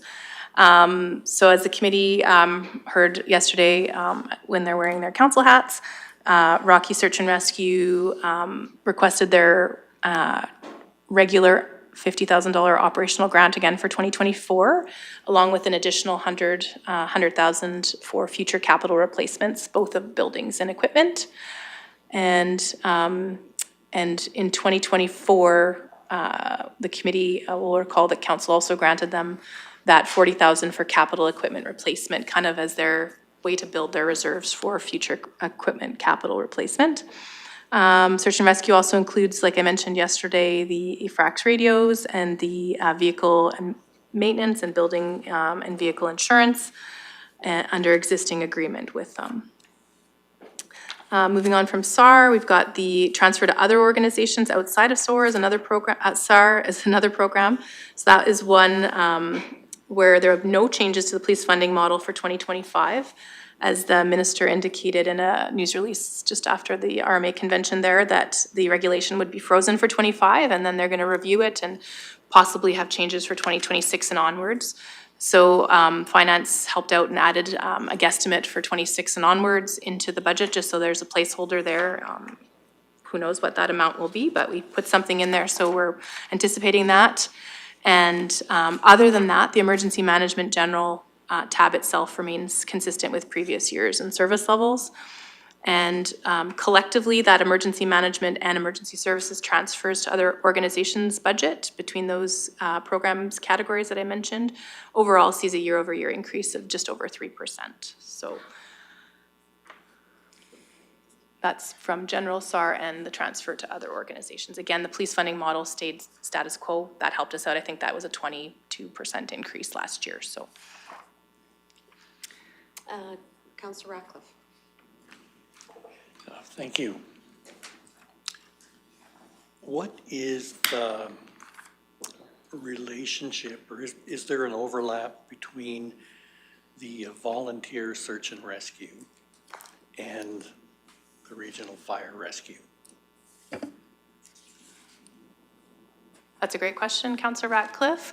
I would say no, there's not an overlap in service. They're two different entities providing different types of service. However, we do work complementary on some calls depending on the nature of the call and the location. For instance, we have a joint water rescue team, joint ice rescue team. So in those cases, we train side by side, and then we may deploy side by side as well as part of an ice or a water rescue. A couple reasons. Search and rescue have different mandate in terms of training for rescue and you know, like alpine, mountain climbing, things like that. Paid on call service doesn't do that service level, but we can assist packaging a patient from a certain distance to an ambulance, for instance, or landing stars. So we may be going to the same call, similar to ambulance might be there as well, and RCMP, depending on what it is. But both are kind of different services for different reasons. But we do work together a lot, quite a lot, actually. Great answer. Thank you. You bet. Continue. Okay. And that's looking like we're moving into the fire services category. So none of this is new for this committee, so I apologize if I'm being redundant. It's just to make sure I say the words. The Intermunicipal Collaboration Committee, as it was prescribed by the Intermunicipal Fire Service Agreement, already took a look at the Clearwater Regional Fire Rescue Services budget and the 10 program areas that kind of are the beginning, maybe the second through the bottom program. There's a Fire Smart one in there, so they're not in that order, but there's 10 programs that are regional within the fire services budget of all of the programs overall. Those are administration, training, response, PPE, apparatus, equipment, fleet logistics, fleet command vehicles, fleet apparatus vehicles, health and safety, health and wellness, and then public education and prevention, which is all included in the Strategic Planning Committee's budget package today as well. It would have been similar information to what was received by the ICC. And as the committee was aware, we didn't change the agreement in the 24 to 25 year. It is due for renewal in 2025, so we'll be talking about it mid-year with the amalgamated new county to be updating that agreement at some point in the, between Q2 probably and mid-year. And but no service level changes from last year to 2025, as those are already outlined in that 5-year agreement. And the ICC meeting was October 23rd, and the ICC committee reviewed in detail the budget, both operating and capital. I'm just talking about operating today. And they endorsed the 25 Clearwater Regional Fire Rescue Services operating budget, which is the version that we have before the Strategic Planning Committee today. And just as some overall numbers in terms of the budget holistically, of that $2.3 million budget, 77% of that total, 2.3 of $3 million is the counties, which is our 77%. Sorry, I misstated that. And that's net of expected revenues, which include motor vehicle collision revenues, as well as the regional cost share revenues coming in from our partners. I put some detail in terms of what was in the ICC agenda package in the Strategic Planning Committee's agenda item as well, just so you can see some of the ups and downs overall for the service. I maybe won't get into each one unless you would like me to go through the bullets. And so other than that, with some minor adjustments at the ICC level, the budget for Clearwater Regional Fire Rescue Services sees a year-over-year of approximately 2.13% increase. And that, again, is some of those inflationary and labor costs that were noted earlier today. Are there any questions thus far? Deputy Reeve Milhoff? Thank you, Reeve. So, question with regards to keeping the old 604. Okay. When Deputy Stewart presented the new 604 as wanting this truck and the cost to remove that truck, I asked then if we should keep 604 as a secondary unit, because we have the backup is coming from either Sylvan Lake or Drayton Valley. Yep. And was told then that it was not worth keeping, that the cost of maintaining that truck and the stamp to maintain that truck as a usable unit was not worth keeping that truck. So has the cost to keep that truck decreased, therefore making it a viable truck to keep? And I'll give it a stab. I'll let Chief Leatis jump in if he wishes. So in terms of the training truck, I think, I mean, cost is a perspective, I suppose, in terms of service level. I think the intent of that was to say that it's costly to keep an aged truck in service, more so than a new truck. I know fire staff did some digging into the cost of maintenance, and it was about a $10,000 a year operational fleet. Oh, look at that, he's got an analysis. Maybe I should just let him talk. It's like he knew, it's like he knew this question was coming. 100%. In that average of about $10,693 over 5 years. So about $10,000 is what we had included in the operational budget for 2025. And then there's obviously insurance costs and another cost where we're keeping it, storage, all of those things. And it was kind of a shift of focus. It wasn't a shift to keep it in service as a frontline truck. It was a shift to keep it as a training apparatus that would be housed in Leslieville for the summer months anyway.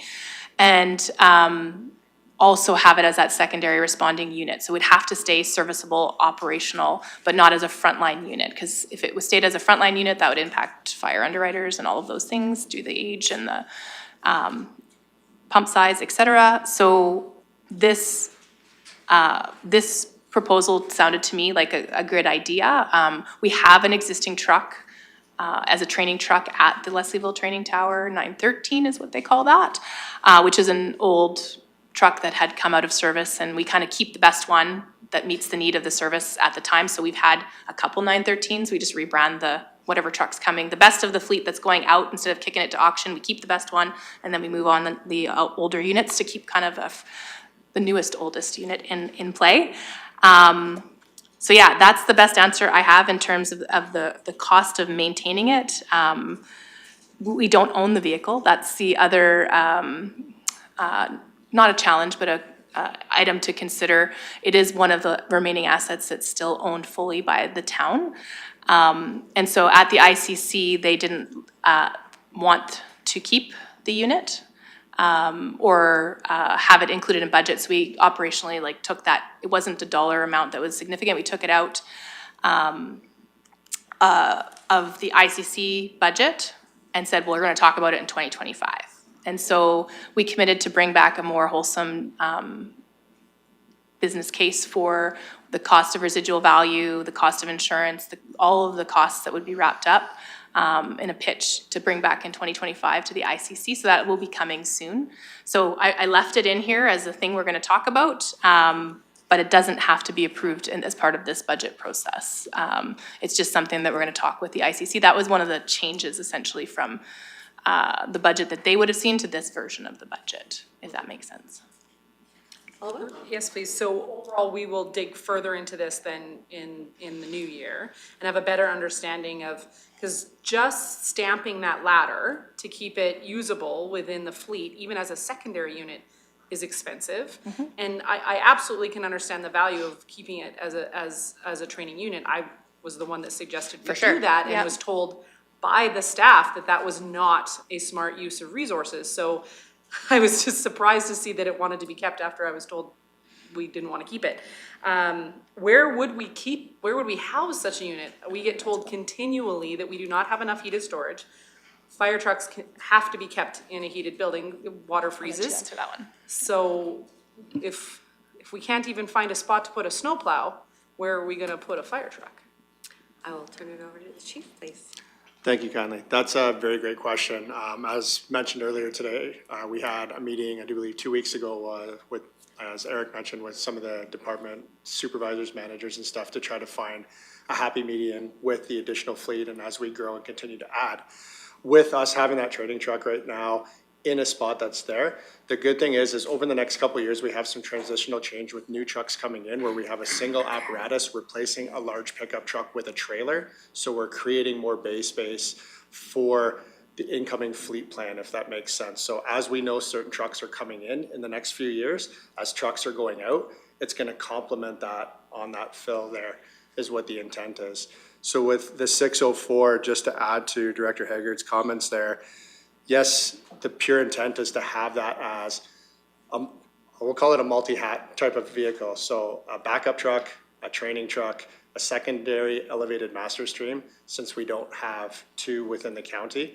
Obviously with a brand new aerial coming into play, that truck there, lots of moving pieces. They do say 1 to 2 years to work out all the kinks on a brand new apparatus because it's not like when you buy a new vehicle, there's a lot of different components that don't always talk to each other at the start and have to work it out. So it's good to have that redundancy in place. And as best practice on large fires, having 2 elevated master streams for safety aspects, protection of exposures and everything else is great. When we dug into the stats as well for some of the major fires that we've had, if we're lucky, it's just over half right now in the last year where we've called for help from our friends in Sylvan Lake and other areas where they were able to attend. And a lot of the time they were on their own fires and we were on our own. So safety's key. Prime example, Paradise Day Spa downtown in the Rocky Mountain House Corps.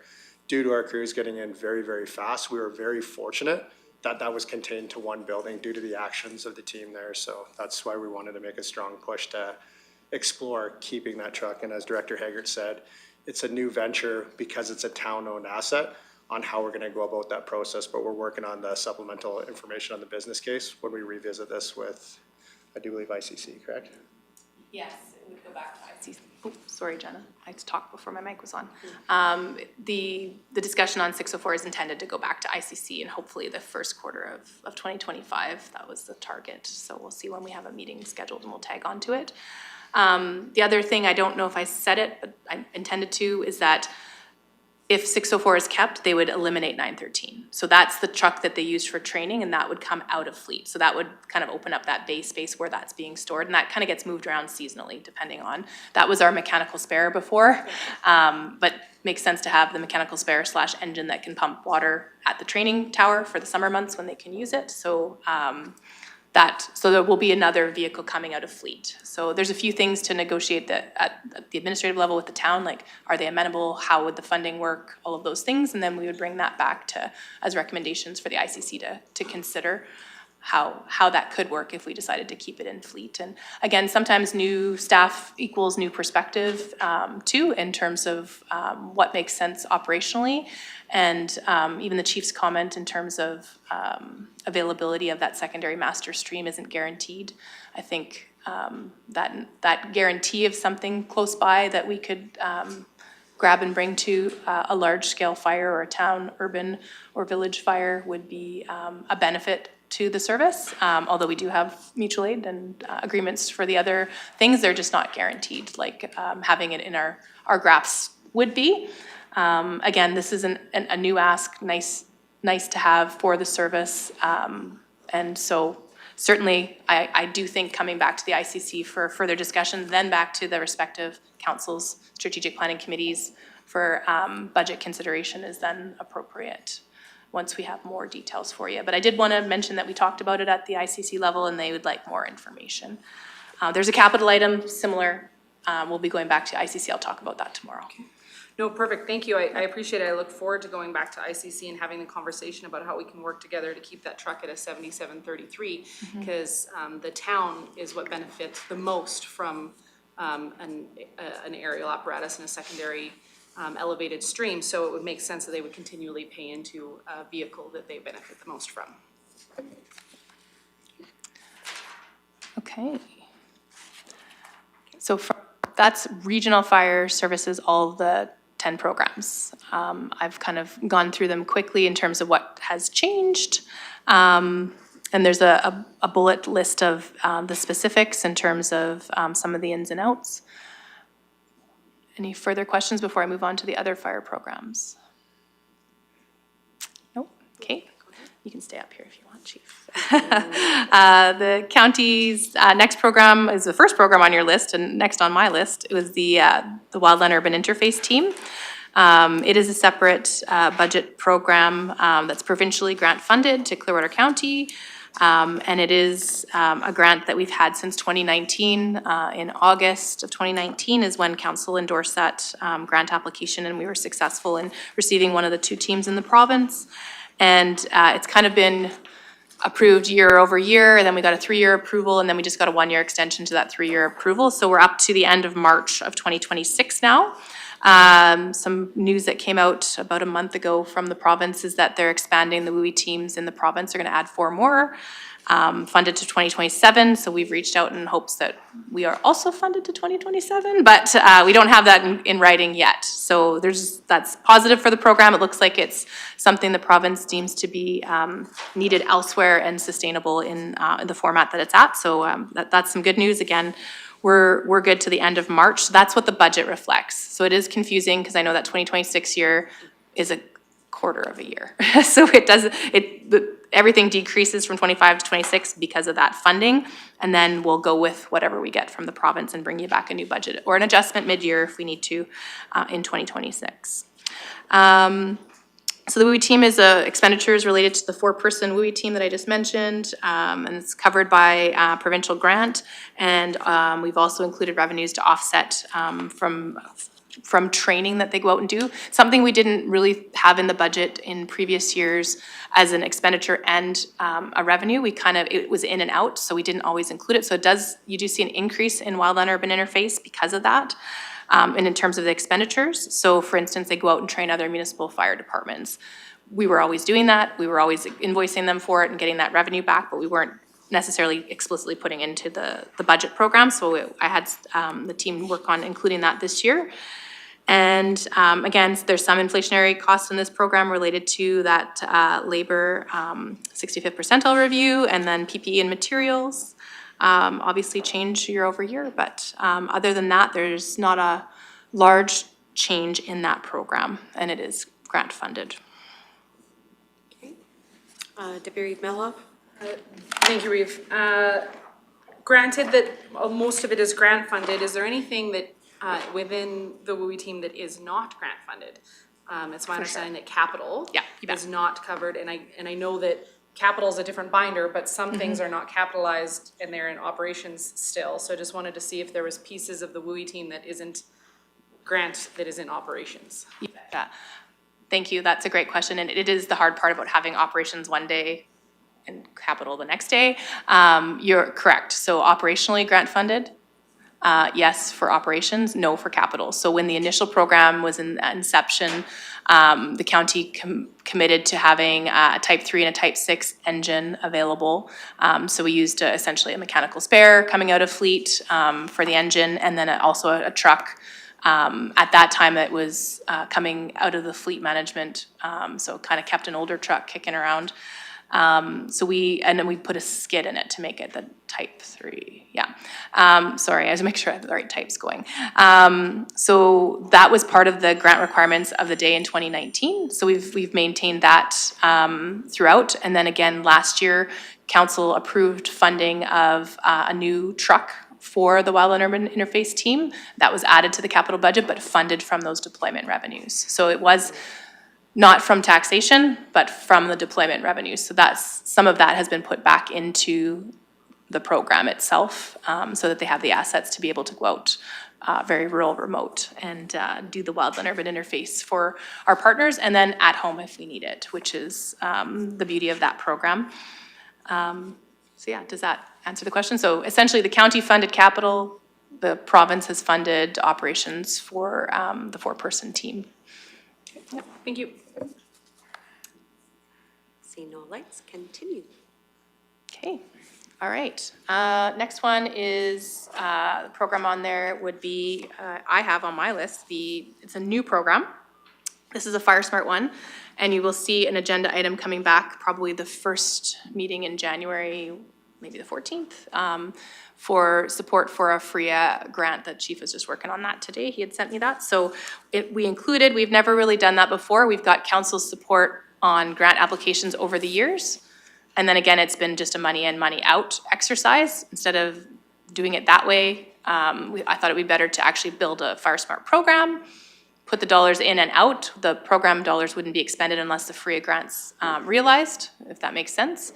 So for the FRIA grant, you can apply for $200,000 right now. That would be for like a January project. And then you can apply again in January for another $200,000. So we intend to kind of stack them for one project and working with Wildfire Management Branch to implement that program based on that Nordegg Fire Smart plan that council endorsed back in September, if I'm not mistaken, and the order of priority for those projects. So essentially the province is working on their pieces of public lands in terms of public consultation and how they're going to roll out their veg management. And then this would be a complementary process to what they've got going if we're successful in the FRIA grants, and I sure hope we are. So again, that 400,000 is 400 in and out if received as per grant. The only other thing we threw in there, because there's been an ask from the community of Nordegg particularly, was a $50,000 additional amount in there. And that was to do some sort of Fire Smart cleanup project within the community ourselves on our MR lands. And if there's like a work we could do for the community to have some staff time and equipment to come do roll-up bins and let people put their brush from their private property and kind of do a community cleanup. So we don't have a committed date or anything like that. This is something we're putting in budget for council's consideration. Certainly a new add too, and I'll leave it at that. Okay. Deputy Reeve Melhoff? Thank you, Reeve. So if we are not successful in the FRIA grants, are we still continuing with this project? The $400,000? No, unless council wished us to. Okay. Yes. That's my point, Yeah. because I don't want it simply tied to if we get that grant. Okay. It being, personally, it's a public safety issue. In fact, I believe the term that I can't remember the gentleman's name now on the top of my head that presented to us. Wade. Wade, thank you. Wade was impending or immediate fire hazard.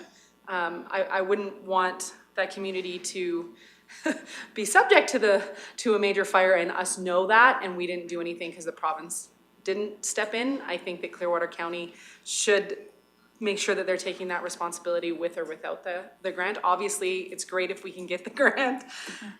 You're killing me. It's great if we can get the grant, but I would like to see us go forward with that program with or without it. I think the community in Nordegg deserves that.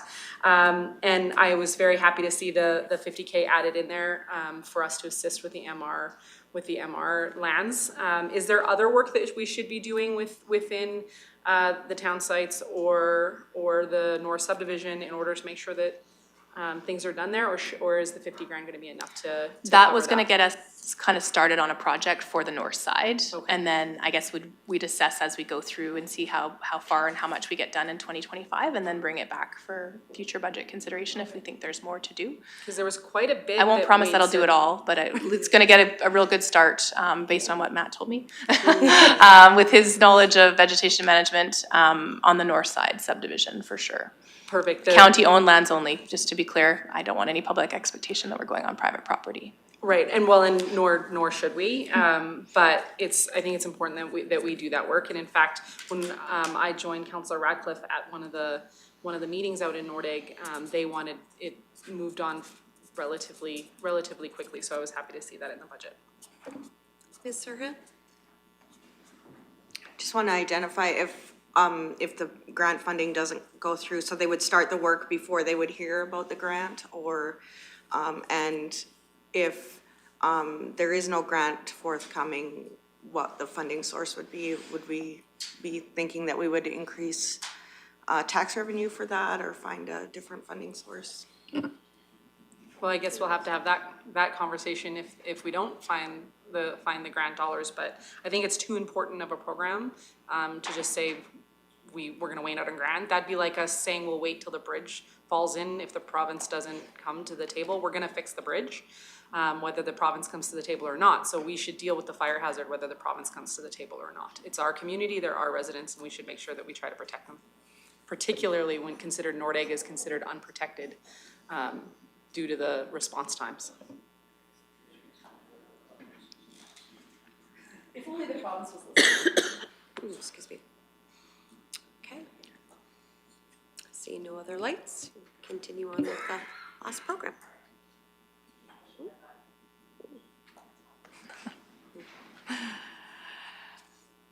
So just to get clarification, and maybe to echo what Finance was indicating, the revenues in the budget binder reflect grants for that project. So if those are not realized, we would bring back an agenda item because we wouldn't require a budget adjustment. We would just require an adjustment to where the revenues are coming from.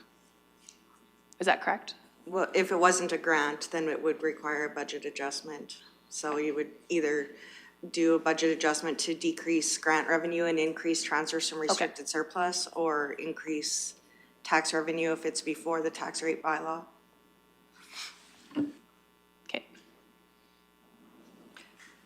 Or they could make that change now and hope we get grants to offset. Well, no. Yeah. We would leave it the way it is for now, and then when we hear about, do we have a timeline on when we? The first round of grants here in January, Chief, I understand? The deadline is December 16th, so usually we hear by January, and then there's another intake in January, and we might hear in a month or two from that. So like, essentially, the work should happen in the winter to get the contractors lined up. Once we hear yay or nay on the grant, then we would bring an agenda item back if required. If the grant We're good with that? Okay. I'm 100% good with that. I just wanted to be clear. Perfect.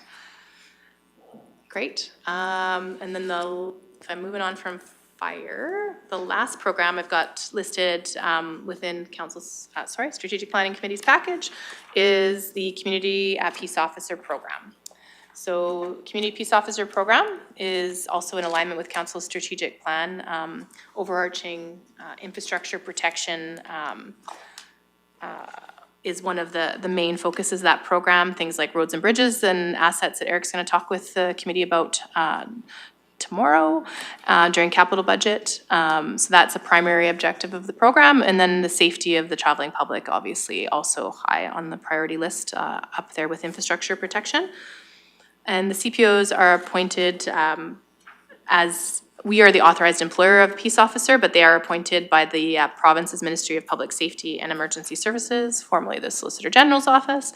And they undergo and maintain extensive legislative, tactical, and practical training. That's a part of this budget, of course, to become a peace officer and then maintain those certifications year over year. And the program itself remains consistent with previous years. Labor reflects a bit of an increase similar to under our economic development area, where we had a period of overlap due to a leave. And in 24, we'd be far under expended. And then in 25, there's kind of a period of time of overlap for the same reasons.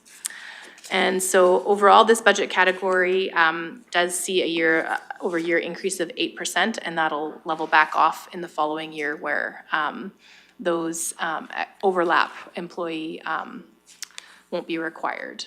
Again, the vehicle pools, I don't know that I had it in my summary to myself, but the vehicle pool was also separated out. You'll see that in there.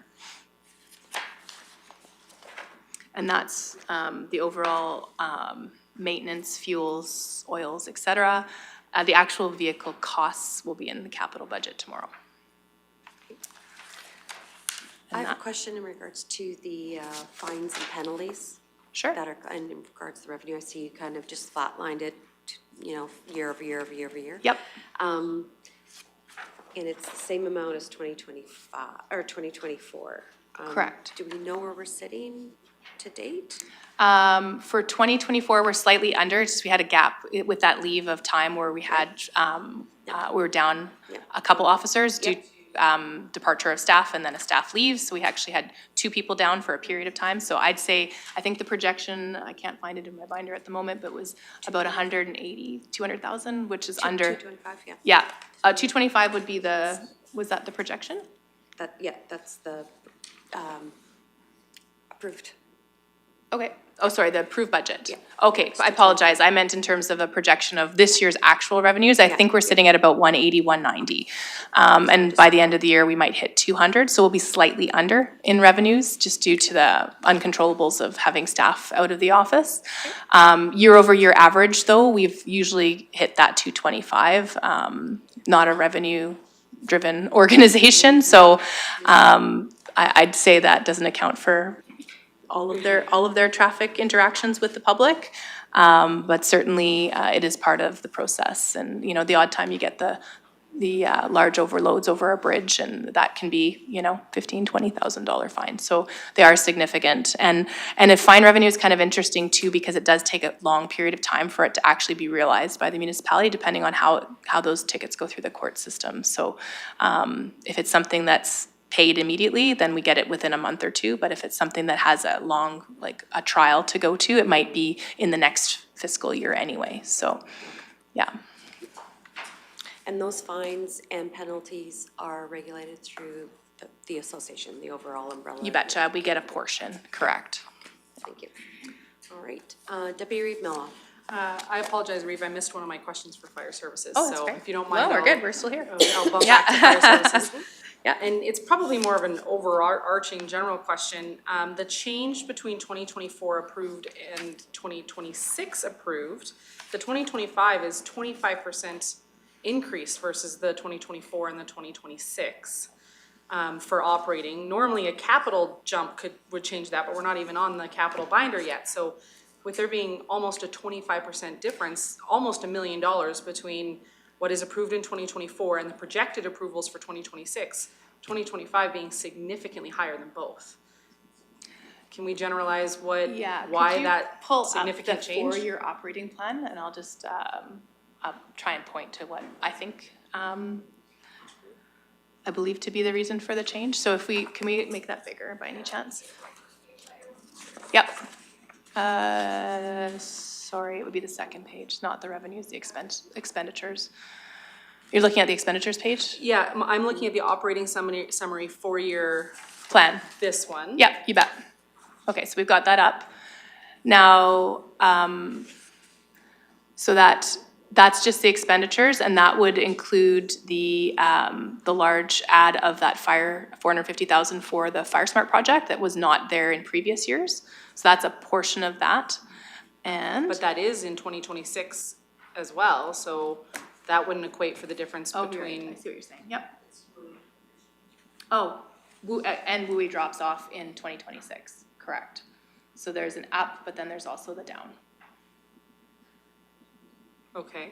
So from 2024 to 2025, the new thing is the $450,000 related to the, I'm on the wrong page.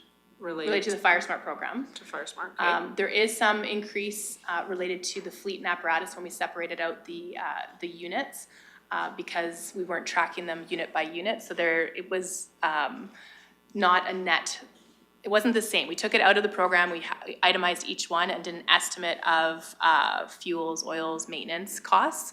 I think that number is going to come way down, but we kind of left it kind of a consistent number for each unit. So that did go up a little bit there. For sure. And then we also had some, we had our P65 review of salaries. That wouldn't be a big component of this budget though. So I'd have to look line by line to give you a better answer. It just looked like a fairly big change. So there's definitely increase related to WUI adding in those training expenditures. Response stays static, admin stays fairly static. Training was reduced slightly. Public ed and prevention, that one went up a little bit. So the administrative time or percentage of salaries was also readjusted based on our change of staffing complement. So that didn't, like, net overall for regional fire services, the budget didn't increase more than that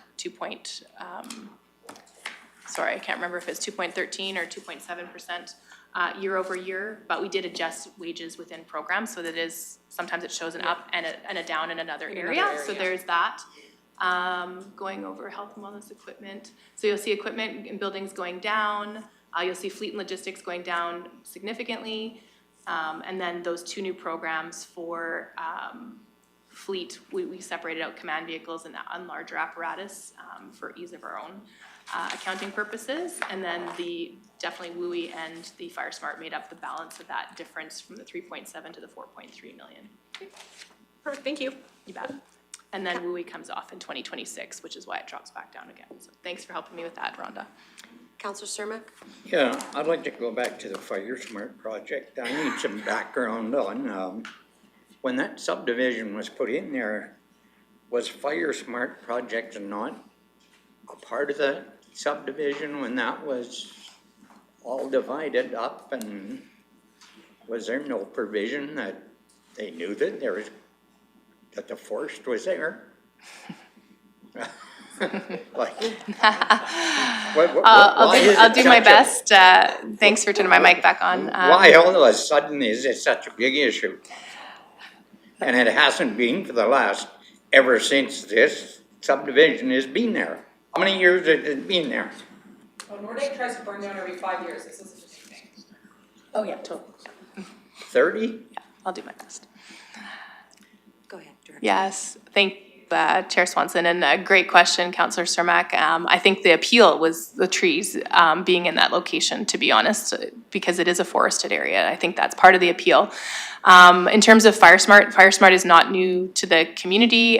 When Wade Colwell from Wildfire Management Branch came and presented to council, I think one of the maps that were in the plan, he showed some of the existing treatments in and around Nordegg. It's something that the province has been working on the public land side since the 80s at least. And over the years, as dollars are available, those treatments have taken place in different locations. In terms of in and adjacent to the subdivision itself, there have been Fire Smart treatments over the years. Some of those just require maintenance and upgrades because the vegetation grows back, essentially. So it's not a one and done solution because unless you maintain it with a vegetation management program where you're actually going in and maintaining that kind of a buffer continuously. So as part of that Nordegg Fire Smart planning process that the province did, they identified different units of location of priority based on all the science that Wade presented, which included fire predominant winds, fire travel patterns, types of trees, covered properties, the things that have impermeable surfaces, like where fire's not likely to travel. All of those things were included into the Fire Smart plan, and then those units were picked based on that. So there are some in and adjacent to that north subdivision that may not have had a treatment in the past, and whether that was through lack of funding for budget, it's just one of those things where, as you know, better you do better, and funds have to be available to do those projects. So, and certainly we applied for the Community Fire Guard program grants. We had that initial grant to do the plan itself. And then because we're not proposing in the veg management plan an actual guard that's maintained and vegetation managed by having sheep grazing or what have you, they want an 800-meter buffer for that fire guard program. And our wildfire friends have told us that they believe that the plan as it exists with some of that selective mulching and different types of vegetation management doesn't take away the aesthetics of Nordegg, but still makes the community safer without having to do a quote-unquote completely cleared guard. So I know I said that initially, just because we're applying for a community fire guard program, please don't anybody hang me that we're gonna go and clear cut anything. That's not this municipality's intent to hopefully to clear that up, that it's not intended to be a clear cutting, so we're not going to be eligible for community fire guard grants, but there are other FRIA grants which we're applying for and are part of this item to do a couple of the units in and adjacent to the north and west side of the north subdivision, and then some to the very north on the east side as well. So as money comes in, we'll do those projects and go back and do some of that. The province is going to commit to go back and do the maintenance as they have funding as well for previous treatments of Fire Smart. So any new Fire Smart treatments will be likely through FRIA granting or municipal dollars, and the province will be keeping up the maintenance of ones that they've done previously. So it's quite a mapping exercise. If you look at, and it's different levels of, it looks like different colors of green, really, where you can see on a map that there has been treatments in and along quite a bit of the west side from the industrial subdivision all the way up to the north subdivision in Nordegg. And certainly there's areas where maintenance is still required. So, but there are some spots they didn't get to as funding wasn't available for it. So I do think the reason why it's prevalent, and it's not the only community asking for this, just to be clear, we've heard from other areas. I think the chief's meeting with the province in Crimson Lake this week coming up. Not our subdivision or area, so that's a different conversation. But yeah, there's definitely an interest, a heightened interest, probably because of the significant fire events that we've seen in the last 2 years in the province.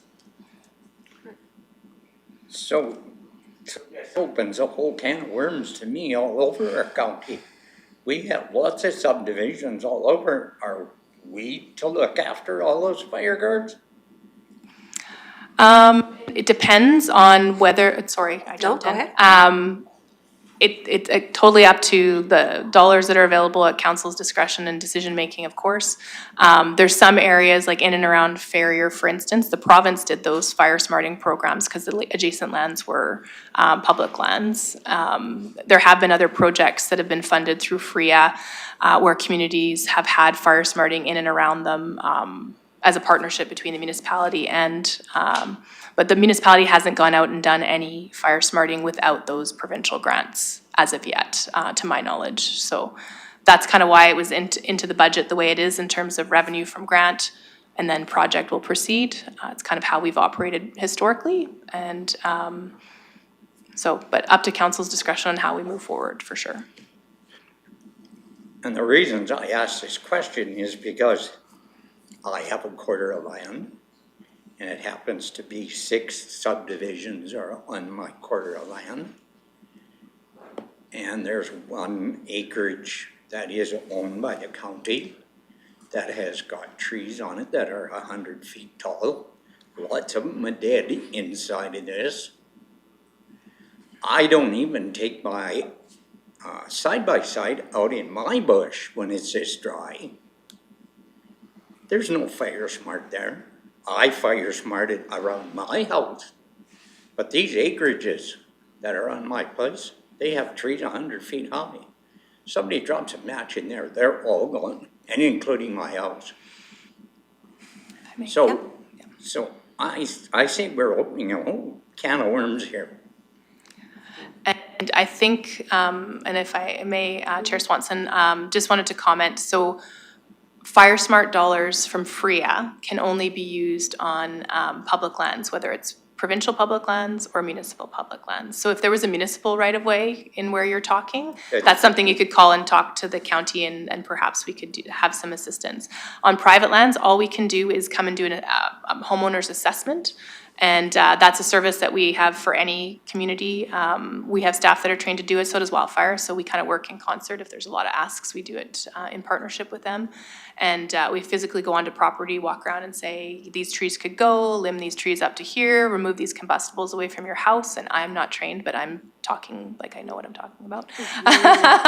So it's a little bit more in depth than that. But certainly we have staff available to go onto private property, but grant dollars for a program like this would never go onto private property. We have to support in different ways, either through assessment so that they can go get contracted services and do what they wish on their own property, cut the trees themselves, or clean up the brush. And then like in Nordegg, we're proposing doing some roll-up bins and having staff come out to be able to transport for people who don't have those means to transport, perhaps. But yes, we've had inquiries from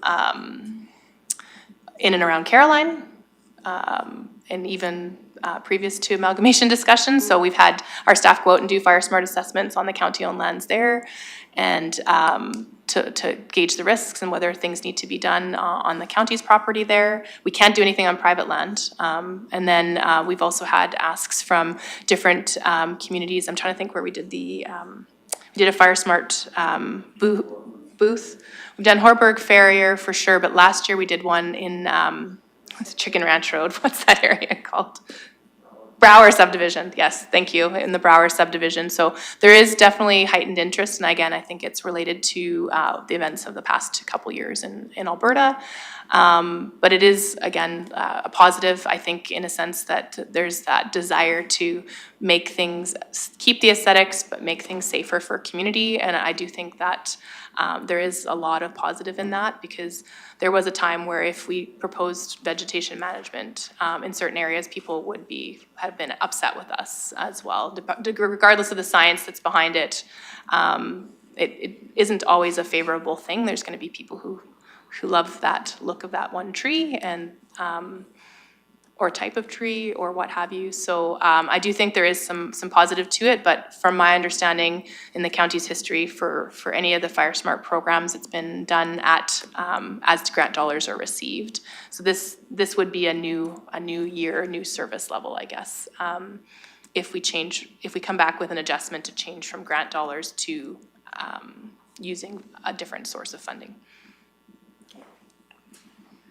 Yeah, well, I can see that in our planning department, if we're gonna do subdivisions all over our county, and we need to have a fire smart in that who's ever doing the development has to look after the fire smart thing. It shouldn't be left up to us. We have to enforce it, I think, and make sure it's done, but I don't think we need to finance it. That's my feeling. Okay. CEO Ammons? Thank you, and maybe just to build a little bit, because I think Christine's done an admirable job wrapping it up. But the Fire Smart program actually, as council is well aware, the Strategic Planning Committee is well aware, we're the developer in Nordegg, which puts a different hat on. And actually, because of that, Clearwater County was among the first municipalities to incorporate Bear Smart and Fire Smart into its land use bylaws for Nordegg, recognize the importance of Fire Smart in that community. The Fire Smart program is really a provincial initiative, and it's provincially driven. They really work admirably, favorably with Clearwater County staff, and we partner well on that program. Like I say, it's their initiative. They will come out with renderings, make recommendations to us, assist, literally sometimes do the grant writing. But they come forward with their expertise and say, you know what, this year we need to concentrate on Horburg. That's the higher risk. And we'll apply. They will literally walk us through it. And then we partner on getting the project done. If that helps kind of paint the picture. So it's really, the focus for this is really on the Crown, protecting our communities.